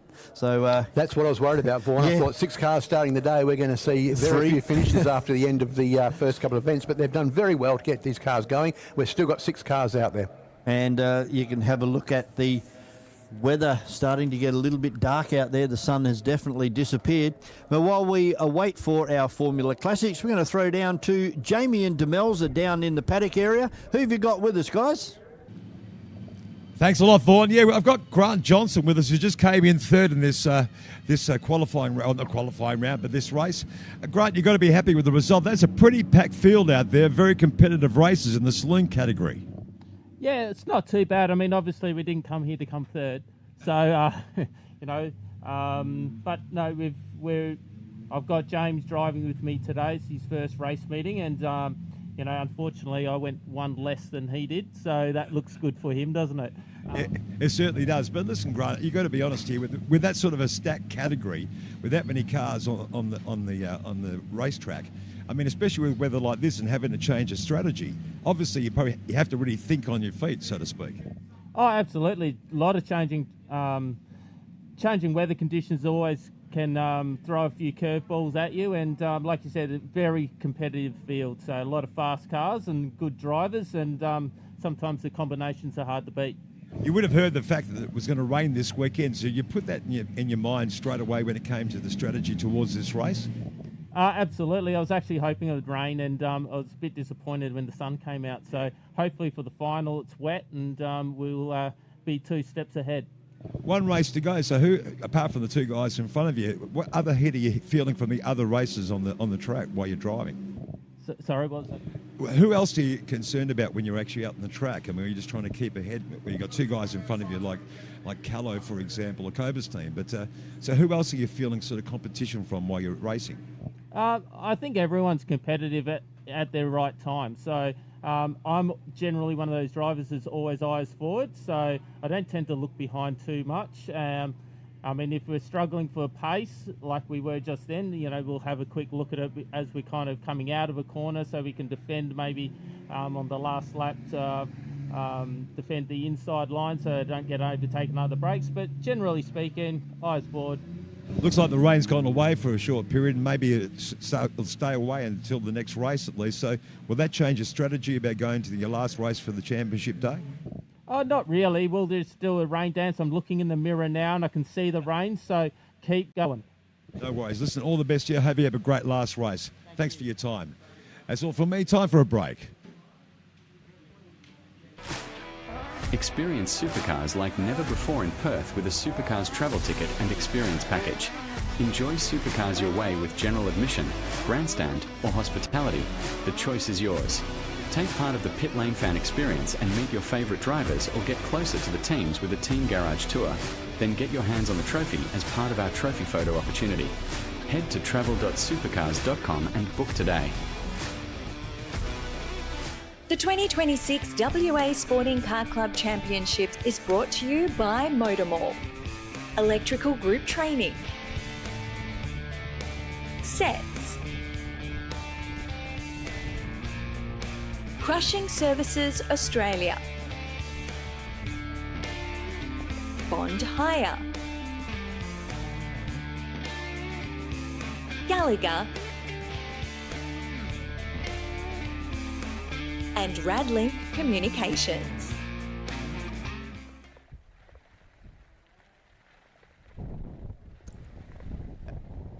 As the rainbow appears here at MotorMall Wanneroo Raceway, we've just had a pretty large and heavy downfall in between those 2 races, but the rainbow is out, and look where the bottom of it is, right over MotorMall Wanneroo Raceway. So there's a pot of gold out there somewhere. Rob, you want to go digging?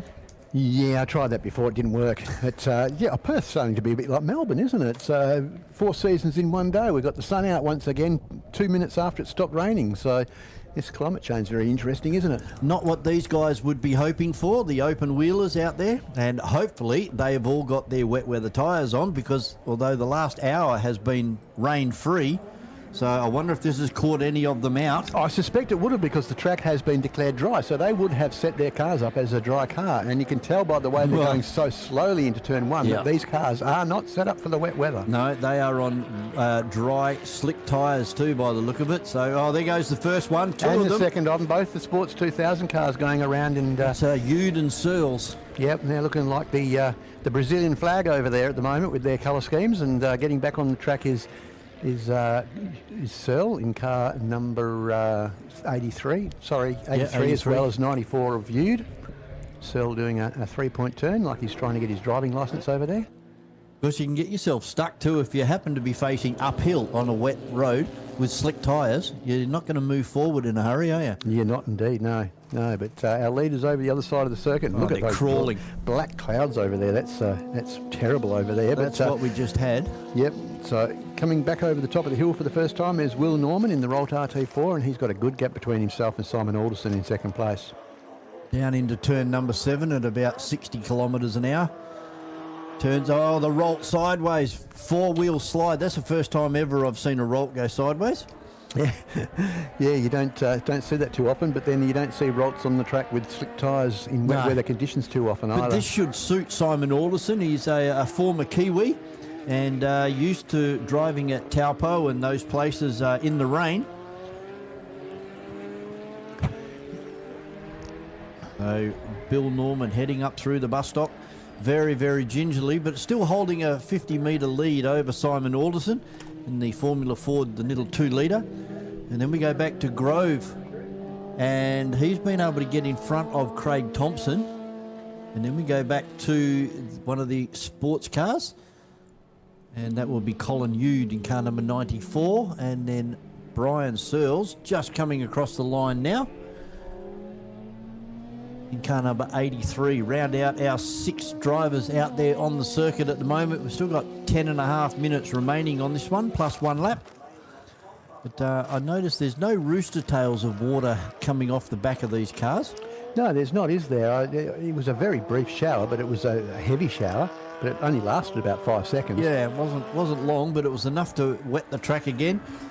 And I think there'll be a few frantic changes going on in the paddock area at the moment for our upcoming races. Yeah, I think you're dead right there, because coming up next will be the Formula Classics, but the historic touring cars, but then we've got the V's back out there again, so what do they do? Yeah.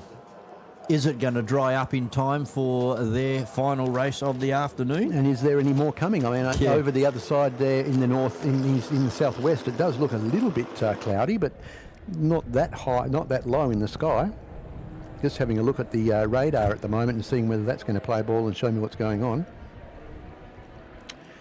Yeah, look, there's not an enormous amount out there, to be perfectly honest with you. It seems to be going over very quickly as well, because we've got a fairly windy day. Yeah, the wind was meant to be up to 40 kilometres an hour, and there has been a wind gust not far from the circuit here at 38 kilometres an hour, so they're fairly close with their predictions for today. And Colin Ude starting to range up on the back of Craig Thompson as they try and get in touch with Grove in car number 4. So 3 cars coming very close now for third place as our leader goes over the line, and Simon Alderson in second. And then third, fourth and fifth have only just disappeared over the top of the hill. And then that leaves Brian Searles just cruising around up into turn number 4 at the moment.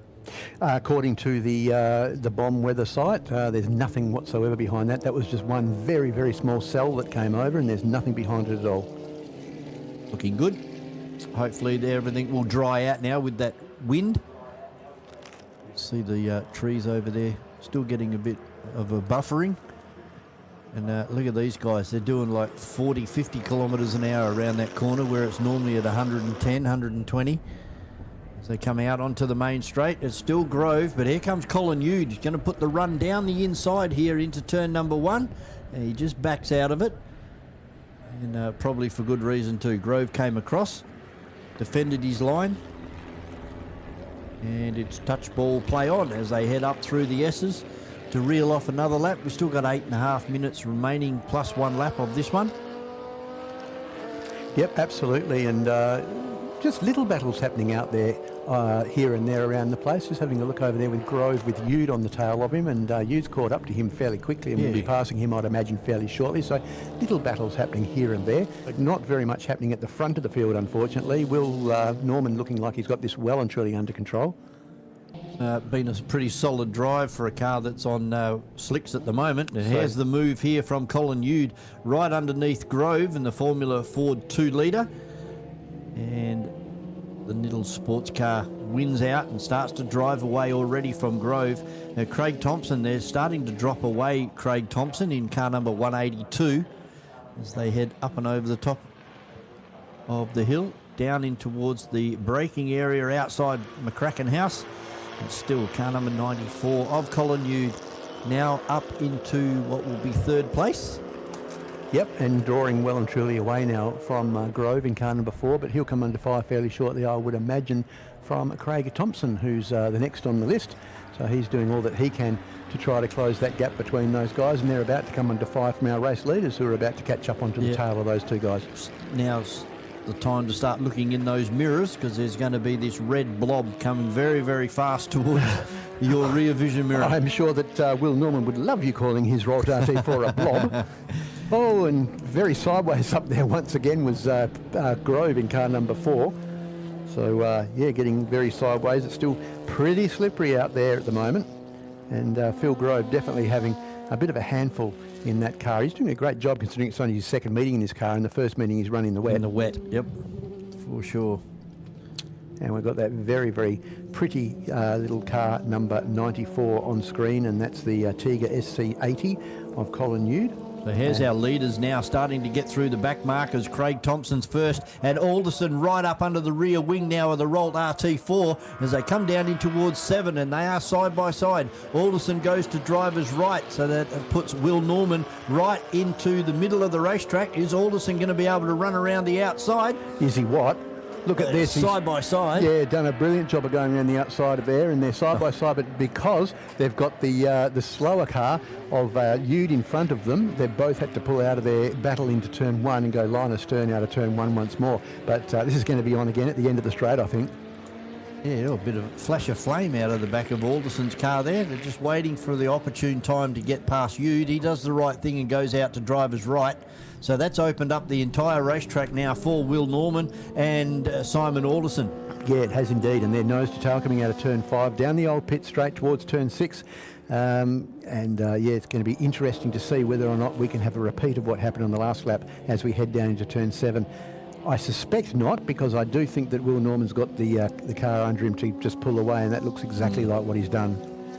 So pretty impressive on slick tyres too. He's got a bit more horsepower than what Simon Alderson has.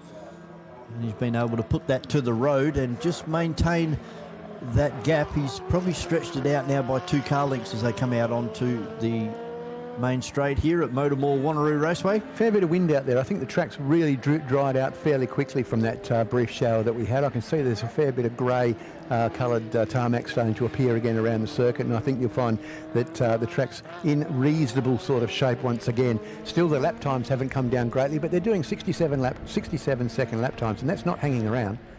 No, definitely not. You can see they're definitely not using the traditional line through turn number 4. Up and over turn number 5, they're staying well clear of those painted ripple strips, which you would normally do in an open wheeler anyway. They are sprung much too tight. Well, in the wet conditions, you'd do that in any racing car, Vaughan, as you know. You get up on those and it's like ice. You kiss goodbye to any control of your car while you're up on one of those wet curbs.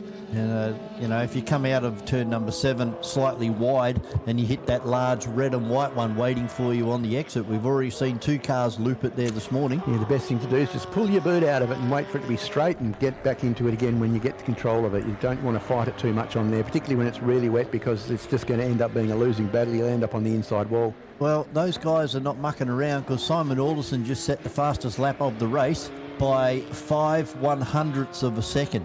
So these guys are going toe for toe up there through the bus stop area at the moment. And they're into the 64s now. So it just goes to show the improvement of the track lap after lap. They're starting to take the traditional lines again now. They can see a bit of grey there on the inside. And they've stopped taking the go-kart lines, starting to take the normal lines, and that's an indication that the circuit's starting to come back. It is, and Simon Alderson not willing to push it that much and get it into that four-wheel drift that we love to see. On screen there is the direction that the last shower came from, and you can see that it's still fairly grey over there, but it's reasonably high. It's not low cloud, and as I said, the radar, unless it's lied to me, the radar from the Bureau of Meteorology did actually say that there was nothing else behind that very small cell that came over very briefly before the start of this race. So fingers crossed we'll be dry again for a little bit longer. Craig Thompson's been able to get back in front of Phil Grove in car number 4. Another one of our 2-litre wings and slicks. And already Will Norman down into turn number 1. We're down to 2.5 minutes plus 1 lap on this one, so probably another 3 laps. Yep, and Will Norman's managed to draw that fastest lap out to a massive 0.2 of a second faster than Alderson. So yeah, they're just running at the same speed, although he got a bit of a twitch up that time going across the bus stop and put the left front out off the racetrack. So starting to push that Rolt a little bit harder. Alderson must be getting really tired of seeing the back wing of that car of Will Norman's. He's been watching it for the entire season so far, and probably the most part of last season as well. So it just doesn't have the horsepower to be able to get in front of it. I wonder if he's saving his pennies and is going to show up with something a little bit more vicious in the next couple of seasons, because he's excellent in that little car. But as you say, he's fighting a bit of a losing battle against this Rolt RT4. Craig Thompson now starting to move away from Phil Grove as our leaders blast past the start-finish line. 1.5 minutes plus 1 lap to go. And having said that, Simon Alderson now sets the fastest lap of the race, a 63.3. They're so close. These guys are normally doing 57s and 50, high 56s, 57s, 58s, round about that in the dry. So we're still around 5 seconds away from their fastest laps in the dry. It's like Phil Grove wants to have another crack at Craig Thompson as they head down in towards turn number 6. Wait for our cameras to pick them up as they head up and over the top of the hill. Well, yeah, so as it stands at the moment, we've got around about 55 seconds left in this event. So we'll have this next. We'll probably have 2 more laps left in the event. The race leader is about to crest the top of the hill. There they are now. So you're going to catch these guys. Yeah, they'll catch these guys who are having this battle a little bit further along. Alderson caught right up to Will Norman now, so maybe, like you said, he's just holding it, waiting for this last lap to come. Was the last lap? No, they didn't get the last lap board. Another 2 laps. Yep, they've got 26 seconds before the time runs out, so it'll be the end of this lap that they'll get the lap board. And Will Norman get held up in the wrong place too. Yeah, Will Norman once again the quickest in the race by 1/10 of a second. So both in the 63s on that last lap, and both going slowly now as they round up these cars of that's Thompson and Grove, isn't it? Yes, it's Thompson and Grove. Yep. Craig Thompson and Phil Grove doing the right thing, staying out of the way and well and truly letting them know that they've seen them and that they're acknowledging that they're coming through under the blue wave flags. So they can resume their little race now, and looks like Grove starting to get a little bit racy down the inside there, but Thompson laid on the brakes and that has stopped that move. Yeah, and look, the traditional conventional wisdom is that you stay on line and let the fast cars go past you, and that way they'll know where you are. But you never know whether that's what the driver's going to do anyway. So you've always got to take a fair bit of caution when you're coming up to lap people, because sometimes they do something unexpected and you can end up suffering the consequences. So it looks like our racetrack is fairly dry now, but those curbs would be very dangerous to be putting your wheels up onto. So this should be last lap. Yes, it is. We've been very fortunate with this category that it did stop raining as they left the pit lane, because being out there on slicks, it would have been an absolute bloodbath with these guys out there in those. We would have had no finishes, I imagine, with this race. They all would have gone off if they got any wetter than what it was and stayed that way.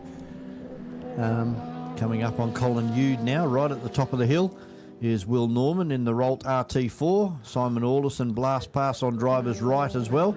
Yep. So this will be Simon's last chance to have a crack at Will Norman. There's probably 4 or 5 car lengths difference as they head out of turn number 6 and up and over the top of the hill. Yeah, I think it's too far, Vaughan. Yeah, I do too. You know, he's got the strength of that 1600cc twin cam engine going down to turn 7, and Alderson would have had to have been a lot closer to be able to do anything about him. As they come onto the pit straight for the final time, they'll receive the checkered flag for the final of their events for this weekend for Formula Classic. In fact, no, I think they've got one more event later in the afternoon. Yep. Sorry. So that was their 15-minute plus 1 lap event. So they've got one more event later in the afternoon. and we look forward to seeing that, and hopefully they'll be nice and dry for them again. Formula Classic historic touring cars for Axis Hire. They are coming out next as Craig Thompson comes across to greet the checkered flag with Phil Grove in car number 4. Tell you what, Colin, you did well. He had that spin at the exit of the first turn on lap 1, and he managed to scrape himself back up into 3rd place. So well done to Colin. He deserves a bit of a pat in the back for that. Fastest lap of the race ended up being a 62.8 by Alderson on the last lap. Jeez. So that car was still getting quicker and quicker as this race progressed. Yeah, the track dried conditions out. drying out. So we will take a short break here at MotorMall Wanneroo Raceway, and when we return for Axis Hire, the historic touring cars, they're next on track here. Experience supercars like never before in Perth with a Supercars travel ticket and experience package. Enjoy supercars your way with general admission, grandstand or hospitality. The choice is yours. Take part of the pit lane fan experience and meet your favourite drivers, or get closer to the teams with a team garage tour. Then get your hands on the trophy as part of our trophy photo opportunity. Head to travel.supercars.com and book today. The 2026 WA Sporting Car Club Championships is brought to you by MotorMall, Electrical Group Training, Sets, Crushing Services Australia, Bond Hire, Gallagher, and Radlink Communications. Historic touring car racing is brought to you by Axis Hire, I Write Signs, Moylan Grain Silos, and Perth Brake Parts.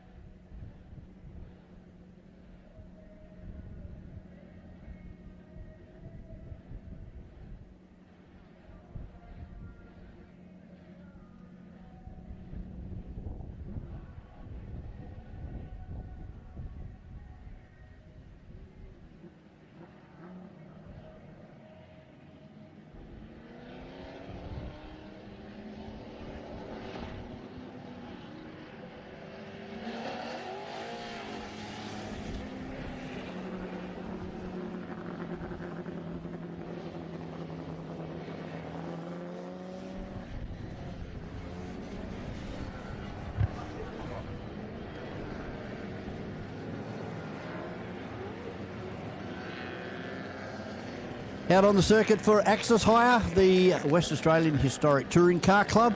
And it's a Mustang festival up the front, although it has got a Holden Monaro in third place this time, with Woolhouse and Ed House on the front row. Then we have John Bondi in the Holden Monaro, Mark Cates in the third of the Mustangs. Then we have Simon Northey in the little BMW, punching well above its weight today. And then Conno and Paul Onofaro, Don Behetz in the Ford Galaxy. And then we have Mel Bowden, Ken Waller and Matthew Bowden rounding out, I think it's about 10 cars. And of course, Martin Dennis back with us again. Good afternoon, Martin. G'day, Vaughan. Yep, back here for another session. So this one is going to be over 15 minutes plus one lap, and it looks like we are on board with Paul Onofaro. Yep, you can tell by the green. For Minicraft Motorsport, and this would be a great view. He did put something up on his socials over the lunch break where he had a half lose down there in turn number 6, had a full right lock on, and then it was full left lock, and just kept his foot into it and drove out perfectly. Yeah, the comments from the cars behind was he was very close to wearing it over on its side. Actually, it was a rollover. It dug in pretty big, but he just kept into it and it got away with it. Well, I hope he hasn't studied any footage from the past from Conno, because Conno's rolled a few of these little minis over there. Oh yeah, not too bad, not too bad. Tell you what, these guys in these minis, they make me cringe when they leave the line with the amount of revs that they're doing in first gear with these A-Series BMC engines, having a couple of Austin Healey Sprites and an MG Midget and a few other cars with A-Series engines. It really makes me cringe, but I know that they've got good components in these and steel cranks and all the rest of it, so they'll probably be okay. Yeah, most of them are, I'd probably say all of those are running actually some of the best gear you can get for a Mini. So the guys, when Conno's been over east in the recent times, the guys have recognised that he's building probably the quickest engines. You know, they are the quickest cars. Yeah. And he doesn't spare anything. He does a lot of work on them. We need to hijack Nick Swift and get Nick back over here again. Yeah. That was a very quick Mini, and that wasn't his personal car from England. That was a replica from Queensland. Yeah. So red lights Here we out, go. Yeah. And we are going to go, and it's a very even start from both. Now, once second gear is plucked, it looks like Ed House. Oh, and Bondi, very, very slow there. He missed the second gear by the look at it. And Cates is up into third place now. Should we start calling him Cates House? But nonetheless, it's a Mustang festival once again at the front of this field. But at this time, it's Ed House who's managed to get out in front of Woolhouse. So well done back to Cates and then Conno Onofaro. Look at Simon Northey's gone backwards in that BMW. He's allowed Paul Onofaro through. He's allowed the Galaxy and the Bondi car as well.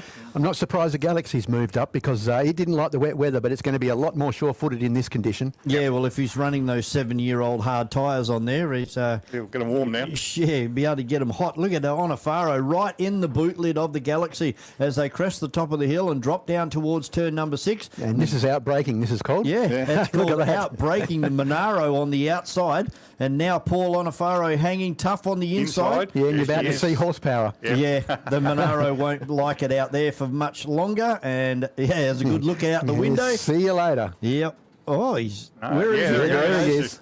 It had to come. Yep. And meanwhile, there's Ed House from Woolhouse, and Cates is back up into second place now as they go down into turn number 1. And Cates not able to get past Woolhouse for second. We go back 50 metres to Conno Onofaro, then the big Galaxy. We go back to John Bondi, Paul Onofaro, and another big outbraking there down the inside of the BMW there. One of the Bowdens. Yeah, it was. Don's just had a big lose at the other side, a big tank slapper in the Galaxy at the end of turn 1 there. Yeah, that would have been Mel Bowden getting down the inside of Simon Northey then. Yep. So where's Matthew Bowden? He's not out there. Matthew's back here. Back here in 97. Oh, there he is. Yep. That car of Matthew of the other Bowden car, 23. That's Tim Garrett's old car, I believe. I think isn't it? I think that it is. That I think that it is. From Cates putting the move on here around the outside of Woolhouse, trying to get after Brian Edhouse, and he's rounded up Woolhouse around the outside in turn 6. That's good. And he's going to get. He's going to get Edhouse down here into turn 7 as well. So great driving by Cates. Yep. He's closed it off, so he got it there. Yep. Up and over the ripple strip. That's a good run. He did that well. Now Woolhouse looking for a move around Edhouse. Oh, look, this is going to go And he's right going the to try way to go around past both of them. Yeah, He's pulled out. He's got Edhouse. on the brakes pretty early there, which made Edhouse check up. He's going to come out in front here. He's got the inside Oh, line yes, and a Cates. bit of a wriggle from Cates, and he's come out in front. What a move there from Woolhouse, Woolhouse. Two for the price of one in turn one. Yeah, well, see, Mark just used a bit of caution going into one there where Graham was on the outside, and could just get a good run through. Now's the time for Graham to make the bolt and try and run away from Cates. Yeah. Because Edhouse will be all over the back of Cates very, very shortly. There's a big pack of horses there right behind him, so he's going to be struggling. Yeah, strengths and weaknesses, as we said in the previous event. Yeah. The strength of the silver car is under brakes, the lighter car, and handling probably, but the strength of the older 69s is this. As this up and over the top of the hill and blows around the outside of Graham Woolhouse, but under brakes, can Graham just sneak it straight back under again? Oh, he's gone lost off. it. Oh. And don't roll it. No, he's right. He's gone off straight. Well done. So that'll be a safety car. That can't leave that car at the if someone loses their brakes, they'll be straight into the tail of that. That car just pulled to the right-hand side and got off onto that wet grass. There was no stopping it once it hit that wet grass. Well, the thing is, he was offline on a track that hasn't had much running since the last shower of rain, and out in the marbles. It's pretty easy down there to lose control. Still green. Yes, they're still only showing one wave flag down in turn 7. Yeah, I'm sure it'll come out to be a safety car soon, because they really shouldn't leave that car there, and we have still got 7 minutes. Double yellows. 7 minutes and 40 seconds left of this. Here we go now. Yep. Safety car board coming out with 7.5 minutes remaining. These guys some 8 seconds away from the lap record held by Paul Stubber back in April of 2023. So double wave flags and everything comes to a screaming halt. Slow down. So hopefully there's been no front end damage done to Graham's car. Oh, I think that'd be pretty right. Yeah, I think you'd be right. Sand in the brake ducts. It won't be fun to drive with the sand in the wheels either, so it'll be feeling like it's got 4 flat tyres. Well, they've still got another race to round out. Yes. Round number 3 of the West Australian Sporting Car Club Racing Championships for 2026. And we're going to take a very short break here at MotorMall Wanneroo Raceway. We'll be back with the conclusion to the Axis Hire Historic Touring Cars very shortly.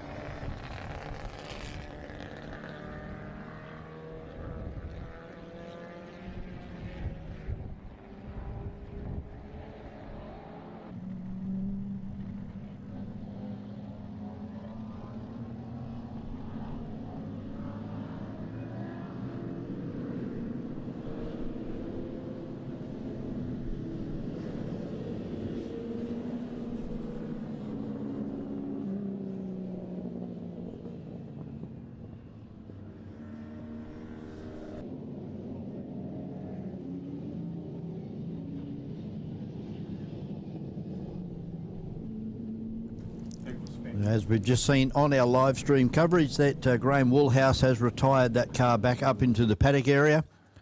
So, yeah, we'll have to find out from Martin when he returns for race number 3 to round out the afternoon what actually happened there with Graham's car. But it's certainly a bit of a frightening experience when you see the wall coming towards you very quickly. It would have, all the wheels would be full of sand. That sand would be quite compacted because it'd be wet. And when you get wheels full of sand, as you know, you end up, you literally feel like you've got, all your wheel weights are falling off and you've got 4 flat tyres. And you wouldn't want to continue, particularly in a car that, you know, is as quick as what that car is. You'd put it away. So can Ed House take it up to Kate's now as they come out of turn number 7? And we are back racing again with 2.5 minutes plus 1 lap to go. And already Kate's has extended that out to 30 metres down into turn number 1 for the first time. Conor Onofaro in the first of the flying bricks up into 3rd place. Then the Galaxy, the 427 cubic inch monster. I think it's a Windsor. Or, no, it's a Cleveland. No, the 427s are actually an FE. That's their designation, though. FE? Yeah, yes. Oh, there's Ed House now all over the back of Kate's right at the front of the field. And Onofaro for 3rd, the Galaxy. And Bondi now coming under pressure from a Mini in the Monaro as they crest over the top of the hill, and that's Paul Onofaro. So the FE was the V8 engine that Ford superseded with the Windsor in the early 60s, I think. The FE was a big block, basically, anyway. And I can't remember when they stopped production of them, to be perfectly honest. It would have been the late 60s, probably. Yep. Paul needs a tow hook on this Mini. You just throw it onto the bar, the rear bar of Bondi, and get dragged up and over the top of the hill. But watch this under brakes. This little Mini will be right in the boot lid of John Bondi as they go back into 3rd gear around the turn number 7, round about 100 kilometres an hour, and then lets the car drift right out to driver's left. At unfortunately 2 straightaways, and that's allowed Bondi to drive away. But again, we're back under the brakes now, and of course going into turn number 4, Paul will be able to make some room up on this Holden Monaro as well. Is he fighting the car a little bit through turn number 1? Now he comes out, he'll grab 3rd gear as he crests the top of the hill here, and now is where he's going to have a chance to get onto the back of that Monaro. Before the Monaro is able to apply the power, look at this Mini. What a great job that is. He's got right up. 1 lap ago, they were in the exact same spot. He'll be almost underneath him going down here, just about. He won't quite get there, but he'd be almost underneath him. He's certainly well on his tail, but this is where the becomes Monaro country from here onwards. John drifted out there pretty wide. Yeah, I think he just clipped the curb there on the inside, but it won't matter. He's got the legs and he's gone. Yeah, that's running a 350, isn't it? Yes, it is. Yep. And drives away from Paul Onofaro. It's still an excellent effort from a little, probably a 1370cc Cooper S. 1330. Yeah, 1330 Cooper S. So yeah, it's still a pretty good effort. Yep. Oh, yes. Yeah, we're down into the 67s now. And that'll be the first time today we've got down there with Brian Edhouse setting fastest lap on lap number 8. And they've made it through, so we'll get the last lap board next time through. At Edhouse, only 2 car lengths off the back end of Kate's as they go into turn number 4. And we go back a long way to Conor Onofaro. And nothing Don Behetz can do from back there about the little Mini. He doesn't have to worry about Bondi behind him. But Paul Onofaro not giving up on the back of that Holden Monaro as they go through turn 5. Only half a second between our leaders at the moment, with Ed House setting the fastest lap of the race on the last lap, and they're out now on their last lap. There's the Mini. He's going to have a crack down the inside. He's going to do it this time. Yeah, I think he's going to get down there this time, but he might be close enough at the bottom of turn 7 to be able to do the same again. But here's our race leaders down into turn 7 for the final time. Kate's taking a very much an inside line there and stopping Ed House from getting down the inside, so very defensive, but it's going to be Mark Cates who takes the win. One more. One more, okay. Matt. Yep, okay, 1 more lap, that's good. Go 1 again. Yeah, absolutely. So across the line in 3rd place at the moment is Onofaro. Is he going to be eaten down by Behetz? I don't think so. They're doing pretty similar lap times. See how close Ed House is to Kate's coming out of turn 1 there through turn 1 and 2. Yeah, he's doing a great job as driving Ed House. I don't actually think he'll go past. I think he'll be happy enough to sit there. He won't put anything on the line to jeopardise. He'll just want to damage that beautiful car. Don't want to scratch the cars. A 106.7 for Brian Edhouse.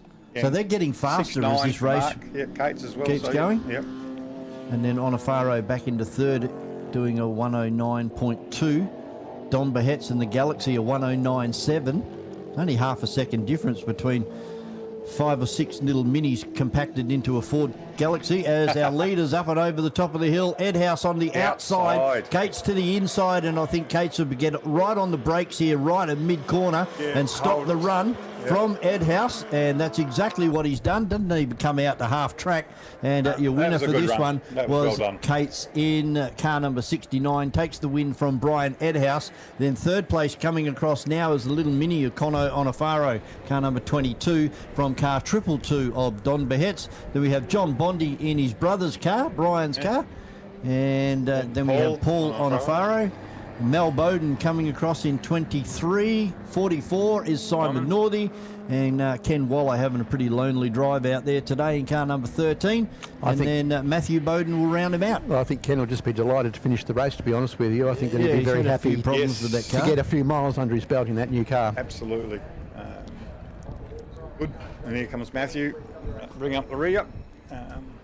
Bit lonely out there for him, unfortunately. Was this car made famous last year at the V8s? When it did a roll over the front of the windscreen. Nose forward. I don't think anybody in the world has ever seen anybody do that in a racing Mini. Yep, they normally go over sideways and keep rolling sideways, but this thing went head over heels and kept rolling. I suspect that car may have started its life as a roadrunner. I think that may be Wayne Clark's original car that started in the 80s as a roadrunner in the under 2 litre street car category, and I think it's been Appendix Jade or Group End since then. I think that might be Wayne Clark's old car. Okay, I'll probably find out actually, because it was belonged to Mike Kozarowski. Yep, Kozarowski. Kosciuszko, as I call him, previously. And I don't know how before Mike had it, so yeah. It could be. It'll be in the logbook. It looks very similar like it would be. So anyway, put your hands together.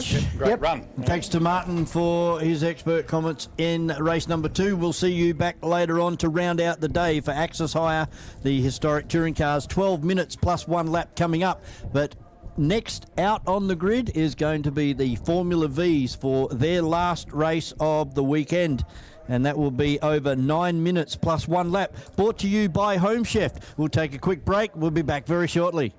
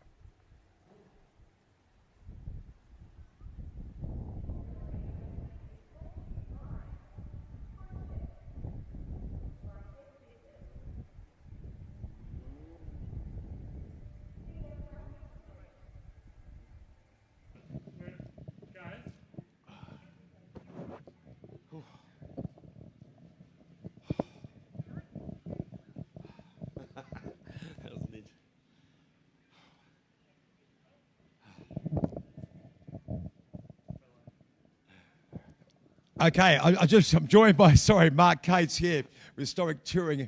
Well done, mate. First in a race that was really chaotic. How did it feel out there? It was chaotic, yeah. It's still a bit slippery out there.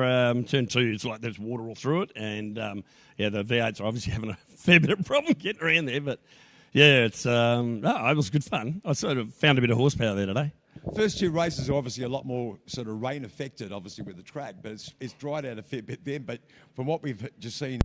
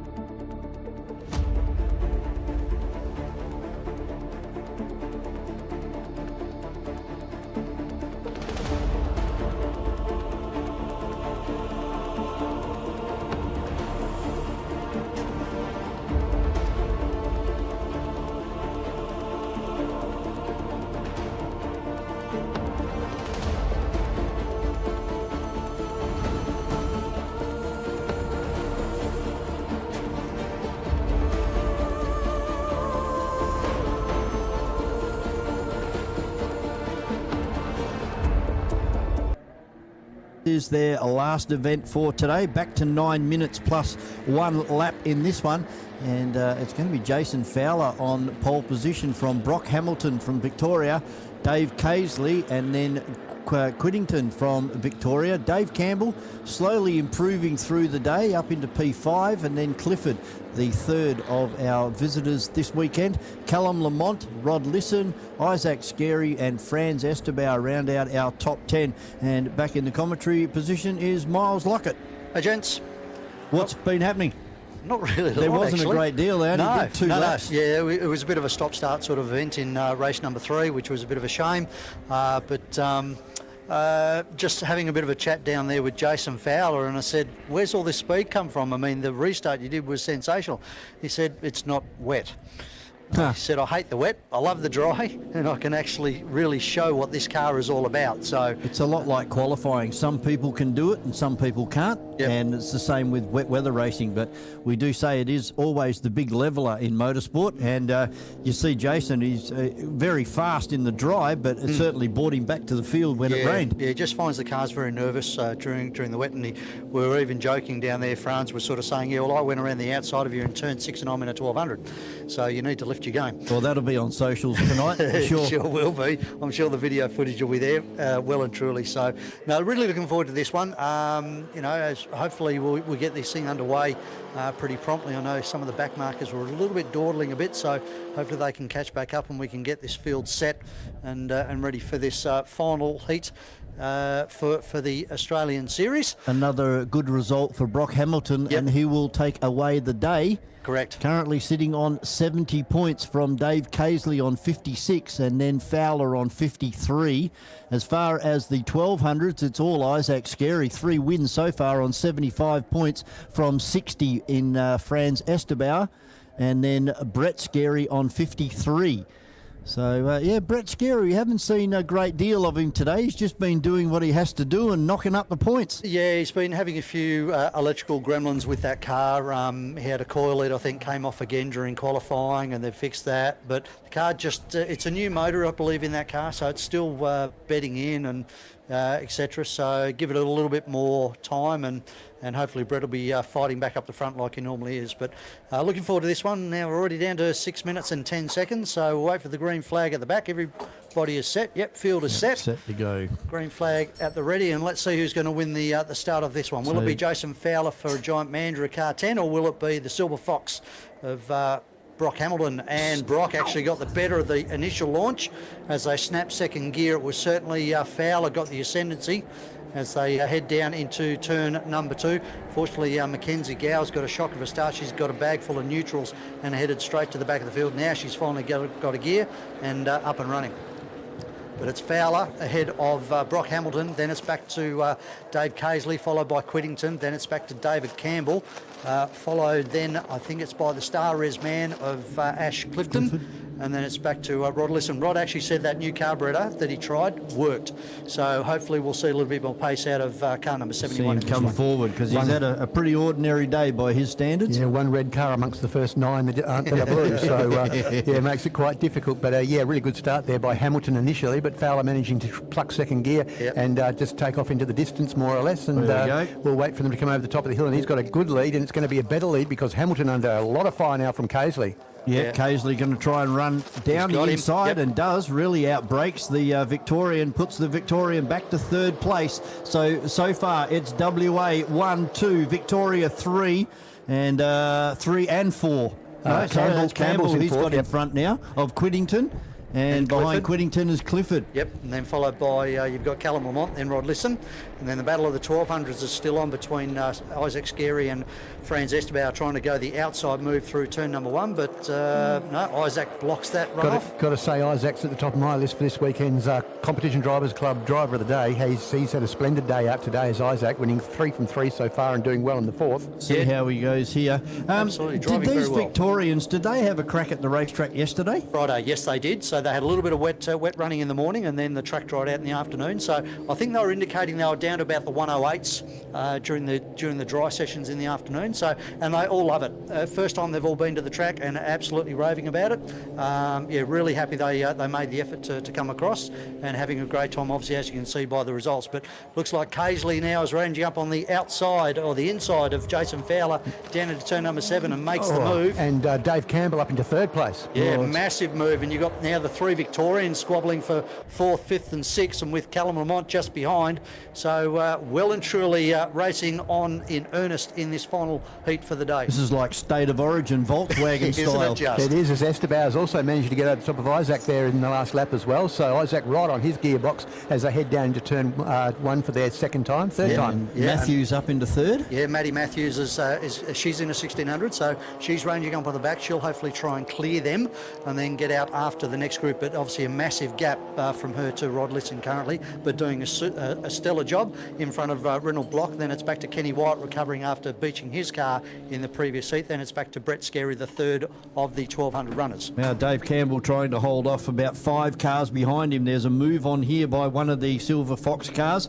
That's around the outside. That's Hamilton. Yep. So and Campbell. Ash Clifford's trying to take a run up the inside and then Quidington as well. And then you've got, crikey, you've even got Callum Lamont buried there as well in the gearbox of one of them. So 5 of them you could throw a blanket over. Look at this. 5 wide into the turn number 7, 2x2 formation. Campbell trying to hang on the outside, getting very sideways on the exit of turn 7 there. Wow, Quidington had to take evasive action there, and a good bit of driving. Callum Lamont's going for a gap that's not there, and he's got Clifford just in front of him. Superb racing from the Formula Vs here in race number 4. Yeah, absolutely. And as you said, Callum Lamont going for a gap that was there for a moment, but then very quickly closed up because Clifford just came over on him and said, no, that gate's closed. So yeah, absolutely. They're gone line astern now as they head into turn 4. At the moment, about a 7/10 of a second lead to Casely over Fowler, then back to Campbell.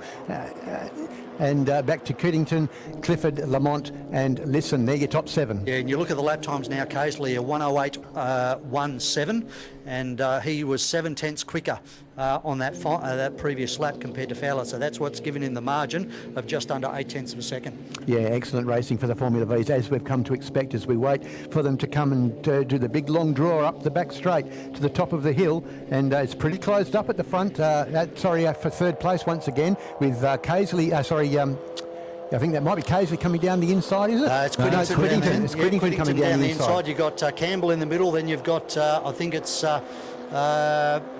Hamilton on the outside. You've got Quidington on the inside. Now, this is the big thing here, guys. We're just about to hit lap traffic. So they're just sliding underneath of Amanda Hollis at the moment, turn 1. And they're now also just rounding up, looks like...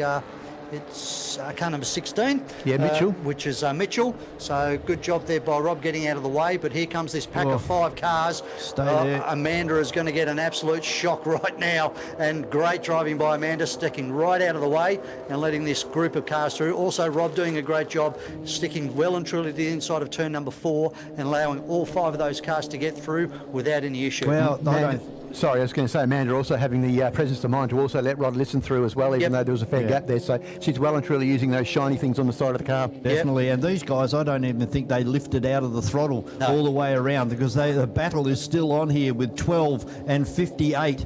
That's... it's Quidington and Dave Campbell having a great battle out in front. Yeah, now Fowler's actually closed up on the back of Casely here for P1. So they're about to round up... another Victorian under Victorian. Yep, so they've just rounded up Fernie Cedino in the Kingfisher. And now it's Dave Campbell in third position, followed by Brett Hamilton, followed by Quidington. Then it's back to Callum Lamont and Ash Clifford. And the watching brief from Rod Lisson. So Rod will be catching these guys at the rate they're going, and they're all over each other and taking time off each other. So Rod will be thinking, I'm going to get on the back of this chain fairly shortly. So there's another slower car out there. He's done the right thing, stayed to driver's left, and everybody runs around the outside. There's one really wide. That's right out onto the concrete apron. He's managed to hang on to it. Yeah, just managed to reel it in and use the hard stand to keep it on the track, and that's allowed Lisson to jump back onto the back of him as I'm just watching a whole heap of cars getting rounded up through turn number 4. And that's the battle for our 1200s as well. Yep, they were sort of getting caught up with Rob Mitchell and Amanda Hollis, and that was Esther Bauer and also... It's on for the race lead here. Sorry to talk over. It's on for the race lead here with Fowler on the outside of Casely as they come onto the pit straight. Casely managing to maintain that first position. Last lap board is out. Well, this is going to be a great finish. Checkered flag has come out. Yep. Okay. So this is it. These are final standings. And it looks like it's going to be Casely over Fowler. Dave Campbell, a great drive for third. Quittington, Hamilton, Lamont and Clifford, 5, 6 and 7. Rod Lisson takes 8th place. And then we should have Matthews coming across now in 92. Yep, Kenny White, and, the winner of the 1200s, is going to be Franz Esterbauer. Yep. Isaac Scary. Yeah, he did too. Isaac Scary slipped right back in that last lap because he was significantly in front of Esterbauer going into that last lap. Still going to take out the day though. He is, but all that problem over in turn 4, I think, managed to be on the favour of Esterbauer. So good to see Franz having a good run on his return this weekend. And again, there must have been some slight contact within the front battle pack because I did notice that Ash Quittington's front nose was a little bit off centre. So he's had a little bit of possibly rear wheel to nose contact during the last couple of laps of that one. But a super race between Dave. I don't know whether Casely has realised that he's taken the checkered flag because he's about to come around to take it again. He is, yes, coming out of turn 7. So he obviously hasn't seen the checkered flag. He was going that fast. Well, he's going to take second on the day because it looks like Hamilton is going to take first place on 86 points for the entire day. Correct, yes, from Casely, followed by Jason Fowler in third. And in the 1200s, it's going to be Scary from Esterbauer. Esterbauer, and then back to Brett Scary in third position. Yeah. A great day's racing for Formula V, as per usual here at MotorMall Wanneroo Raceway. Yeah, we must really thank, obviously, the team from Silver Fox for making the trend to come over here to race with us. We really do appreciate their time and efforts, and they certainly gave us a good run for our money for the first couple of heats. And certainly wish them safe travels back to Victoria, and looking forward to locking horns with them again next time when we travel east. Yeah, well said. Absolutely well said. So thank you very much for your comments today as well, Miles. Pleasure We've enjoyed guys. having you up here as always, and look forward to seeing you next time the Formula Vs are on the track.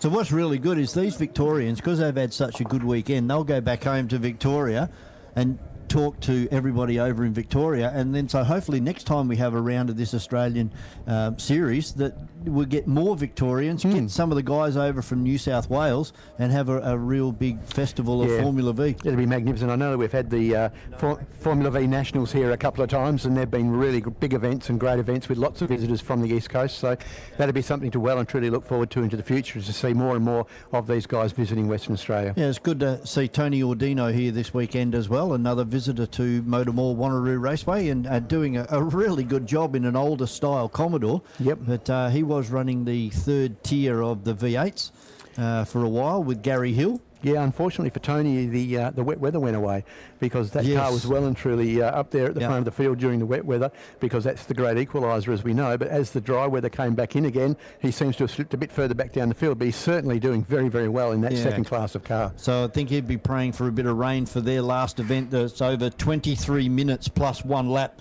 That'll be race number 18, but we are getting all prepared at the moment for our Formula Vs, and we are going to go down to Jamie and Demelza down there in the pit area.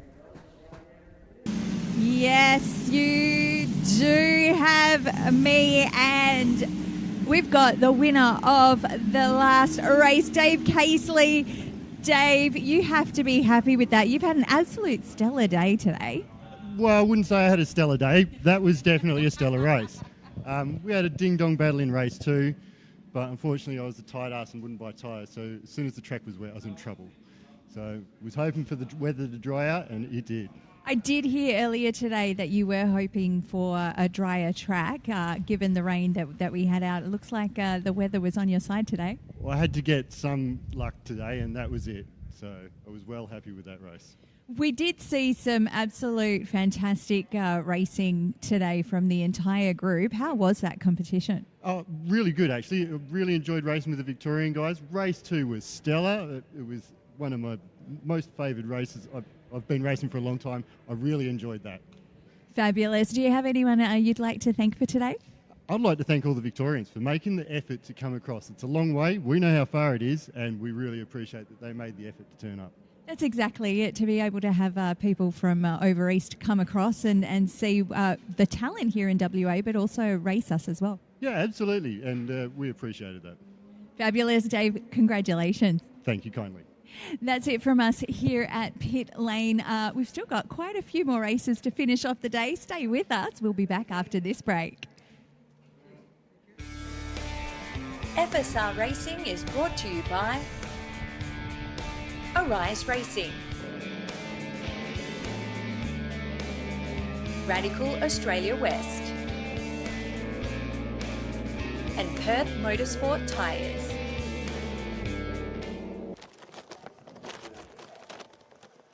And we are back here at MotorMall Wanneroo Raceway. FSR, so really a stellar presentation of FSR racing here today with Bryce Moore, Reindler, Brad Russell's been a standout today as well. And then we've got Mercer, Jay Wong making a bit of a fight back from Stuart Burns. You got Garrett Piper out there, Jess Samuels, who started off the day well and has slipped back after a bit of an issue there in race number 2 earlier today. So we'll be watching him charge from the down towards the back of the pack. And looking forward to this one, Rob. Yeah, certainly am. Brought to us by Perth Motorsport Tyres, as always, the FSRs, and we've seen some great racing from these guys this weekend. Just going through the grid on the screen, and we have already seen that Bryce Moore's on pole position from Brad Russell, and then back to Chris Reindler, and then we've got Hancock and David Baxter and Declan Fraser. We've got Mercer and Wong, Burns and Jackson, then Piper. Samuel starting from a long way buried back there in the field. He's been a standout earlier in the day, but he had a few issues in the last event.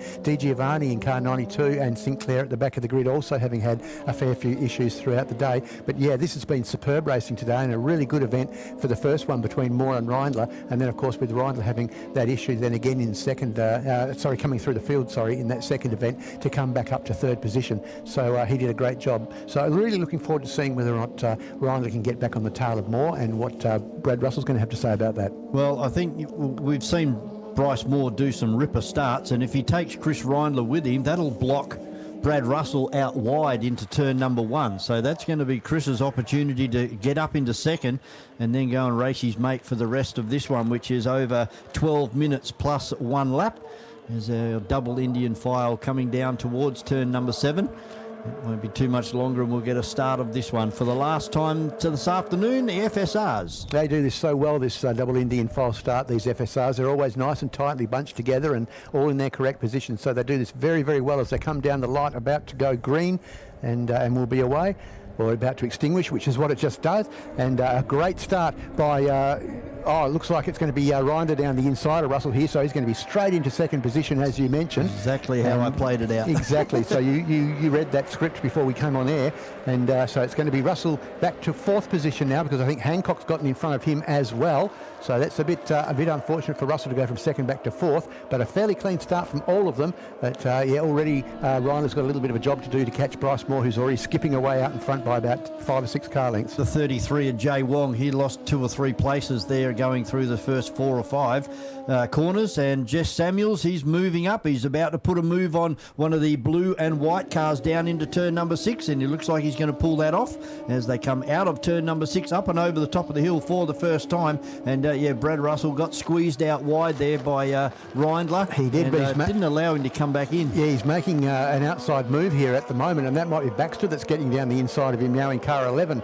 So that's now put him back into 5th position, has it? So, no, that's actually the 777 of Fraser who's got down the inside of Russell to put Russell back into 5th position. And so Hancock's moved forward as well. Yeah, 85. Absolutely. So Russell going backwards, unfortunately, in this event. But as it stands at the moment, there's 1.16 seconds between 1st and 2nd place. It's Bryce Moore from Chris Reindler, and then it's a further second or so back to Hancock in 3rd place. Somebody trying very, very hard out there. There was a big brake lock up down into turn number 1 on that previous lap.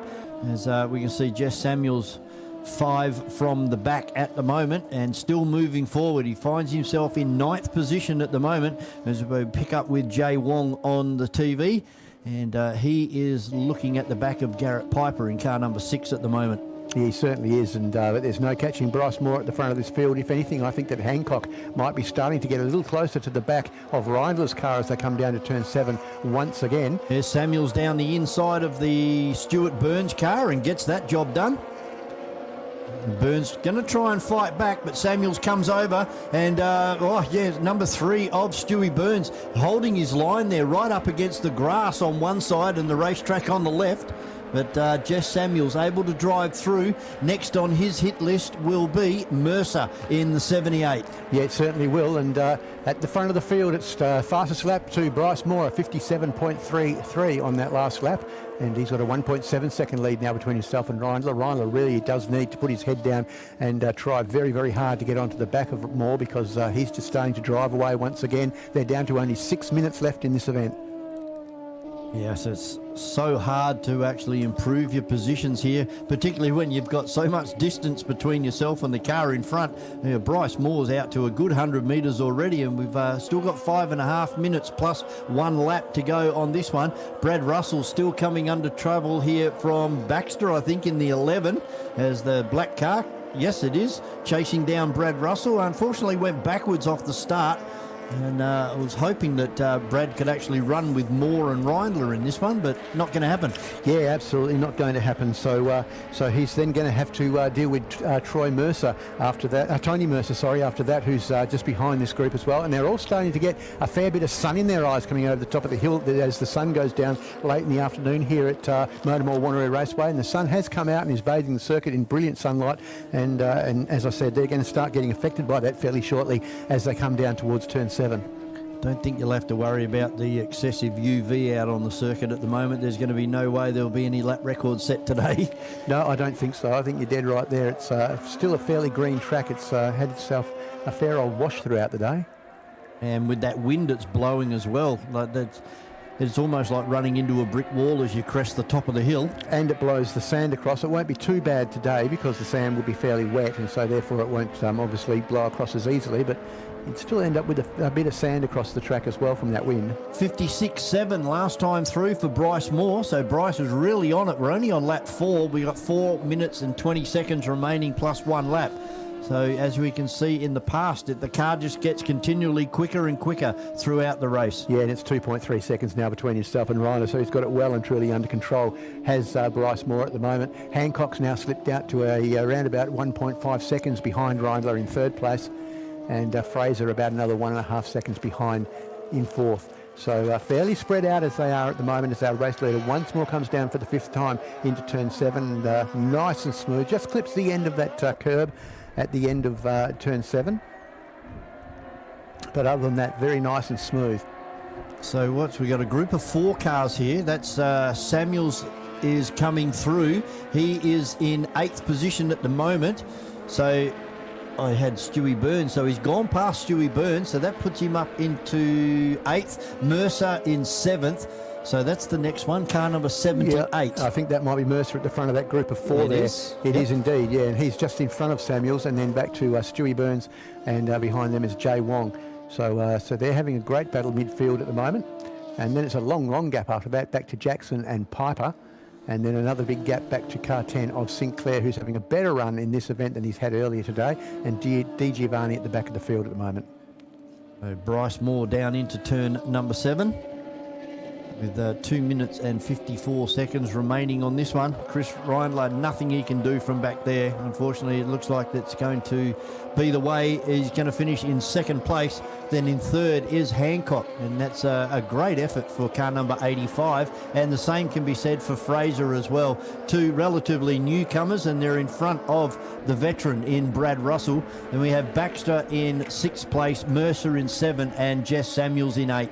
Jay Wong looking pretty serious on the back of Burns that time down to turn 7, but he's now gone out to another 2 or 3 car lengths once more as they come out of turn 1. So Wong doing all that he can to get onto the back of Burns, as he's also Samuel's doing everything he can on the back of Troy Mercer as they go across the top of the hill once more. Just having a look at the Samuels Tony car Mercer. when it comes over the crest at the bus stop there, he must just give it another jab of accelerator, because it really launches forward, and then he's got to get hard on the brakes. And here comes Bryce Moore, and he's actually missed the racetrack this time and gone to driver's left of the ripple strip. So that'll be strike one for Bryce Moore, and it's something that you don't see very often from these, from Moore and Reindler. Yeah, it just goes to show how hard he's trying, and I don't know why he's trying so hard, because he's not going to go to the lap record, because the lap record's unobtainable, because it's so much, it's 3 or 4 seconds quicker than what they're doing at the moment, held by XB8 supercar driver, Nick Percat. And he's got himself a 3.2 second lead, so there's no real reason for him to be squeezing the car as hard as what he is, but he's still got 1 minute and 22 to finish the race. He's got to make sure that he gets there to be able to finish first. He's a very experienced driver. I'm sure he'll have that all in hand. These 4 cars leading up and over the top of the hill there. So that is Russell, Baxter, Mercer and Samuels. And Jay Wong, nothing he can do from back there at the moment, unfortunately. Sitting back in 10th place at the moment behind Stewie Burns in car number 3. As our leader crosses the line to reel off another one. We're under 1 minute remaining, so we'll get this lap and then 2 more. And it's really starting to close up here. Jess Samuel starting to look very, very racy on the back of Tony Mercer. Then Stewie Burns there and Jay Wong as well. So this is a great little battle. 4 cars down into turn number 1. Yeah, it certainly is. It's been a great battle throughout the entire event so far, and doesn't seem to be anything that they can do about each other. The gap's just staying pretty much equidistant all the time, at lap after lap after lap. So it closes up through here, but then if you have a look at them when they get back down to turn 1 again at the end of this lap, you'll see the gaps will be exactly the same again. Yeah, it's like that big rubber band that we keep talking about. And there's a car off, car 777. Unfortunately for Fraser, he was having a great run. Well, brought a whole lot of sand back onto the racetrack with him as well. There's another big puff of sand coming out of the FSR as he heads down in towards turn number 6. So he must have looped it at turn 5 or 4, somewhere over that Somewhere section. over that way, yeah, yep. So coming down. Here we go. Here's the move on from Samuels up the inside of Mercer. Tony Mercer? No, that's not Tony Mercer. Or is that Russell? No, that's 78. That's yes, Mercer. Yeah, you're right. Then Sorry, Tony Burns Mercer. And Wong. Now Wong's going to look for an outside run. Oh, just about panel contact there. What a great run from Jay Wong. Looking very, very racy, but he's going to come right into the rear wing of Tony Mercer. Just sit there, Jay, and they'll grab a spot, and he certainly has. Yeah, so that's Burns back to 4th in that group, and Samuel's back up to 6th.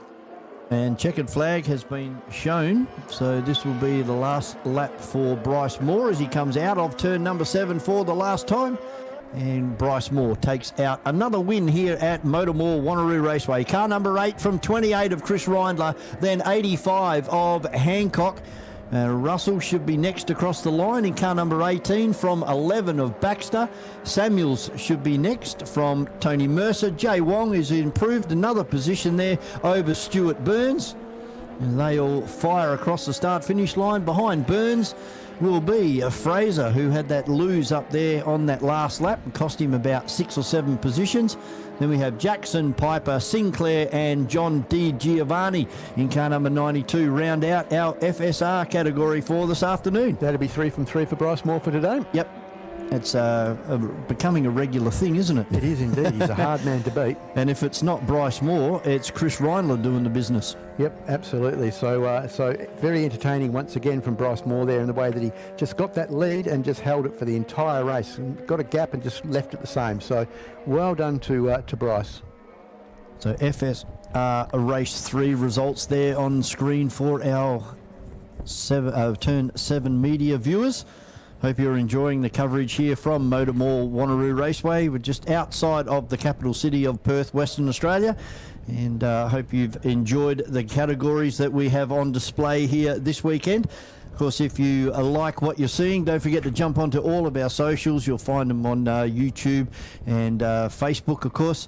And keep up to date with all of the runnings of what is happening up here with the West Australian Sporting Car Club. So we will be going to an interview very shortly. Once these drivers head back up into the paddock area there, they'll be met by Jamie and Demelza. And then we are going to bring out the Formula Fords for the last time this afternoon. 12 minutes plus 1 lap for the Formula Fords. And as usual, Rob, they've put on a great day of racing. Yeah, Formula Ford's always put on a great day of racing. Today's been no exception, and I'm very much looking forward to this finale for them today to see whether we can see Brock Brewer getting another win. Perfectly dry conditions out there this time as we're about ready to throw down to Jamie, who has Chris Reindler with him. Good afternoon again, Jamie. Thank you, Vaughan. Yes, absolutely. Chris Reindler's joining me right now. Second place is great. Fantastic. You got a dry race for once. Yeah, look, I don't mind the wet out there. It might have helped my cause actually, but it was touch and go with the weather today. So 2 out of 3 dry races, not too bad. I've got to say, before you got to the weekend, we all knew the rain was coming. Did you actually prep for the day being a wet day continually, or you're just dealing with it race by race? Yeah, I thought we were going to get the canoes out. It was we were expecting rivers 25 mil, weren't going to get the slicks out at all. So it was a bit of a surprise getting the dry weather. Chris, you made a jump at the first start, in the first turn, I should say, and you sort of kept your spot after that. I mean, it's all about strategy when it comes to FSRs. I mean, not only with the weather, but just the way you have to enter the first turn in particular to sort of get some sort of level of an advantage. Yeah, definitely. Look, these cars have a lot of aero wash around some of the higher speed corners, so it's difficult to overtake sometimes. So it's all about qualifying, and had a rough race 1 leading, then coming off. So I had to work my way back through the field from 8th in race 2 and then from 3rd to 2nd there. So I was really happy with that, just to make up a few grid posies. But Bryce was just too quick today. He drove so well. There's only a couple of rounds per year that we ever strike this sort of weather, but you said you enjoy the wet weather. Why is it that you enjoy the wet weather? I think it just brings everything back to even. No matter what car you're in, the wet weather sort of it neutralises everything. So it's good fun. It's a bit hairy out there. Basically, it's a leveller. Yeah, it's a bit of a leveller. Yeah. Well, congratulations again. Second place is great. Well done, as always. You always seem to be sort of placing very strongly when it comes to FSRs, and we appreciate it. That's all from us down here, and it's time for a break. Experience supercars like never before in Perth with a Supercars travel ticket and experience package. Enjoy supercars your way with general admission, grandstand or hospitality. The choice is yours. Take part of the pit lane fan experience and meet your favourite drivers or get closer to the teams with a team garage tour. Then get your hands on the trophy as part of our trophy photo opportunity. Head to travel.supercars.com and book today. The 2026 WA Sporting Car Club Championships is brought to you by MotorMall. Electrical Group Training. Sets. Crushing Services Australia. Bond Hire. Gallagher. And Radlink Communications.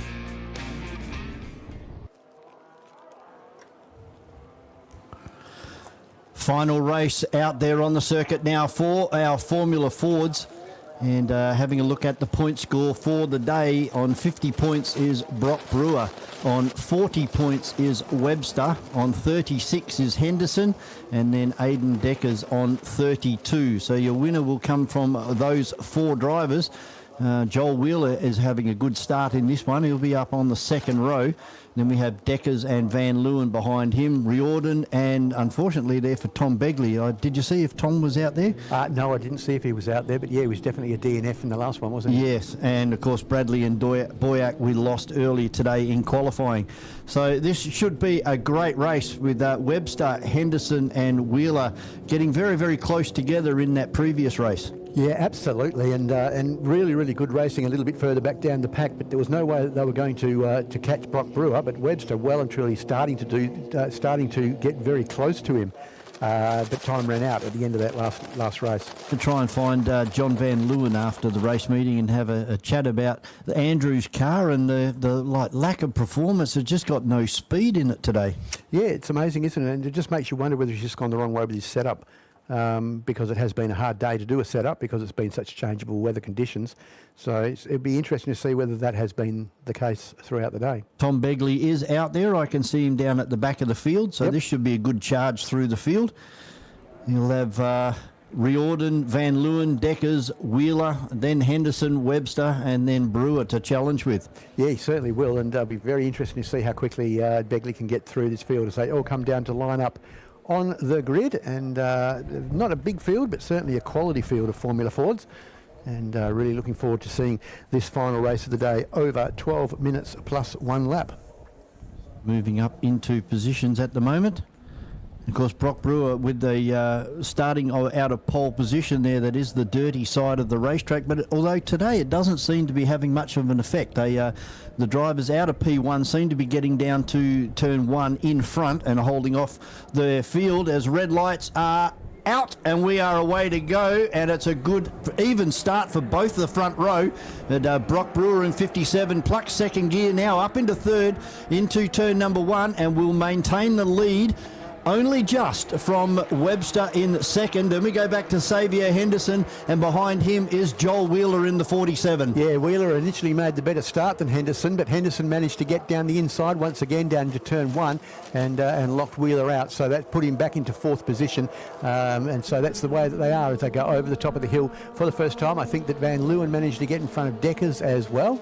Haven't had a look yet to see where Begley is, but he'll be making his way onto the back of Decker at the moment by the looks as they head down into turn 6. Yeah, I can see Begley has got past Riordan. And a change for the lead here. Change for the lead, yes. Car number 6 of Webster's gone to the lead, but here comes Brewer, pulls it out, goes side by side as they come over the top of the hill, and that's brought Xavier Henderson into the argument as well. Look at this big outside run from Brock Brewer, really late on the brakes. We know there's grip out there, and just rounds them up and drives away. Yeah, around the outside there, the old Major Mitchell move as we call it, and a really good job to get around the outside there of Webster. As Webster looks once again down the inside, he gets his nose almost chopped off by Brewer as he goes through turn 1, and this is really close now at the front of this. These 4 cars, you can throw a rag over them, and then a little bit of a gap then back to Deckers and Van Leeuwen, and also Begley starting to make his way, in fact, past Van Leeuwen on that last corner. Certainly the speed has increased in this one, and the intensity as well, as the guys are heading up and over the top of the hill now. It's still Brewer by 2 car lengths over Webster in car number 6.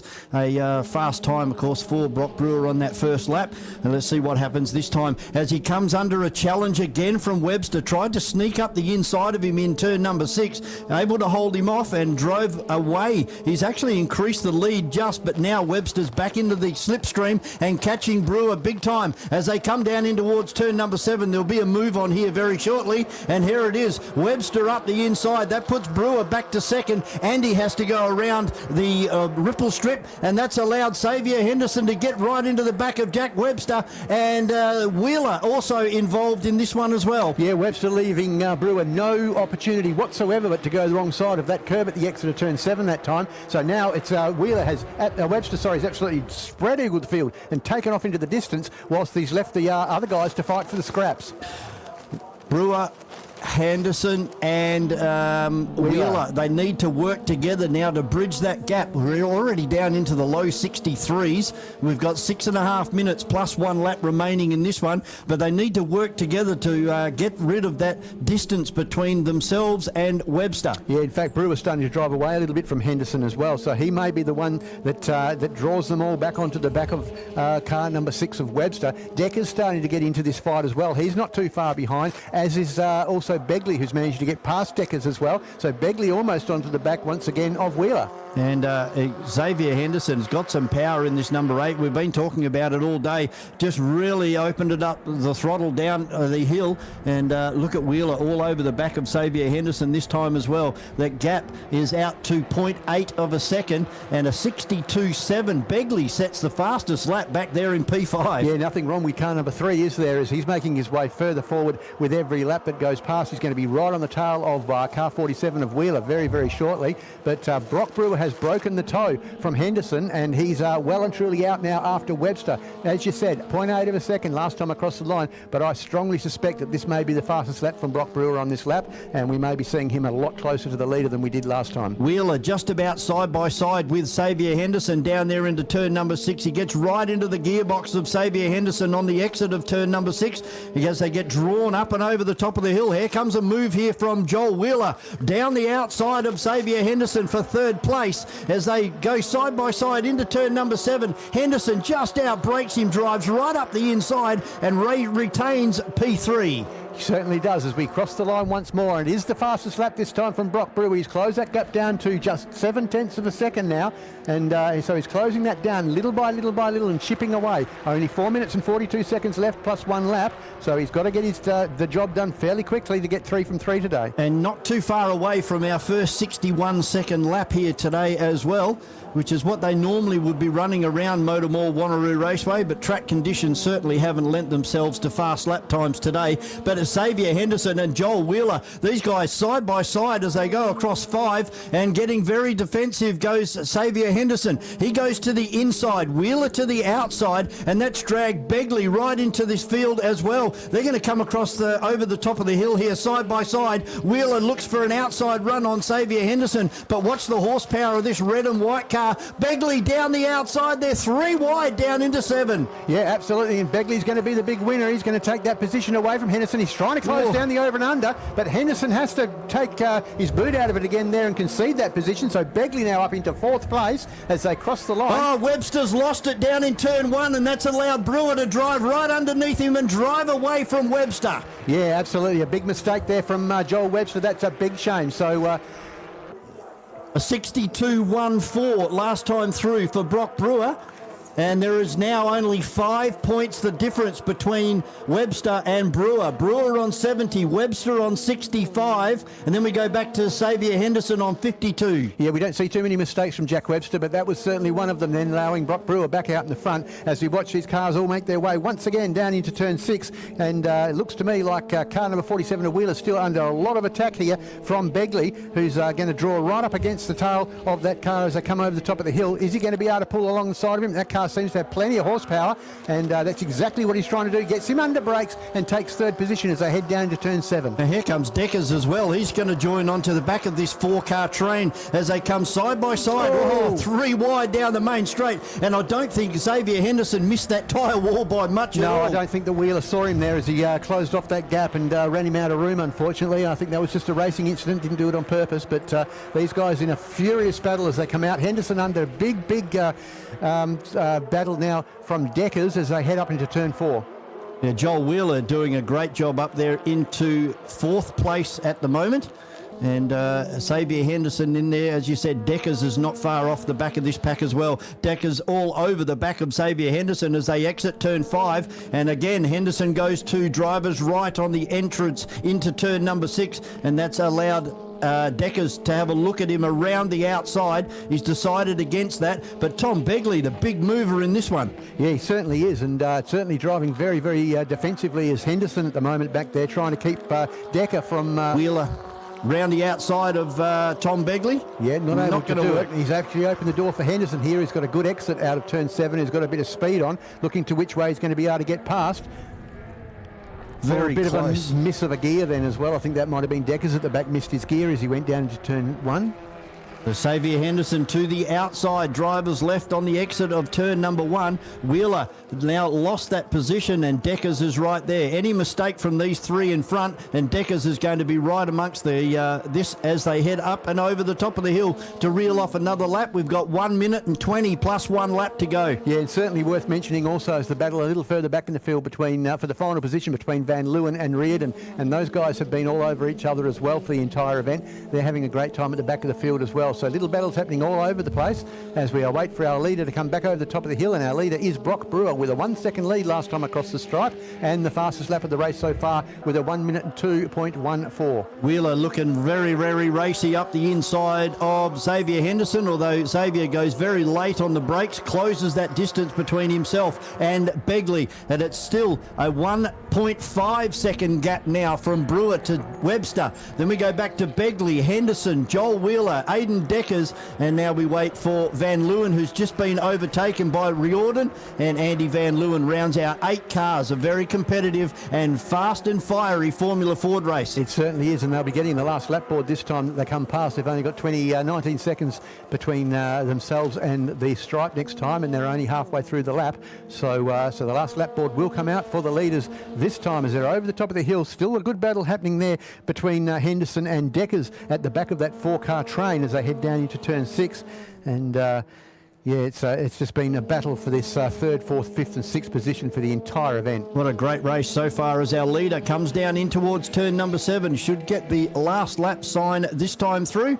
It's Brock Brewer in car number 57. Just glances the ripple strip on the exit.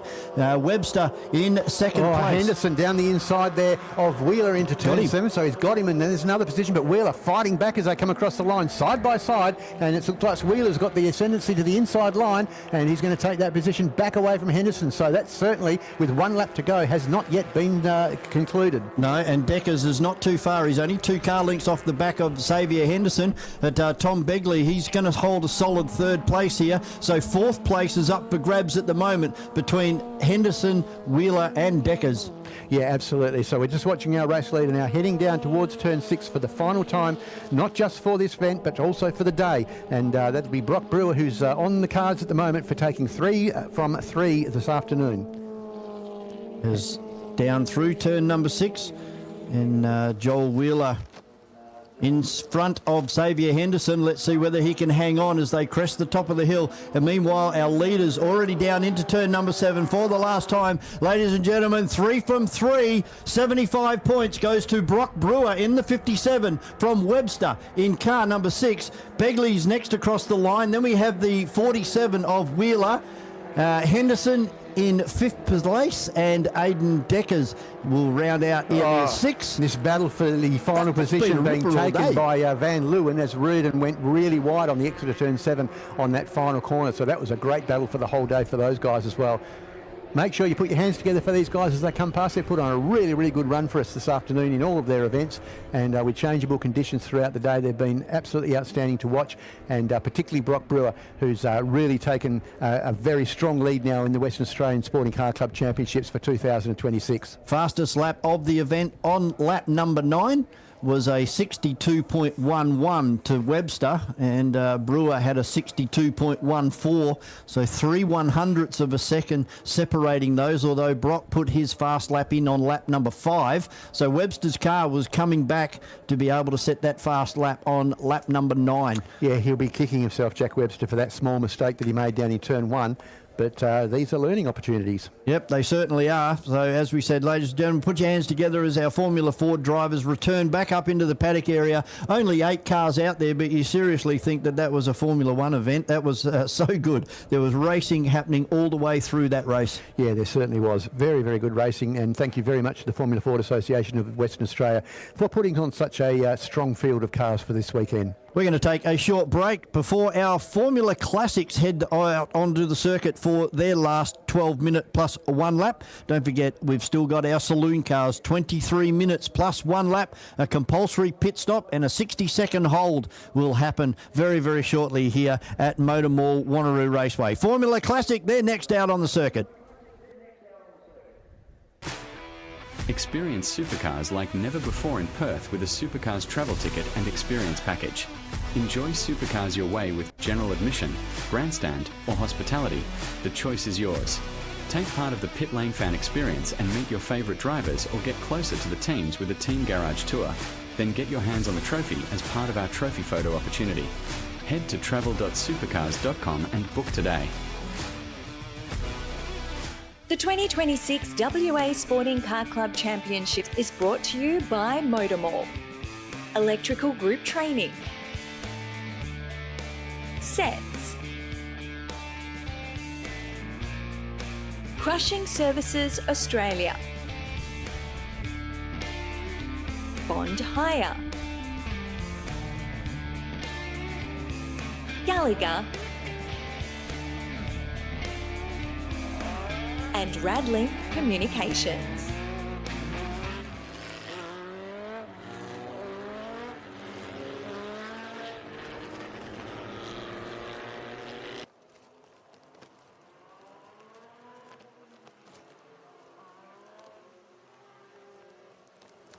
A Formula Classic out on the circuit, 12 minutes plus 1 lap for this one. And we've seen some pretty good competitive racing between Simon Alderson and Bill Norman. And you throw Colin Yude in there as well. They had a good result, 3rd place in the previous event. Craig Thompson and Phil Grove, they had a great battle. And unfortunately there for Brian Searles, had a spin early and just couldn't recover onto the back of Phil Grove by the end of race number 2. Yeah, it was a bit of a recovery drive for Colin Yude, wasn't it? He had that off at the exit of turn 1, and along with Brian Searles, they both had some synchronised spinning there in their yellow and green cars, and looked like the Brazilian flag being furled. But nonetheless, they managed to have a good recovery drive and get back up into 3rd position, so we'll see if he can go any further forward in this event. I don't know that he can. Will Norman and Simon Alderson have been the standout all day, so we'd expect that to continue. But can Alderson do anything at all about the Rolt RT4 car number 3 of Bill Norman? I bet you they're all got a big smile on their face because there's no rain out there at the moment. Looked very dark and threatening down towards the southwest. But currently, the sun is starting to disappear. It's starting to get a little bit grey up here, but no rain. I wouldn't speak too soon. It's looking pretty miserable, and that wind is very strong. It blows over pretty quickly. But nonetheless, there is the red light extinguished, and we're racing. And as per usual, it's Will Norman that leads the field down into towards turn number 1. Simon Alderson, and look at these, the break they've got already, 50 to nearly 100 metres on the exit of turn number 1 from Colin Yude, Craig Thompson. Then we have Brian Searles, and rounding out the field, Phil Grove. Yeah, absolutely, and that's the 6-car field that we've had for the entire day. At least they've managed to keep these cars running, which is not a mean task to do in the first place, because they're such little bespoke little Swiss time watches almost, the way they're put together. But they've managed to keep them all on the track. We've had no DNFs. And just watching the Yude car being followed by Craig Thompson down into turn 6 on screen at the moment. Yes, quite a few of these cars missing this weekend. Lance Carwadine not here in the Jane Brabham. Yeah, a lot of the Western Australian racing motorsport people are missing this weekend. Yeah, the Macon's not here either. Glenn? Yeah, haven't seen Glenn this weekend either, and that's a very unusual thing. Yeah, Glenn Swarbrick. So, yeah, the Western Australian Racing Museum mob are not here this weekend, which is a big shame. They've got a lot of cars that could be out on the field as well. A lot of cars that we haven't seen for many, many years, like the 2 Formula 2 Macons, and with McCrudden at the wheel. Haven't seen those for many, many years, unfortunately. And, of course, we also don't have any cars here this weekend by Marty Bullock. No, and Mark Redman was slated down to be driving in Formula Classic this weekend, and something might have happened yesterday because he's not here, or he's been caught out by lack of wet weather tyres. Marty Bullock actually was recently running his Williams FW07, an ex-Clay Regazzoni car from the 1978 Formula 1 season. He was running that at Brands Hatch recently and finished midfield, which is no mean feat over, I think it was about an 18-lap race of the full Grand Prix circuit of Brands Hatch. So I thought that was a very, very good effort. He was up against other cars of the era, like the M26 McLaren that won the 1976 World Championship with James Hunt at the wheel. And he had a good run over there, and a very safe run. And gee, that car that he's got, it's an absolutely beautifully presented car. It's original livery with the Saudia Airlines on it and everything. And really, really nice to see Marty over there managing to have such a good run in that car. Of course, that car lives over there. I think it's based near the Donington circuit. He's got a few cars over there as Marty. Yeah. I think he's got some Formula Juniors, and he's also got a lovely Chevron that he runs over there as well, I believe. I remember the Formula Juniors when we had that World Tour come to Wanneroo a few 10 years back. ago now. 10 years 10 ago. years Wow. ago. That was 2016 that we ran that meeting, and that was the same meeting that we also had the Formula 5000s at.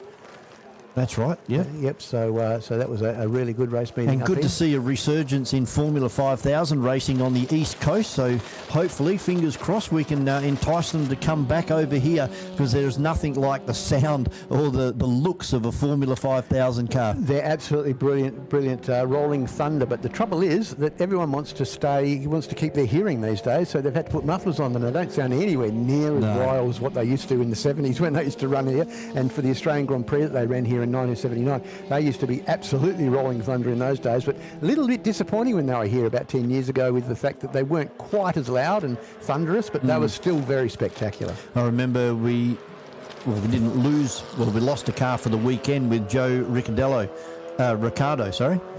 His car caught fire over there on the exit of turn 4. Yeah, that was the green McLaren M10B. So that was a big shame, but not a lot of damage to the car, thankfully. It was mostly just superficial. But yeah, that was a bit of a shame. With our leader at the moment, Will Norman, 58.5, so a leisurely drive out there at the moment from Simon Alderson with a 59.3, and then Craig Thompson in third, Colin Yude in fourth, Brian Searles in 5, and Phil Grove in the 2-litre Formula Ford.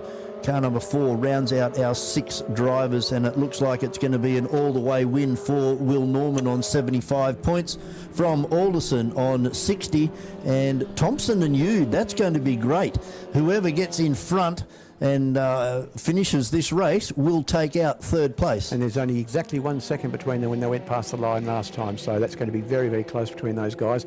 It's a little bit of a shame that there's almost 4 seconds between Norman and Alderson, because they've set almost the same fastest lap in this race, a 58.5 for Norman and a 58.6 for Alderson, so they really should be a lot closer together on the track than what they are, but unfortunately they've got 3.5 seconds, nearly 4 seconds between them on the track as it stands. And what's the difference between Thompson and Yude? At the moment it was around about a second. 0.6? Actually, yeah, they've gone across the line once more since then, so it's 0.6. Oh, there they are. Look. Yeah, and 0.6 of a second. And 2 car lengths. Within 0.3 of each other in fastest lap time so far. So that's definitely where the interest is in the event at the moment, is between the little Formula Ford 2000 of Craig Thompson and the Sports 2000 of Colin Yude. So as we said, whoever wins that battle will take home third place for the day. Providing Will Norman and Simon Alderson finish this one. Simon's got it down with the fastest lap of 58.3. It's now down to 2.7 seconds. Yeah, it is, and as I said earlier in the day, 58s, 57s is around about where these cars normally are on a fine day here at MotorMall, Wanneroo Raceway, and they're back down into those times now, so it just makes you realise that the circuit's not in too bad a shape now. So where are the strengths and weaknesses of these 2 cars? Craig Thompson in a 2-litre Formula Ford, wings and slicks, and Colin Yude out there in the little sports car. I hate to be the bringer of bad tidings, but I think that we may be getting a little bit of precipitation again soon. Yeah, it's getting very dark again up here. Yeah, there's a fairly strong-looking cloud that's just starting to come over from the northwest. So yeah, we may end up. Sorry, from the southwest. So we may end up with a little bit of precipitation unless it manages to go around us. But that wind is definitely blowing it over at the moment. Certainly is. We've had some decent rain over the last 24 hours here in Perth. Yeah, 20 millimetres yesterday, and I reckon we've had at least 20 millimetres again today. And we've also had the rain today as well, so it hasn't helped. Just having a look at our radar at the moment, there does look like there's another band of cloud heading our way. Yeah, definitely. I mean, it's not going to be, it's going to be persistent, sort of like drizzle, I think, more than anything, maybe just slightly heavier than drizzle. Not a big shower like the one that we had about an hour ago. It's about 20 minutes away. Yep. So we'll wait and see whether that materialises, but as it stands at the moment, we've got 3.5 minutes left in this event still. We've got Will Norman crossing the line once more then to complete his 7th lap, and he's just done the fastest lap of a 57.98, and have a look at that, only 7 thousandths of a second quicker than what Alderson's lap time was. So a 57.982 to a 57.989. And it was at 2.7 at one stage, and now it's down to 1.9, the gap between Norman in the Rolt RT4 and Simon Alderson. So as you said, it would have been a great race if they'd been able to go like this toe for toe from the word go. Well, they're coming up against a bit of traffic, and the traffic they're coming up against now is our battle for third place, which is between Thompson and Yude. So that might slow Will Norman down. He's caught them down there at turn 6, whereas I think you will find that Alderson will catch them in a straight line down the back straight. So he's actually underneath them on the exit of 6. Yeah, so he's actually managed to close that gap down. Look, he's coming over the top of the hill, and there's now only about 5 or 6 car lengths between them again, and closing right up on him under brakes. So this has really brought this race back to life again. Yeah, it certainly has. And then, of course, you've got this battle for third place now, 1 lap down, Craig Thompson and Colin Yude. Yeah, and just looking at on the screen then, a very big look in his mirror from Bill Norman as he comes down to turn 1. I don't think he can believe that he's got this little Reynard Formula Ford car back on his tail again. 2 laps ago it was 2.7, now we're down to 0.5, half a second. Yeah, so he's thinking, I've got to go and do all that work again. Yeah, so see whether he can drive away. But if it rains, I think the advantage will go to Simon Alderson. I think that it probably will, although if it rains, I don't think there'll be an advantage for anyone. I think we'll probably have 6 Formula Classics off in the sand. Yeah, because they're all out there on slick tyres, and a sudden burst of rain is something that's pretty difficult to cope with, particularly in a car with slicks on it. So we're down to 140 remaining plus 1 lap, so probably another 2 to 3 laps on this one. I remember the 1988 Australian Touring Car Championship here in the Sierra days, when we had a burst of a cloud burst halfway through the touring car race here. Oh, and they all went off. Just about all went off. I can remember Murray Carter in his Skyline going sideways the entire length of the pit straight. Very interesting days. I raced at that race, man. It was absolutely miserable. But nonetheless, it was an interesting television episode, and you can still see that on YouTube if you go looking for it. It's quite a good little race. I don't think it's ever happened since. No, I don't think so. They end up having to red flag the event, and it was all sorts of mayhem. Dick Johnson and John Bauer were in the lead at the time, and they both went off in the sand trap at the bottom of turn 7. And Alan Moffat ended up in the sand trap in turn 1. Jim Richards went off in 7 as well. Yep, in the BMW. Yep. And so did Brock. They both skated over the sand and out the other side. And there were a couple of drivers who'd come in early. I think Colin Bond was one of them, and the Caltech Sierra came in a little bit earlier than everybody else and had put his wet tyres on already and was back out there again. He was a little miffed that they'd put the red flag out, because he was right. I'm okay, Jack. So professional motorsport, that's the way it is. Certainly is. Our leaders, they've got through, so there'll be another 2 laps after this one. And it's still Will Norman. He's stretched it out now from 0.5 to 0.7. He's done that by setting another fastest lap of the race with a 57.62. So he's now got around about 15 hundredths of a second between himself in the lap record, fastest lap of the race between himself and Alderson. I wonder if that lap record will ever be toppled by Ray Stubber. It's been here for 24 years now.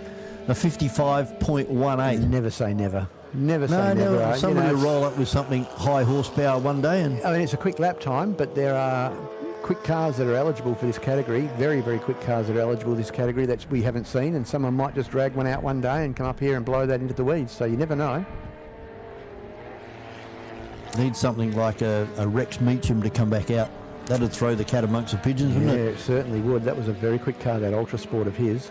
And of course, the lap record here for many, many years was held by John Bell. He set that in 1984, and that was a 53.8, I think. And sorry, mate, Alderson is right up the gearbox of Will Norman. They're on their last lap, a 57.4 to a 57.7. So there is not much between it. This is going to be Simon's last hurrah. He closes up again down there in turn number 6 as they come up and over the top of the hill for the final time. Can Will Norman in the Rolt RT4 hang on from Simon Alderson? Simon again right in the slipstream, but I don't think he's close enough to get under him. No, he's not close enough, and Will Norman's got that little bit extra grunt and straight line as well, and he's going to come and take the checkered flag. So that's 3 from 3 from Will Norman today as well. And takes out the day with a perfect score of 75 over 60 of Simon Alderson. And who is going to go home in 3rd place? It's going to be Colin Yude. It's going to be Craig Thompson and then Colin Yude. Yeah, I don't think Yude got in front of him. Yeah, I'm just trying to find out. There he is, over the top of the hill. Trying to see where Craig... Oh, they're over there. I'm getting myself confused, yep. So this is Thompson coming down in towards 7. If Colin Yude can get in front, he will take home 3rd. Otherwise, it will go to Craig Thompson. And Craig Thompson comes home in 3rd. Colin Yude will come home in 4th for the day. And that leaves Brian Searles and Phil Grove out there. Only 1 point separating those 2 drivers as well. Yeah, so some quite good racing today, and very, very impressed at how all of these guys started the day and have all finished the day as well. So well done. No breakages. Well, it's been a day of very wild weather, so they've done very, very well to keep these cars on the track and going for the whole day. So put your hands together as they come past the McCracken House down there at the exit of turn 7. You won't be seeing these guys again this weekend, but we look forward to seeing them again later on in season 26. Our feature race is coming up next for Rightway Industrial Proprietary Limited, the 23 minutes plus 1 lap Saloon Car Enduro with a compulsory pit stop and a hold of 60 seconds for all of our drivers. It's going to be a ripper. Stick around, lots more to come. This 23-minute race plus 1 lap, that's next here at MotorMall, Wanneroo Raceway. Experience supercars like never before in Perth with a Supercars travel ticket and experience package. Enjoy supercars your way with general admission, grandstand or hospitality. The choice is yours. Take part of the pit lane fan experience and meet your favourite drivers or get closer to the teams with a team garage tour. Then get your hands on the trophy as part of our trophy photo opportunity. Head to travel.supercars.com and book today. The 2026 WA Sporting Car Club Championships is brought to you by MotorMall. Electrical Group Training. Sets. Crushing Services Australia. Bond Hire. Gallagher. And Radlink Communications.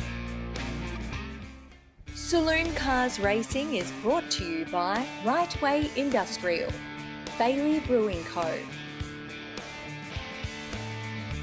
Fox Roofing WA, and Word of Mouth Signs.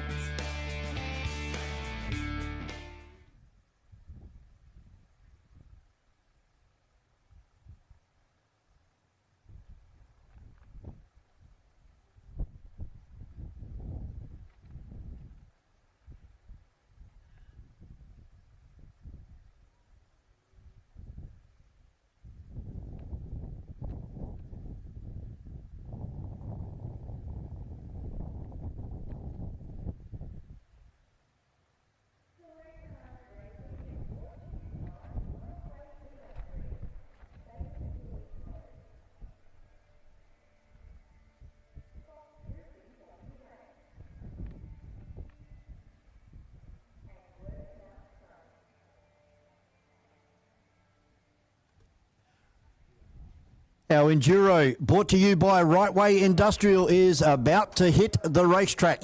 And starting on pole position will be Michael Koberstein from Jackson Callow. Then we have Grant Johnson and Adam Koberstein on the second row. Third row, and this is going to be a pretty close race, I reckon, Rob, will be between Will Panizza and Brett Sheriff. Yeah, absolutely will be. And then we're going to go back a little bit further to Sadler. Sadler, is it? And, Rick Gill, and then to Mark Watkins and Daniel Karukin, and that'll be your top 10 to start on the starting grid. 11th will be Justin Chaffee, just in front of Tony Ordino. Then back to Rob Marcon in front of Craig James, Reg Ralph and Nick Lorcan. And then we've got Andrew Martin. We've got Kingsley out of position number 18. We saw the camera in his car earlier today, Jack Parnham. And then we have Carroll out of 25. And then we've got Warren Ellis next on the grid, just in front of Jakapinti. And then we've got Brock Bowley, starting from second last position, and I don't think we're going to see Cooper in car 55 at the back of the grid after having had come together with our concrete wall over in the S's earlier on in the weekend. So that's the way that they will start for the 23-minute plus 1 lap mini Enduro for Saloon Cars. For our live stream viewers, you're going to go on board with the pole position car. Car number 46 of Michael Koberstein, and also on the second row will be car number 51 of Adam Koberstein. So both the Koberstein brothers wearing the Turn 7 Media onboard cameras for this one. This is going to be an absolute knockout. This is going to be brilliant, and it's certainly something that I'm going to be looking at when I get home on the replay this afternoon, because I'm really going to be interested to see what it looks like out of the front windows of the Koberstein boys. I've got great raps on those guys. Once the pit stops start coming, it starts to get confusing. We've got guys coming in, and then somebody else will take over the lead. They'll come into the pits, and then the other guy that was in the pits leaves. So if you've never seen a pit stop event before, they don't happen all that often here at MotorMall Wanneroo Raceway. Make sure you're down here along the pit wall here, because you're about to see something pretty special. Yeah, it's like pulling the numbers out of a barrel in a lotto draw, and you pull out 6 numbers, and then all of a sudden you chuck them all in there again, start all over again, because it really does throw all the numbers numbers up in the air and they land in a different place after the pit stops. So not only do we have what's happening out there on the circuit, but we've also got what's happening above us with the weather. It is getting very dark and gloomy up here at MotorMall Wanneroo Raceway. So halfway through this race, we could see a downpour of rain. And who has set up for wet and who has set up for dry? And who has set up for in between? Well, so, yeah, I mean, that may a be bit of a compromise. That might be the way to go as a compromise, you know, maybe run the tyre pressures for wet, but keep the bloody front, or the ordinary front sway bar connected or something. Yep. And so it's interesting to see how these guys are going to set their cars up. So 23 minutes plus one lap. I reckon that we're probably in for at least 20 laps for this one. So, and it's a rolling start too, so it'll be double Indian file rolling start. So that's something else that's also been thrown in the mix. Yeah, which means they're all going to be in a big gaggle down into turn one all together at racing speed. Well, so, let's see whether they can line up as good as what our FSR competitors and our Formula Classic drivers do. They do it all day, every day. But once we see, like particularly with Time Challenge, they are spread out like Brown's cows, and the idea is that they should be side by side as they take the red light. Speaking of the converted there, absolutely, it drives me nuts sometimes when you're stuck midfield in a regularity and you've got the blokes in front taking off in the distance and you're still waiting for the slow-bo in front of you to decide to get going. But nonetheless, it is a very, very good grid that we've got out there with our cars for the Saloon Cars. It really is great to see so many cars on the field, and aren't they just so beautifully presented?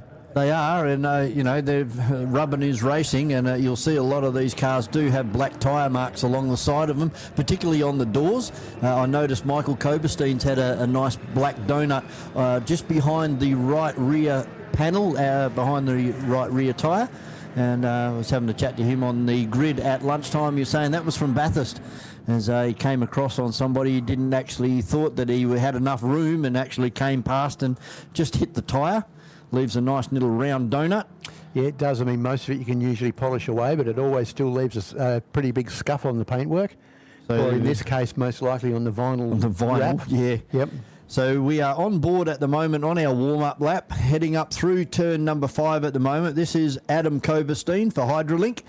And you see him trying to work that steering wheel and get as much temperature into this one. I would say it would only be a 1-lap warm-up for this.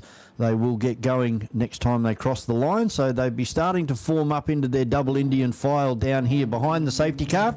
And it's not an easy thing to do either. If you don't do it very often, it can be quite a challenge to do a rolling start double Indian file. So these guys don't often do a rolling start. Let's see how well they go. There they go. They're starting to form up now. They're still spread out like Brown's cows. They've really got to close this gap, otherwise, like you said, particularly with your qualifying example, you set in a great time for qualifying and you're in the first couple of rows, but the slow poke in front throws all of that advantage away. Yeah, exactly. You're putting your neck on the line for an extra 10th in qualifying, and then unfortunately you have to start half a mile behind the leaders. This is not too bad. These guys have read what we've been talking and saying the last couple of race meetings. This is an excellent start by our Saloon Cars. Yep, well done. Well done. Big slap on the back to all of them. So they're going to come down here. The red light is lit up, and it's going to go out, and then that'll be the start of the event. That's just as good as a standing start, I reckon. Yep. There are spacings are in between, and away we go. And a great start side by side off the front row with Callow around the outside. Michael Koberstein to the inside. Koberstein grabs hold of pole position. Callow trying to move across, but he's got Grant Johnson there in third place at the moment. And Adam Koberstein takes a big bite of the curb, and that's lost him a position there to the black car of Will Panizza and Brett Sheriff. Yeah, it certainly has, and I don't think that's Johnson in the car. That's his young co-driver that's in the car starting that event in car 27, the orange car in third place. So it's Makuchi Allen. And Makuchi Allen, yep. So he's out there in car 27, and they're all making their way down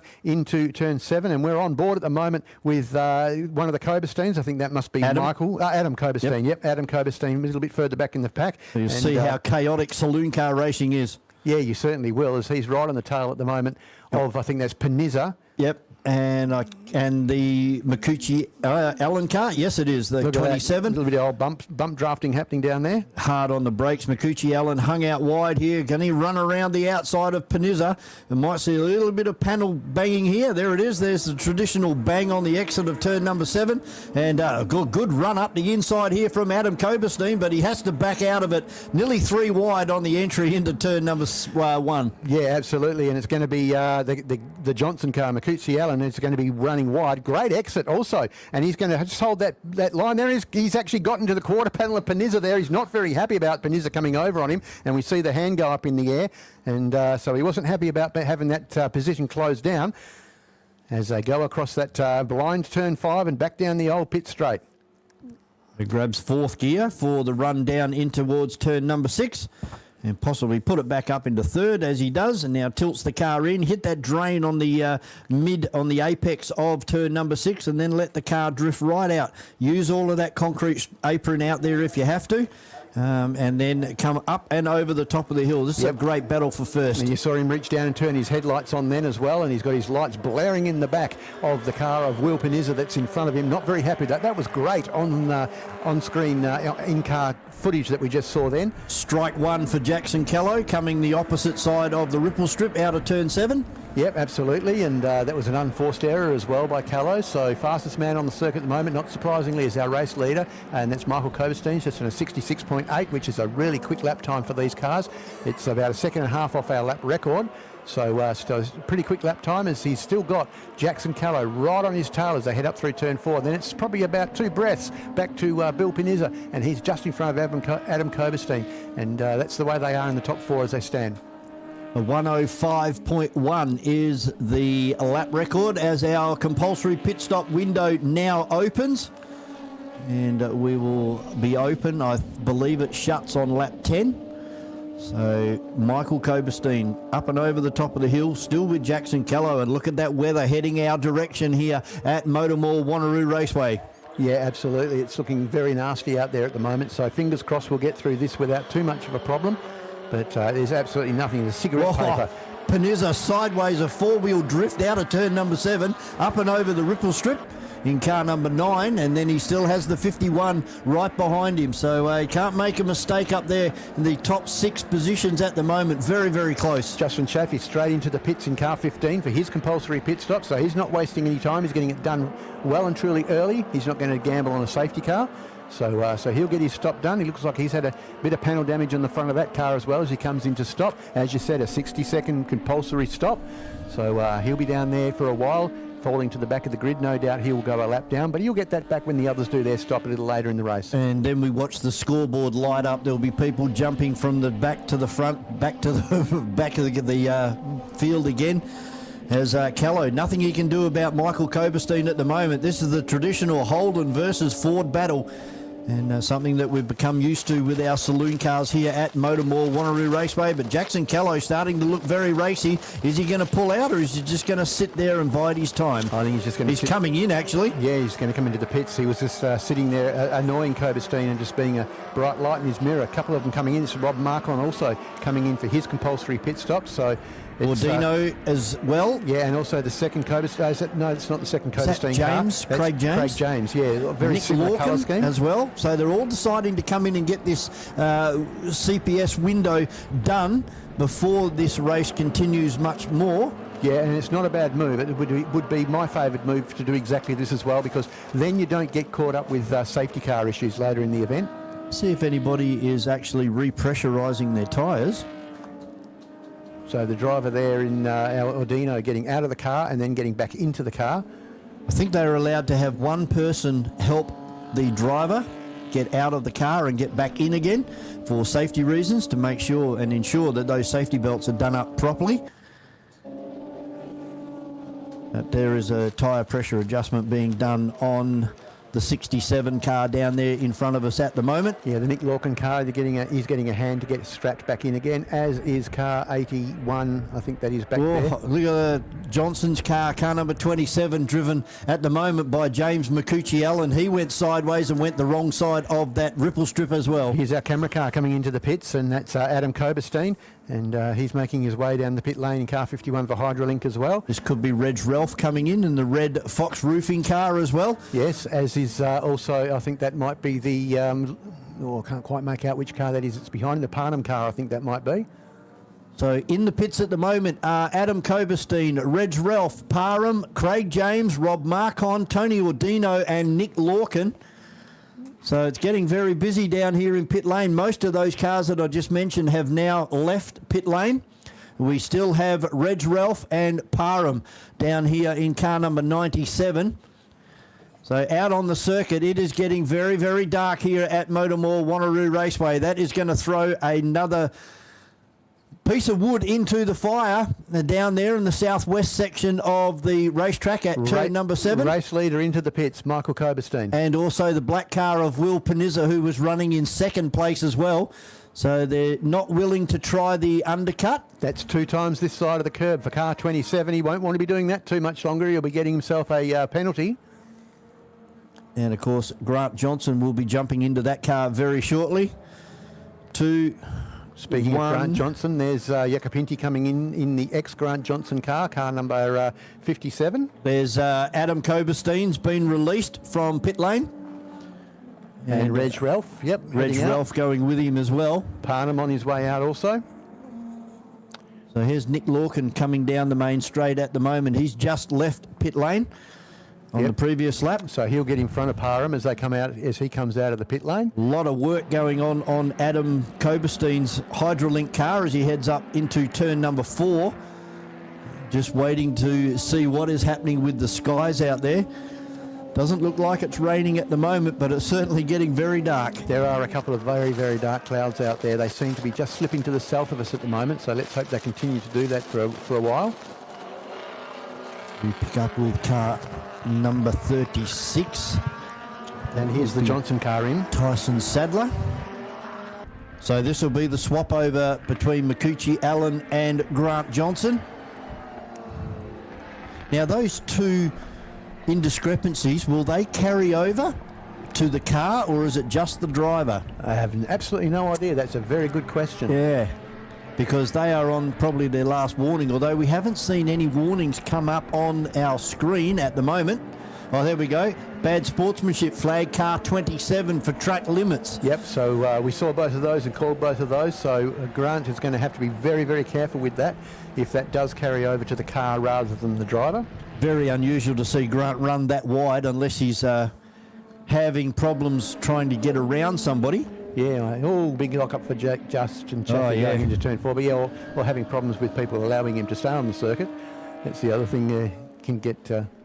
Yeah, towards the end of this race, it looks like the rain is going to happen. We still have 11 minutes and 50 seconds plus 1 lap to go in this one. So we're just about halfway through at the moment, and it is Rick Gill who actually has the lead at the moment. Tyson Sadler was in second. He's decided to come into the pit lane. Same with Daniel Karukin, who was running third, and Mark Watkins as well. So that puts Rick Gill out in front in car number 81. So lots of cars in the pits at the moment. I think there's about 5 or 6 cars in the pit area at the moment. Some of them just about ready to head back out. Yeah, Watkins is swapping over as well, doing a driver change in his car. Yep. Here comes Campbell, I think it is, coming into the pits as well. Or is it Kingsley? It's Kingsley, I think. The orange car? Yep. That might be Carroll. Car 23 is Kingsley, I think. Car 25, is it? It's Carroll. Yep, car 25 of Carroll. Yep, so that's coming in. As we go back on board, Adam Koberstein, and trying to work out who the car is in front. That'll be Will Panizza is the car in front of him as he cracks 4th gear over the top of turn number 5 and down towards turn number 6. Back to 3rd gear. You can see the rev limiter right into the red there. So he's right onto the limit of gear number 4. Back to 3rd at the moment, waits for the red light, bang, cracks 4th gear.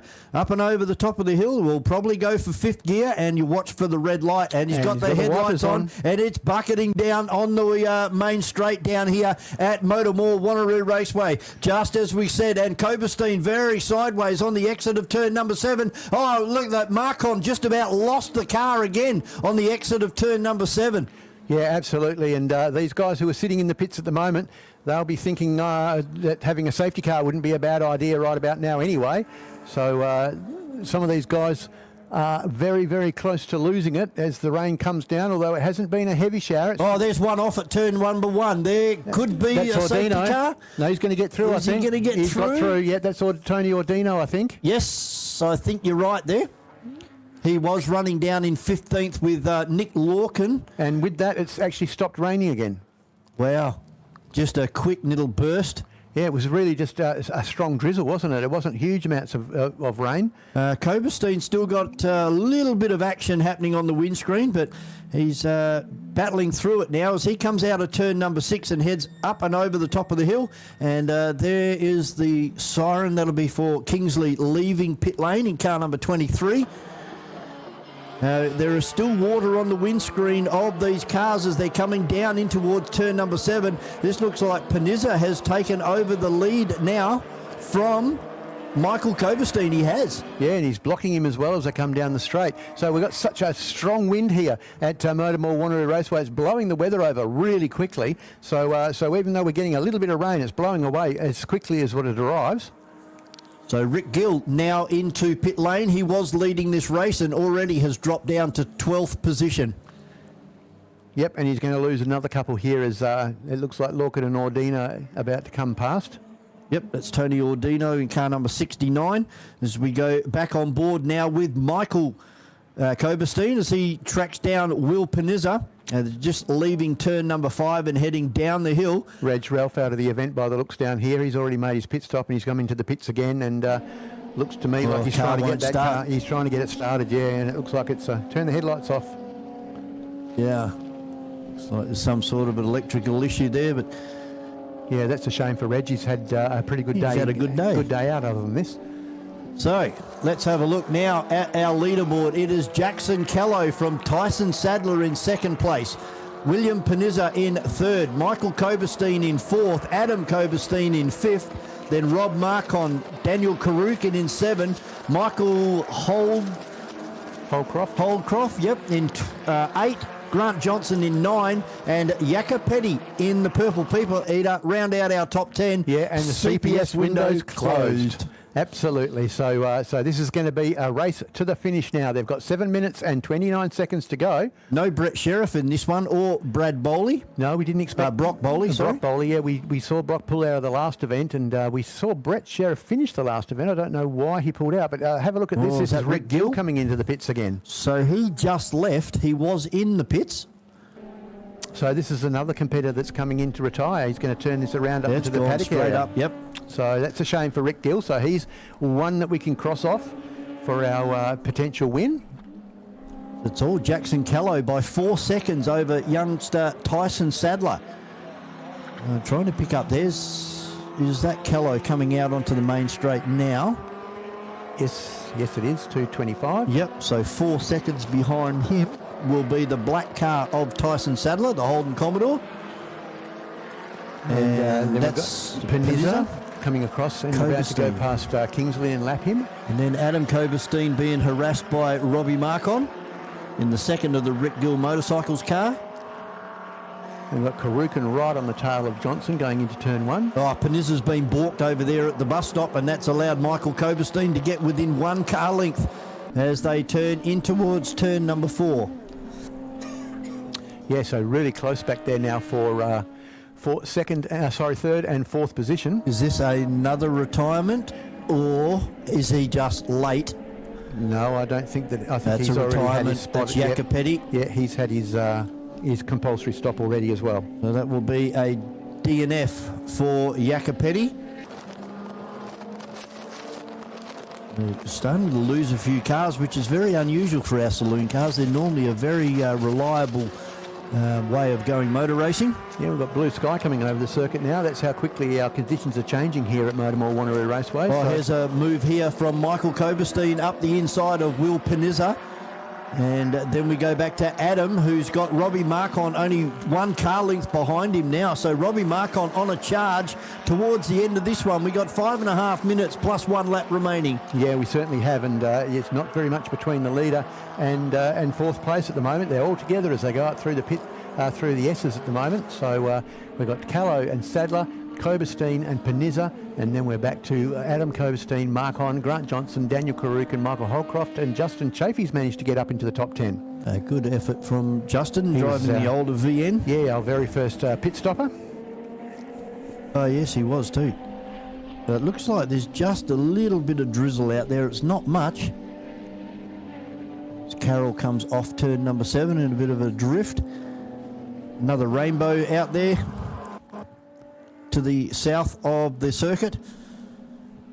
And blue sky behind that, which is good to see. So as it stands at the moment, 4 minutes and 27 seconds. Jackson Callow leading by 4 seconds on the last time passed to Troy Sadler, and then back to Michael Koberstein a further 4 seconds adrift. And here's a big move down the outside by Rob Marcon, trying to get down the outside once again of Koberstein. And Adam managing to fight that off once more, taking a very tight line into turn 1. They're all coming up onto some lap traffic here. He's done the right thing and stayed right over to the right and got his foot right out of the accelerator to allow those 4 cars through. Great piece of driving. Yeah, it certainly was. Was that Warren Ellis in car 30? Possibly. I think that may have been. So that was a good piece of driving. So we're back on board with Adam Koberstein as he comes across the top of turn number 5. A little bit sideways across the top of the hill that time as he cracks 4th gear. Back down to 3rd gear now, right out to the extreme left of the racetrack, and then back in to the right-hander. Let the car come right out to that concrete apron and pull some gears up and over the top of the hill. He's doing a great job here. He's trying to get in front of Panizza, who is the black Commodore directly in front of this car, and there's somebody slowing. P-plate, car number 23. Kingsley. So unfortunately, he was one of our camera cars earlier today. He's up on the short circuit, so great thinking. There won't be a safety car for that one. No, there certainly won't. So he's well off the outside of the circuit. He probably wants to stop where he is, though. He doesn't want to go all the way down to the bottom. He's going to come all the way down, I think. Yeah, I don't know if I should have really stopped. So here's Watkins managing to take that 10th position away from Justin Chafee as they come across the line. In fact, it's not the 10th position he's taking, it's the 9th position that he's taking. So Chafee's still back there in 10th position, but he's going to come under fire fairly shortly from Craig James if the event goes for very much longer. Tyson Sadler, nice and sideways across turn number 5 there. Just effortless glide across the crest of turn 5. And he has Michael Koberstein behind him with Will Panizza, Adam Koberstein as well, and Robbie Marcon. Grant Johnson sitting back in 7th at the moment, Karukin in 8th, Michael Holdcroft, in 9th, and Justin Chafee still remaining in the top 10. Yeah, he certainly is, and look at this inside line here being taken down here. It's Marcon, down the inside of Adam Koberstein. So he's finally got that move made. He's been working on that for about 3 or 4 laps. Yeah, we're actually on board when that happened down there in turn number 7. Let's see whether Adam wants to try and fight back here. Marcon's car looks like it's coming on strong towards the back end of this race. Yeah, it does indeed, and he's now up into, let's have a look on our board, he's up into 5th place now. So it's Callow, Sadler, Michael Koberstein, Panizza, Rob Marcon and Adam Koberstein, your top 6. So only a minute and 38 seconds left. Plus 1 lap. So probably looking at 3 more laps to go here. Can Jackson Callow hang on? He's out to a 6-second lead now as we pick up with Jackson on board. Yeah, we've got the ticker going across the top to give you all the information for the online viewers. Very nice graphics that we've now got going for Turn 7 Motorsport. Thank them very, very much for all the effort they've put in between meetings to get this stuff up and running. And you can see different colours for the different categories as well. So very, very nice. Well done. So a minute and 6 seconds left, plus 1 lap. It looks like Holdcroft is the best of the VNs, the older cars, the Pro-Am category. Yeah, former state champion in that category as well, I believe Holdcroft is. So so it's good to see him having a good run in this event today. So he will be leading from Chafee and then Craig James, Tony Ordino and Lorcan. They're the top 5 in our Pro-Am. As we still catching up with Jackson Callow here in the AU Falcon. As he comes across the top of the hill, he's about to put a lap on car number 65 of Andrew Martin. And down the inside there for an overtake into turn number 6. You said somewhere around about 170, 180 kilometres an hour down in towards turn number 6 on a wet, slick track. And Jackson making every post a winner here. We are down to the last 10 seconds plus 1 lap. So will he get through? I don't think he will. I don't think he will. He's got 7 seconds to go. Should see last lap board come out this time through. Come out, yeah. It actually hasn't. Yeah, it swung out at the last moment. So last lap to go with a nearly 7-second lead. What a great effort from Tyson Sadler. In second place at the moment, and he has nearly 2 seconds.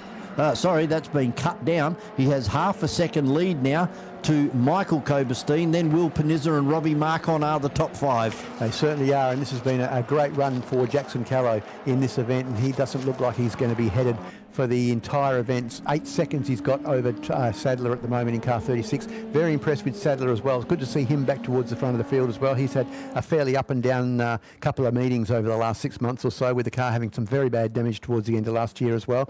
So good to see that he's been having a good run today. Bit of a fight back as just watching Craig James in car number 10. Got it all sideways out of 7 and up and over the ripple strip. Touch ball play on for him, and looks like there's a piece of debris out there on the circuit. Can't quite make out what it is, and it looks like it's on the exit of turn 1. No, it can't be 1. Well, here's the checkered flag for Jackson Callow as he crosses the line. He's a very happy man as he swerves backwards and forwards across the line, and that's a great job from him. Across the line in second position now will come Sadler in car number 36, just from Michael Koberstein. Rob Marcon just behind them in car number 89, and then also Panizza very close with Adam Koberstein in 6th. Then we've got Grant Johnson finishing in 7th position from Daniel Karukin. Michael Holcroft in car 21, just whereabouts is he? I think that he's just been passed actually by Chaffee, so I think that he's going to lose that position and come back to where are we? Yeah, it's interesting because Chaffee got in front. Yeah, Chaffee got in front of Holcroft. So well done to Justin Chaffee finishing 9th. That's very impressive in front of Michael Holcroft. Back to Craig James in 11th place. Tony Ordino coming across the line as we speak in car 67 to finish 12th. Nick Lorcan coming across the line in 47. He'll finish in 13th position, and he'll be in front of Parham, who's coming into turn 7 at the moment. Fairly consistent run from Parham there, finishing in 14th position. Yeah, in the Glen Seaton livery, as he ran in the mid-1990s. And then we're going to have Kingsley, who I don't believe finished. He was the guy who pulled off he pulled down out there, and is currently this side of the fence down there at the inside of turn 7. So that's the way they finished their mini Enduro for the Saloon Cars. Yeah, of course, again, sponsored by Rightway Industrial Proprietary Limited. Thank you much to the guys and girls at Rightway Industrial for your continued support of saloon car racing here in Western Australia. Probably the biggest field that you'd find anywhere in Australia of saloon cars, for sure. Yeah, and a really, really well-presented field as well. All the cars presented beautifully. So Jackson Callow takes out the win, and we have Sadler, Michael Koberstein for 3rd, Marcon and Panizza. So we will be going up to an interview very shortly. We're just waiting for our drivers to return up into the pit area. Don't run away or turn the computer off. Still got one more event. 12 minutes and 1 lap coming up for Access Hire, the historic touring cars. You can see them down there in the dummy grid, and it looks like Demelza is down there with Tyson Sadler. I am down here with Tyson Sadler. What a fantastic race we just had between you and Jackson Callow. You do got to be happy with coming in where you did today. Yeah, it was a good race. I thought we were going to get more rain, and I hoped we were, to be honest. But I managed to, hold in there at the end and finish wherever I finished. So that was good. We were expecting, we could see the clouds coming in over. You did just say that you were hoping to have rain. Was that part of your strategy going in, is that the car was better suited for rainy weather? I knew it was going to start out dry, so I set it up dry. Little bit on the wet side, hoping that it would rain more, because I knew there was rain coming. It's just a matter of when and how much. So, but no, we did all right in the end. So we've had a great race meet today with the Saloon's cars. How's the competition been for you? It's pretty tough out there, especially the front 7 or 8 cars. It's pretty close. Can't make a mistake, and if you do, you end up 3 or 4 cars back.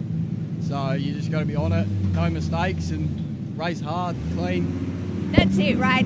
When you've got that many competitors that are so close to you in that particular race, you're dealing with the elements as well. It really does come down to making sure that you're on point with your precision as well. Yeah, for sure. You, as I said, you can't make a mistake. So I was lucky to hold in there at the end. The brakes definitely wanted to brake, so I'm glad they held in there for a few laps. So, yeah.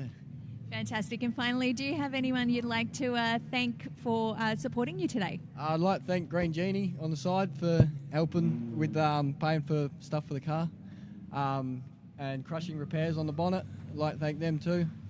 And yeah, everyone else on the side of the car, they all help some way or another. So I'd like to thank everyone for helping me.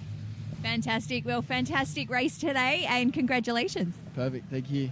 Thanks a lot. It has been a fantastic saloon meet today for round 3 of the WA Sporting Car Club Championships. We've got one more race to go with the historic touring cars. We've got that coming up very shortly after these messages. Experience supercars like never before in Perth with a Supercars travel ticket and experience package. Enjoy supercars your way with general admission, grandstand or hospitality. The choice is yours. Take part of the pit lane fan experience and meet your favourite drivers or get closer to the teams with a Team Garage tour. Then get your hands on the trophy as part of our trophy photo opportunity. Head to travel.supercars.com and book today. The 2026 WA Sporting Car Club Championships is brought to you by MotorMall, Electrical Group Training, Sets, Crushing Services Australia, and Radlink Communications. Historic touring car racing is brought to you by Access Hire, I Write Signs, Moylan Grain Silos, and Perth Brake Parts.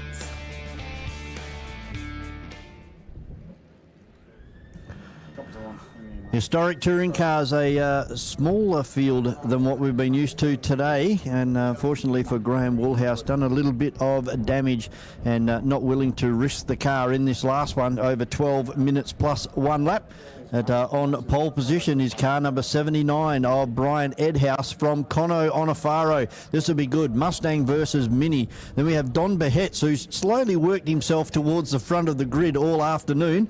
And then we have John Bondi. We have Paul Onofaro with Mel Bowden. Then Simon Northey and Ken Waller. And then Mark Cates down there in position 9. And Matthew Bowden rounds out our 10 cars starting for this one. Of course, this one 12 minutes plus 1 lap, brought to you by Access Hire, and Martin Dennis joins us back up in the commentary box. G'day. So a fair bit of stuff happening after that one with a little incident there with Graham Woolhouse, and as you just said, Graham didn't want to risk the car and he felt something wasn't quite right, so we'll just pack it away. Yep, play it safe. He's planning to take the car east and race it. There's a couple of big races coming up over there for him, so take it home, get it sorted, make sure that everything is 100% basically. It's a long way to go for a DNF, isn't it? Or a DNS, which even makes it worse. Absolutely. So just got to make sure things rip one of the brake ducts off and things like that. And for our live stream viewers, that is the northwest of MotorMall Wanneroo Raceway, and you can see the intensity and the ferocity of those clouds that are coming towards us from the northwest. So hopefully we can get this 12 minutes plus 1 lap done and in the books before it starts to dump itself all over MotorMall Wanneroo Raceway. The boys were all looking at the weather chart, and it was 20 minutes, so fingers crossed. Well, they've only got 10 minutes and 28 seconds left in this event. So we should be just about right. We should be right. And look, the wind's coming from the southwest anyway, so it should be blowing that in the other direction, really. We hope, but it's a very threatening cloud. But there we go. We are looking to the southwest of the circuit now. And there's another big black cloud down there. But fantastic photography from our videographers out there all around MotorMall Wanneroo Raceway. Thanks, guys, for coming up here and helping out again today. done some great work as per usual for Turn 7 Media. And of course, Jamie and Demelza and myself will be down doing a wrap-up after this race. So don't run away. There's still got a little bit more to come from MotorMall Wanneroo Raceway as Ed House and Onofaro make their way towards pole position. Yeah, David and Goliath, that's for sure, off the front row of the grid with the big Mustang next to the little Mini. Connor would be praying for rain about now. Yeah, absolutely. And Don Behet's in the Galaxy alongside the Holden Monaro. Good to see that John Bondy's made it through the whole day in his brother Brian's car as well. I'm sure Brian's very happy with that so far. Yep, absolutely. It's just like anybody. It's good to get through the whole day. And then two minis on the third row with Paul Onofaro in the 112 and Mel Bowden in car number 23. We should get a green flag very shortly from our officials down there. A big shout out to all of our officials again today. Thanks for your help. It's only a one-day race meeting this weekend, so we'll give you tomorrow off. Green flag waves, and we are ready to go. Here for the last race of the day at MotorMall Wanneroo Raceway, Access Hire and the historic touring cars. And it's Ed House, of course, with the muscle to get off the line. And the little Mini drops into second place, but a good battle for third at the moment with Behet's up the inside and the Monaro of Bondi around the outside. Absolutely, and that's the way they're going to be for third place. There's going to be Behetz who gets the better of Bondi coming out of turn 1 in the big Galaxy, and he's making his way up through the second part of the S's. But a great start by Ed House and also by Onofaro. Very impressed with Onofaro managing to keep those big V8 brutes behind him into turn 1. I don't think Mark Cates will be having two minis in front of him next time we see him as he disappears down in towards turn number 6. He's already lining up one of those. And Simon Northey not too far off the back at the moment. Oh, he's trying for a run up the inside here, but the minis have gone all defensive on him. So probably not very happy about that little effort. But he's got past one, and now he's up the inside of Paul Onofaro on the way out of turn number 6. And here he comes. Here he comes down the inside of Don Behet's in the 222.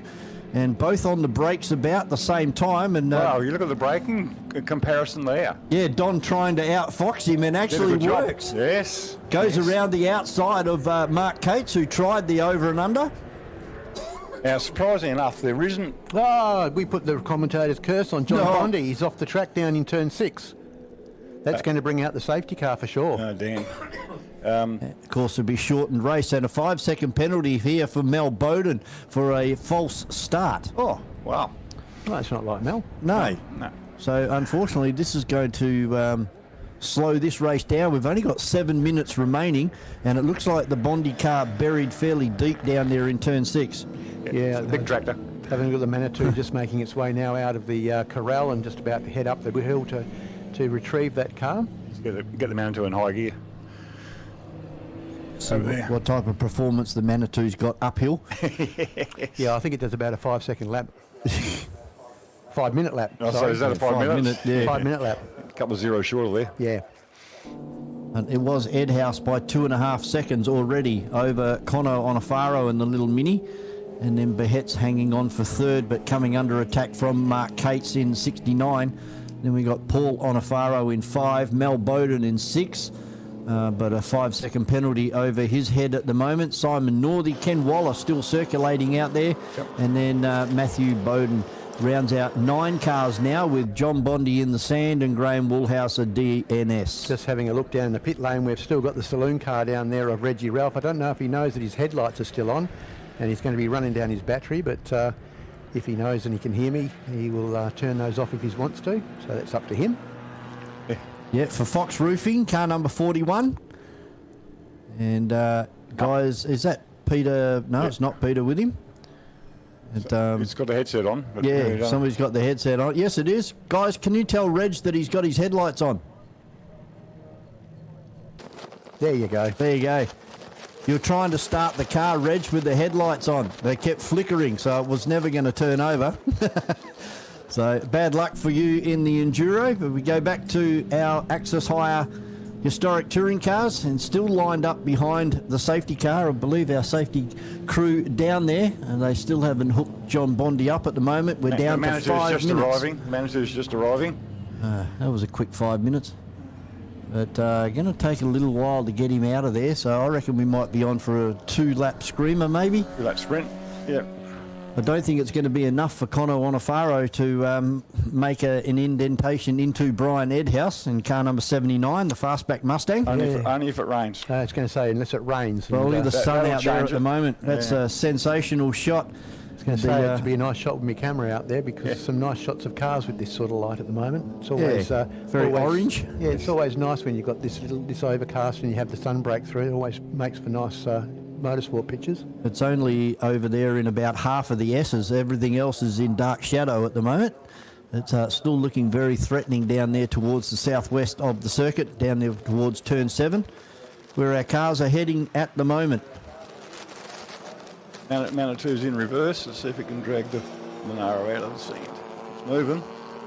It's always a good sign. You wouldn't be wanting to put an outside pass on anybody now, because that car accidentally is going to bring some sand back onto the surface, unless it rains and washes it back out to where it came from. I think the toe strap just broke. So we're down to under 4 minutes remaining in this one. And this is the unfortunate part of timed events, is when you have an incident like this, we don't stop the race. The don't stop the time clock. Timer keeps counting down, and unfortunately, you lose some of your racing. Yeah, and it's happened a lot this weekend with the weather the way that it's been. So it's been a little unfortunate, although we have seen some magnificent motorsport over the course of the day.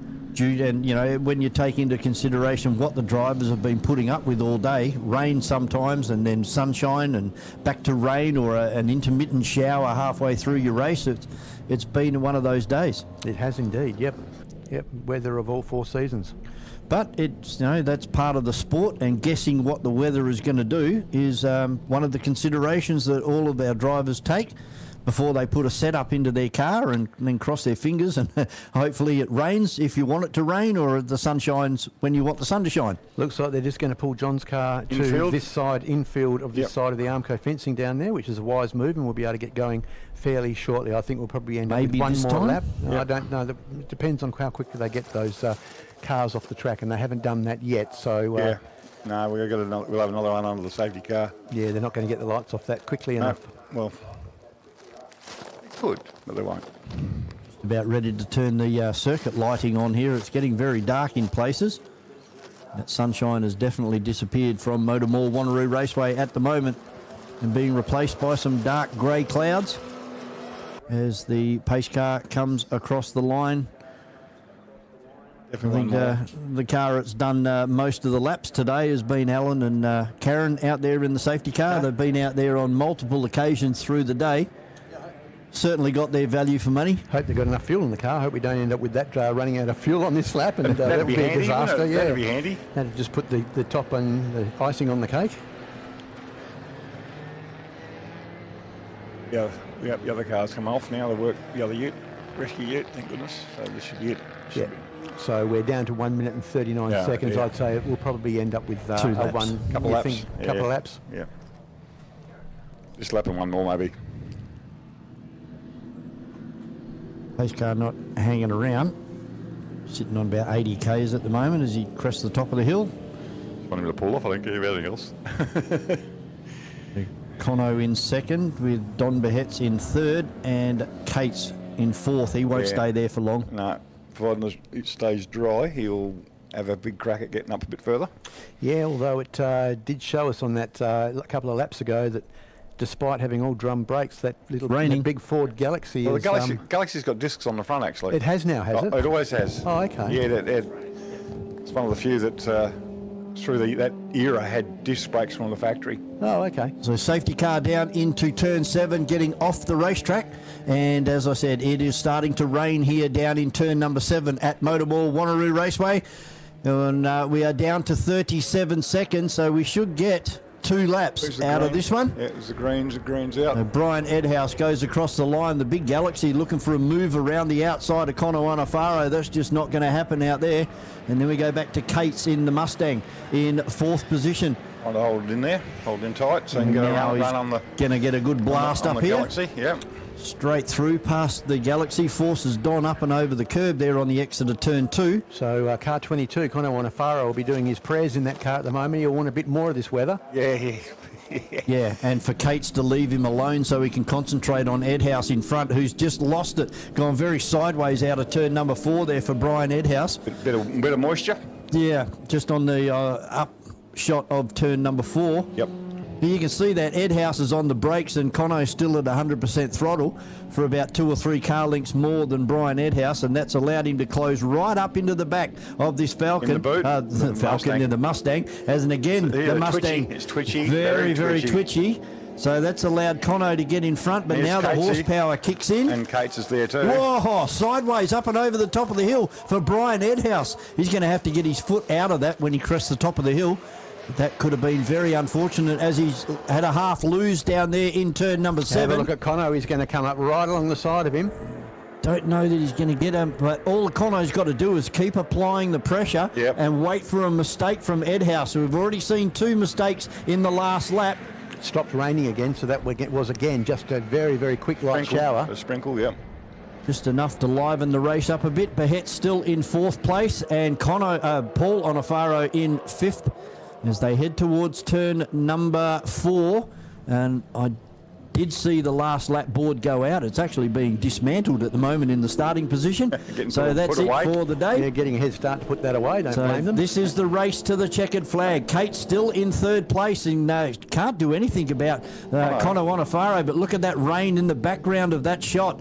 Yes. As Onofaro tries to move up and try to get some sort of a slipstream happening here with Brian Edhouse. Now's his chance because Edhouse goes sideways again. Now this is where we just about lost it, cresting the top of the hill last time. Let's see if he gets squiggly this time. No, he drove over the top of the hill well.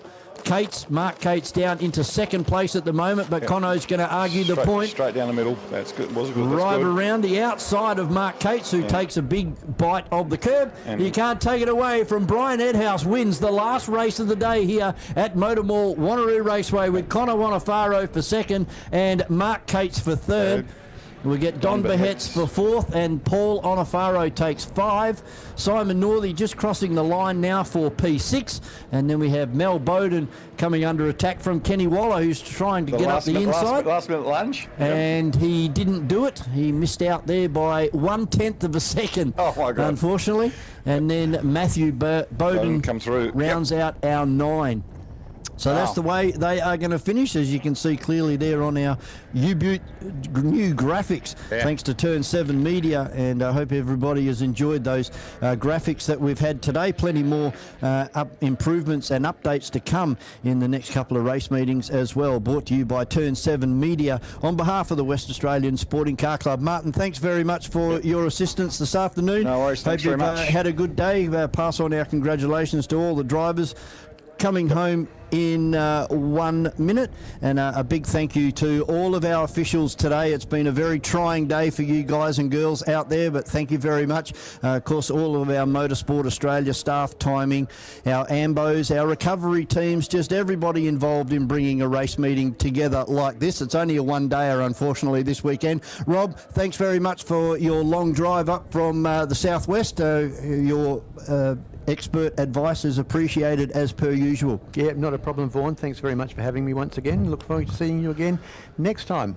So for our live stream viewers, don't run away or turn the TV or computer off. We're going to have a complete rundown of what has happened here this afternoon at MotorMall Wanneroo Raceway. But before we do the wrap-up with Jamie and Demelza, we're going to throw down to Jamie and Demelza in the pits for the people here at the venue. Don't forget our trophy presentations taking place in around about 30 minutes up there at McCracken House. A big thank you for your patronage here at MotorMall Wanneroo Raceway this afternoon. Hope you've enjoyed some of the best local motorsport you'll find anywhere in Australia. Good night to the people here at MotorMall Wanneroo Raceway. For our live stream viewers, don't forget, stick around, plenty more to come. We're going to throw down to Jamie in a minute, who's going to interview Brian Edhouse. And wrong side of the car there for Jamie. But still done a great job in very trying conditions out there. And for the last time this afternoon, Jamie, you're down there with Brian Edhouse. I certainly am. Brian Edhouse has just taken out the Look, the first place, which is fantastic for the last race of the day. Brian, how are you feeling and what was the race like? It was obviously, you know, a bit confused there with some of the stops and starts. Yeah, oh yeah.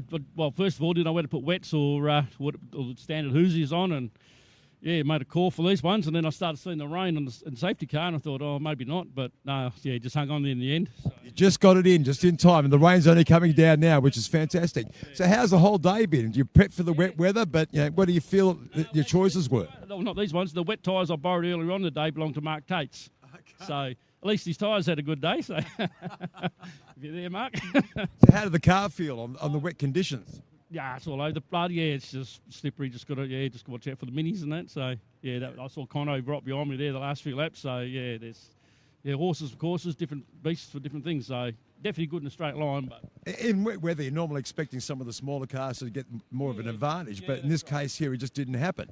No, well, I was lucky, I think, but yeah, no, Conno was right there in the last bit. I think looked like he was right behind me a few times there. So since the last round, have you had much done to the car to sort of? This is my first round this year, so yeah, just been flat out working that. So it's my first time back since last season. Well, that's a fantastic result for the first day back. So yeah, I'm pretty happy with this one so far. So I hope I'll get the rest of the year in. You're going to keep the rest of the year in, as you said, with the other rounds coming up. So, you know, have you got a bit of a climb up the ladder now to get some championship points underway? Look and see, yeah, I might give Mark a bit of a rev up, but no. But thanks to Mark for letting me use his, borrowing me the wet tyres earlier on today too. So, because I couldn't, otherwise it would have been miles back. And who else did you see on the track that was giving you a bit of a push and a bit of a nudge? Early in the races, Graham Woolhouse and obviously Mark. Yeah, that was great. You know, so unfortunately Graham went off the last race, and I think he must have done a bit of damage. But no, that was good dicing with the three Mustangs. So yeah, it was good. Well, mate, congratulations! Great race indeed. Well done. You know, it was great watching it. More importantly, it's been a good day after all. So. Well done, mate. Look forward to seeing you in the next couple of rounds coming up. Okay, and while we take a short break, we'll be catching up with some wonderful highlights that have occurred this afternoon. Back with a wrap up very soon.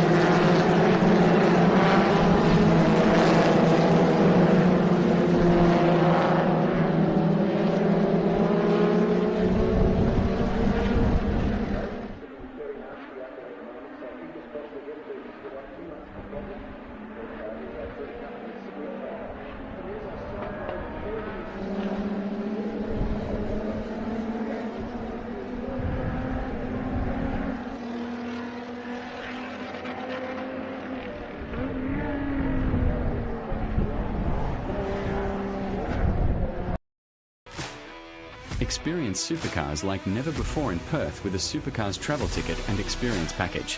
Enjoy supercars your way with general admission, grandstand or hospitality. The choice is yours. Take part of the pit lane fan experience and meet your favourite drivers or get closer to the teams with a team garage tour. Then get your hands on the trophy as part of our trophy photo opportunity. Head to travel.supercars.com and book today. The 2026 WA Sporting Car Club Championships is brought to you by MotorMall, Electrical Group Training, Sets, Crushing Services Australia, Bond Hire, Gallagher, and Radlink Communications.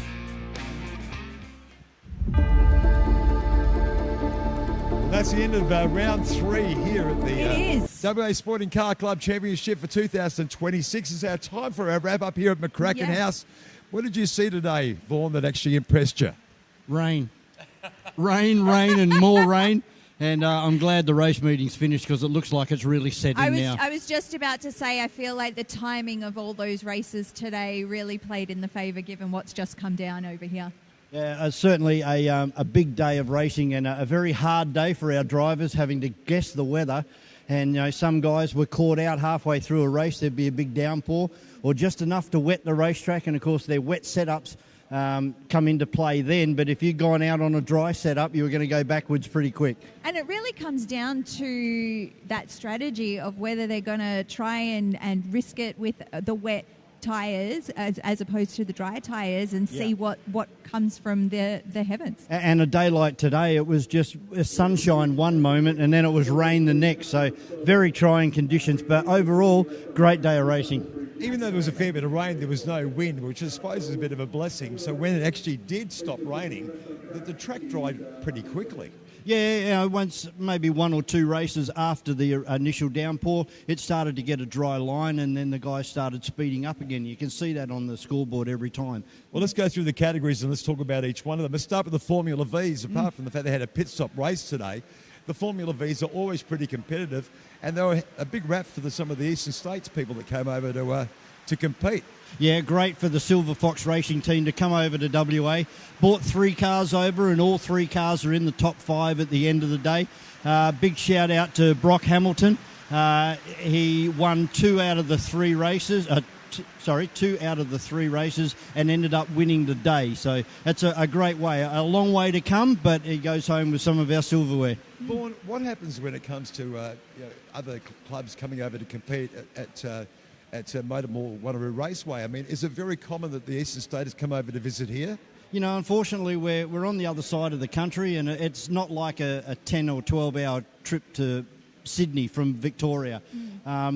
But when they do come over, it is so much appreciated. It gives our guys that incentive to try and go a little bit harder, and so our visitors don't go home with any of our trophies. Well, more importantly, it's someone you to compete against. Yeah. Yep, it is. And these guys are wet weather experts, aren't they? Really, because of the way Victoria's weather is normally fairly, I was going to use that word that we shouldn't be using, but wet.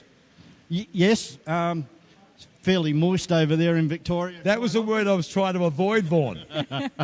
Yeah, it's Just the way that have grown up. You notice that with the New Zealand drivers here as well. Simon Alderson in Formula Classic and Graham Woolhouse. They both come from New Zealand, and when it rains, no problem to those guys. But WA guys, we're still scratching our heads getting around it. There are some great wet weather drivers in Western Australia, but, lucky for us, we only get 1, maybe 2 race meetings a year where it's wet like it is today.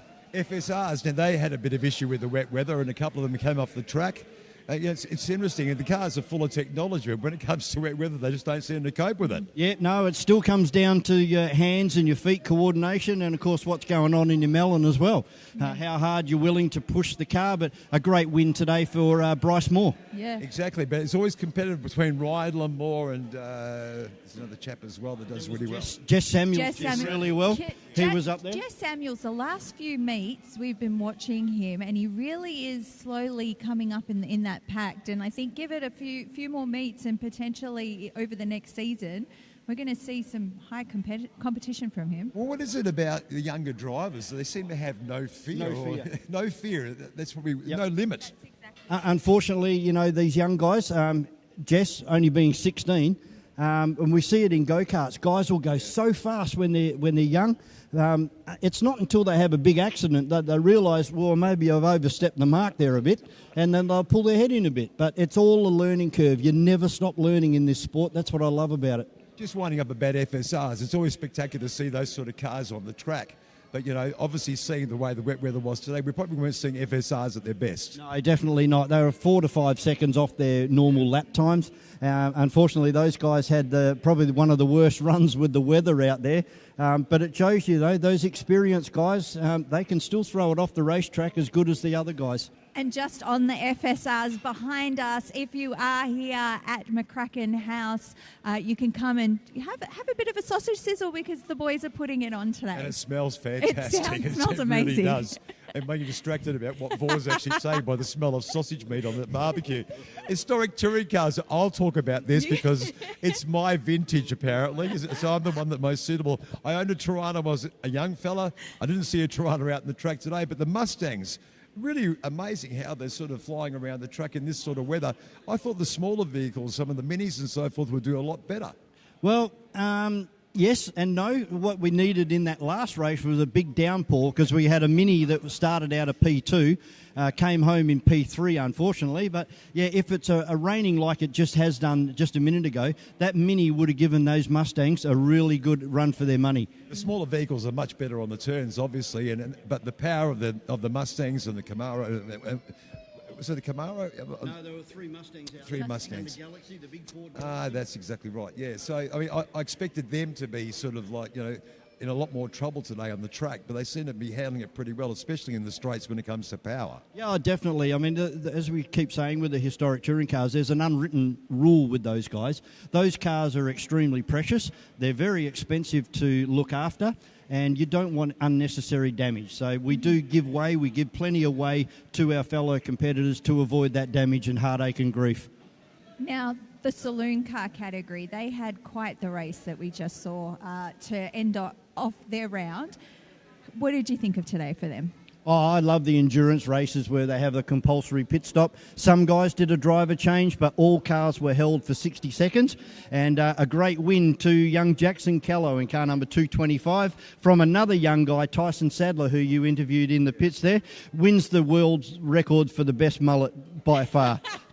That is an outstanding effort from young Tyson, and it's one. I hope he gets lots of photos of. And that particular race as well, we did see quite a competitive front of that pack. Yeah, and the couple of the older cars, the VNs and the EA Falcons, they did extremely well in the wet today. Normally in the wet weather, it's a Commodore-dominated race, but as we've seen with young Jackson driving a Ford Falcon, able to take the win from a Commodore. Well, let's look at the Formula Ford category. How did you feel they went today with the competition? It was Brock Brewer, a perfect score, 3 out of 3, 75 points to go home with. Unfortunately, didn't qualify and get the Golden Cup, as we call it, on qualifying in P1 and then 3 wins. But he qualified in P3 and worked his way to the front in race 1. Race 2 was a little bit more competitive, and then race 3, he really had to work for that. Jack Webster got in front, and unfortunately made a mistake down there in turn 1. Brewer was able to drive through and come home with the win. So 3 from 3. But Brewer's been so consistent almost in every round we've seen him in the last couple of years. Yeah, he certainly has. This is his 4th year now. He's won the state championship last year and he's on track to win it again this year. The first 2 years he came home second, but Fastlane were bringing in drivers from the eastern states, such as Elliot Cleary, who we were talking about, and Elliot's gone on to huge things on the East Coast. So it shows you that Brock is the best in Western Australia at the moment, and wish him all the luck to come home with number 2 this year. Got a big future. Well, let's hope so. Motorsport is an expensive sport, and life gets in the way, unfortunately. And, we'll just have to see where the young guy goes. Formula Classics, the last category to talk about. Rolt RT4 of Will Norman, car number 3, basically had the lead all day. There was nothing that Simon Alderson from New Zealand could do about William in the Rolt RT4. It was like a David and Goliath. You've got David as the Goliath in the Rolt RT4, and little David trying to keep up with the highly horse-powered Rolt RT4. But a great effort from Simon to come home in second, but you can't take it away from Will Norman, car number 3 for the win. There wasn't many competitors in that category. Is there an explanation why? Yeah, as we said at the lunchtime wrap, getting wet tyres for those type of cars is extremely difficult. They're all different sizes and they're not really manufactured in bulk amounts. So once the racetrack is declared wet, you must run a wet tyre. And if you don't have any, you're basically not allowed to race. So unfortunately, it caught a few of our competitors out. We only had 6 out there, but it was great. 6 cars in the morning and 6 cars going home this afternoon. With wet weather, we're always expecting to have a bit of a bingle, cars running off the track and so forth. Today could have been a whole lot worse, and thank God for that dry spell. Yeah, it shows you the standard of our drivers.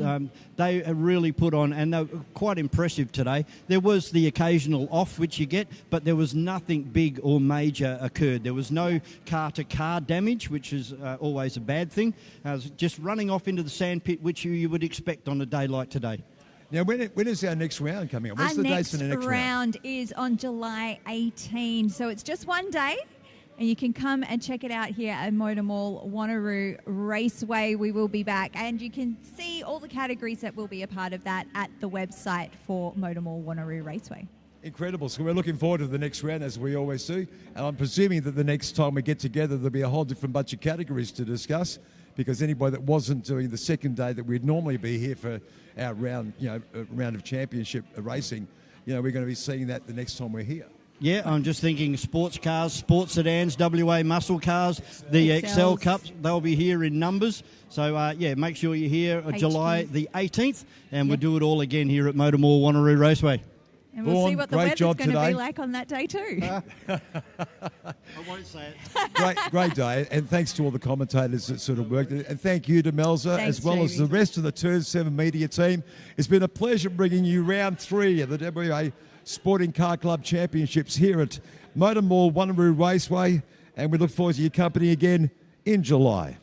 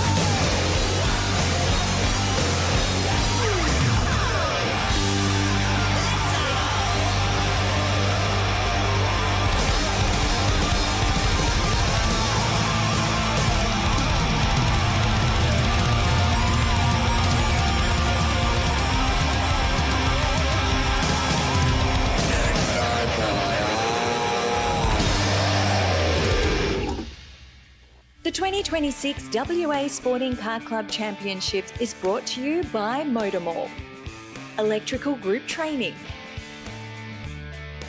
Sets, Crushing Services Australia, Bond Hire, Gallagher, and Radlink Communications.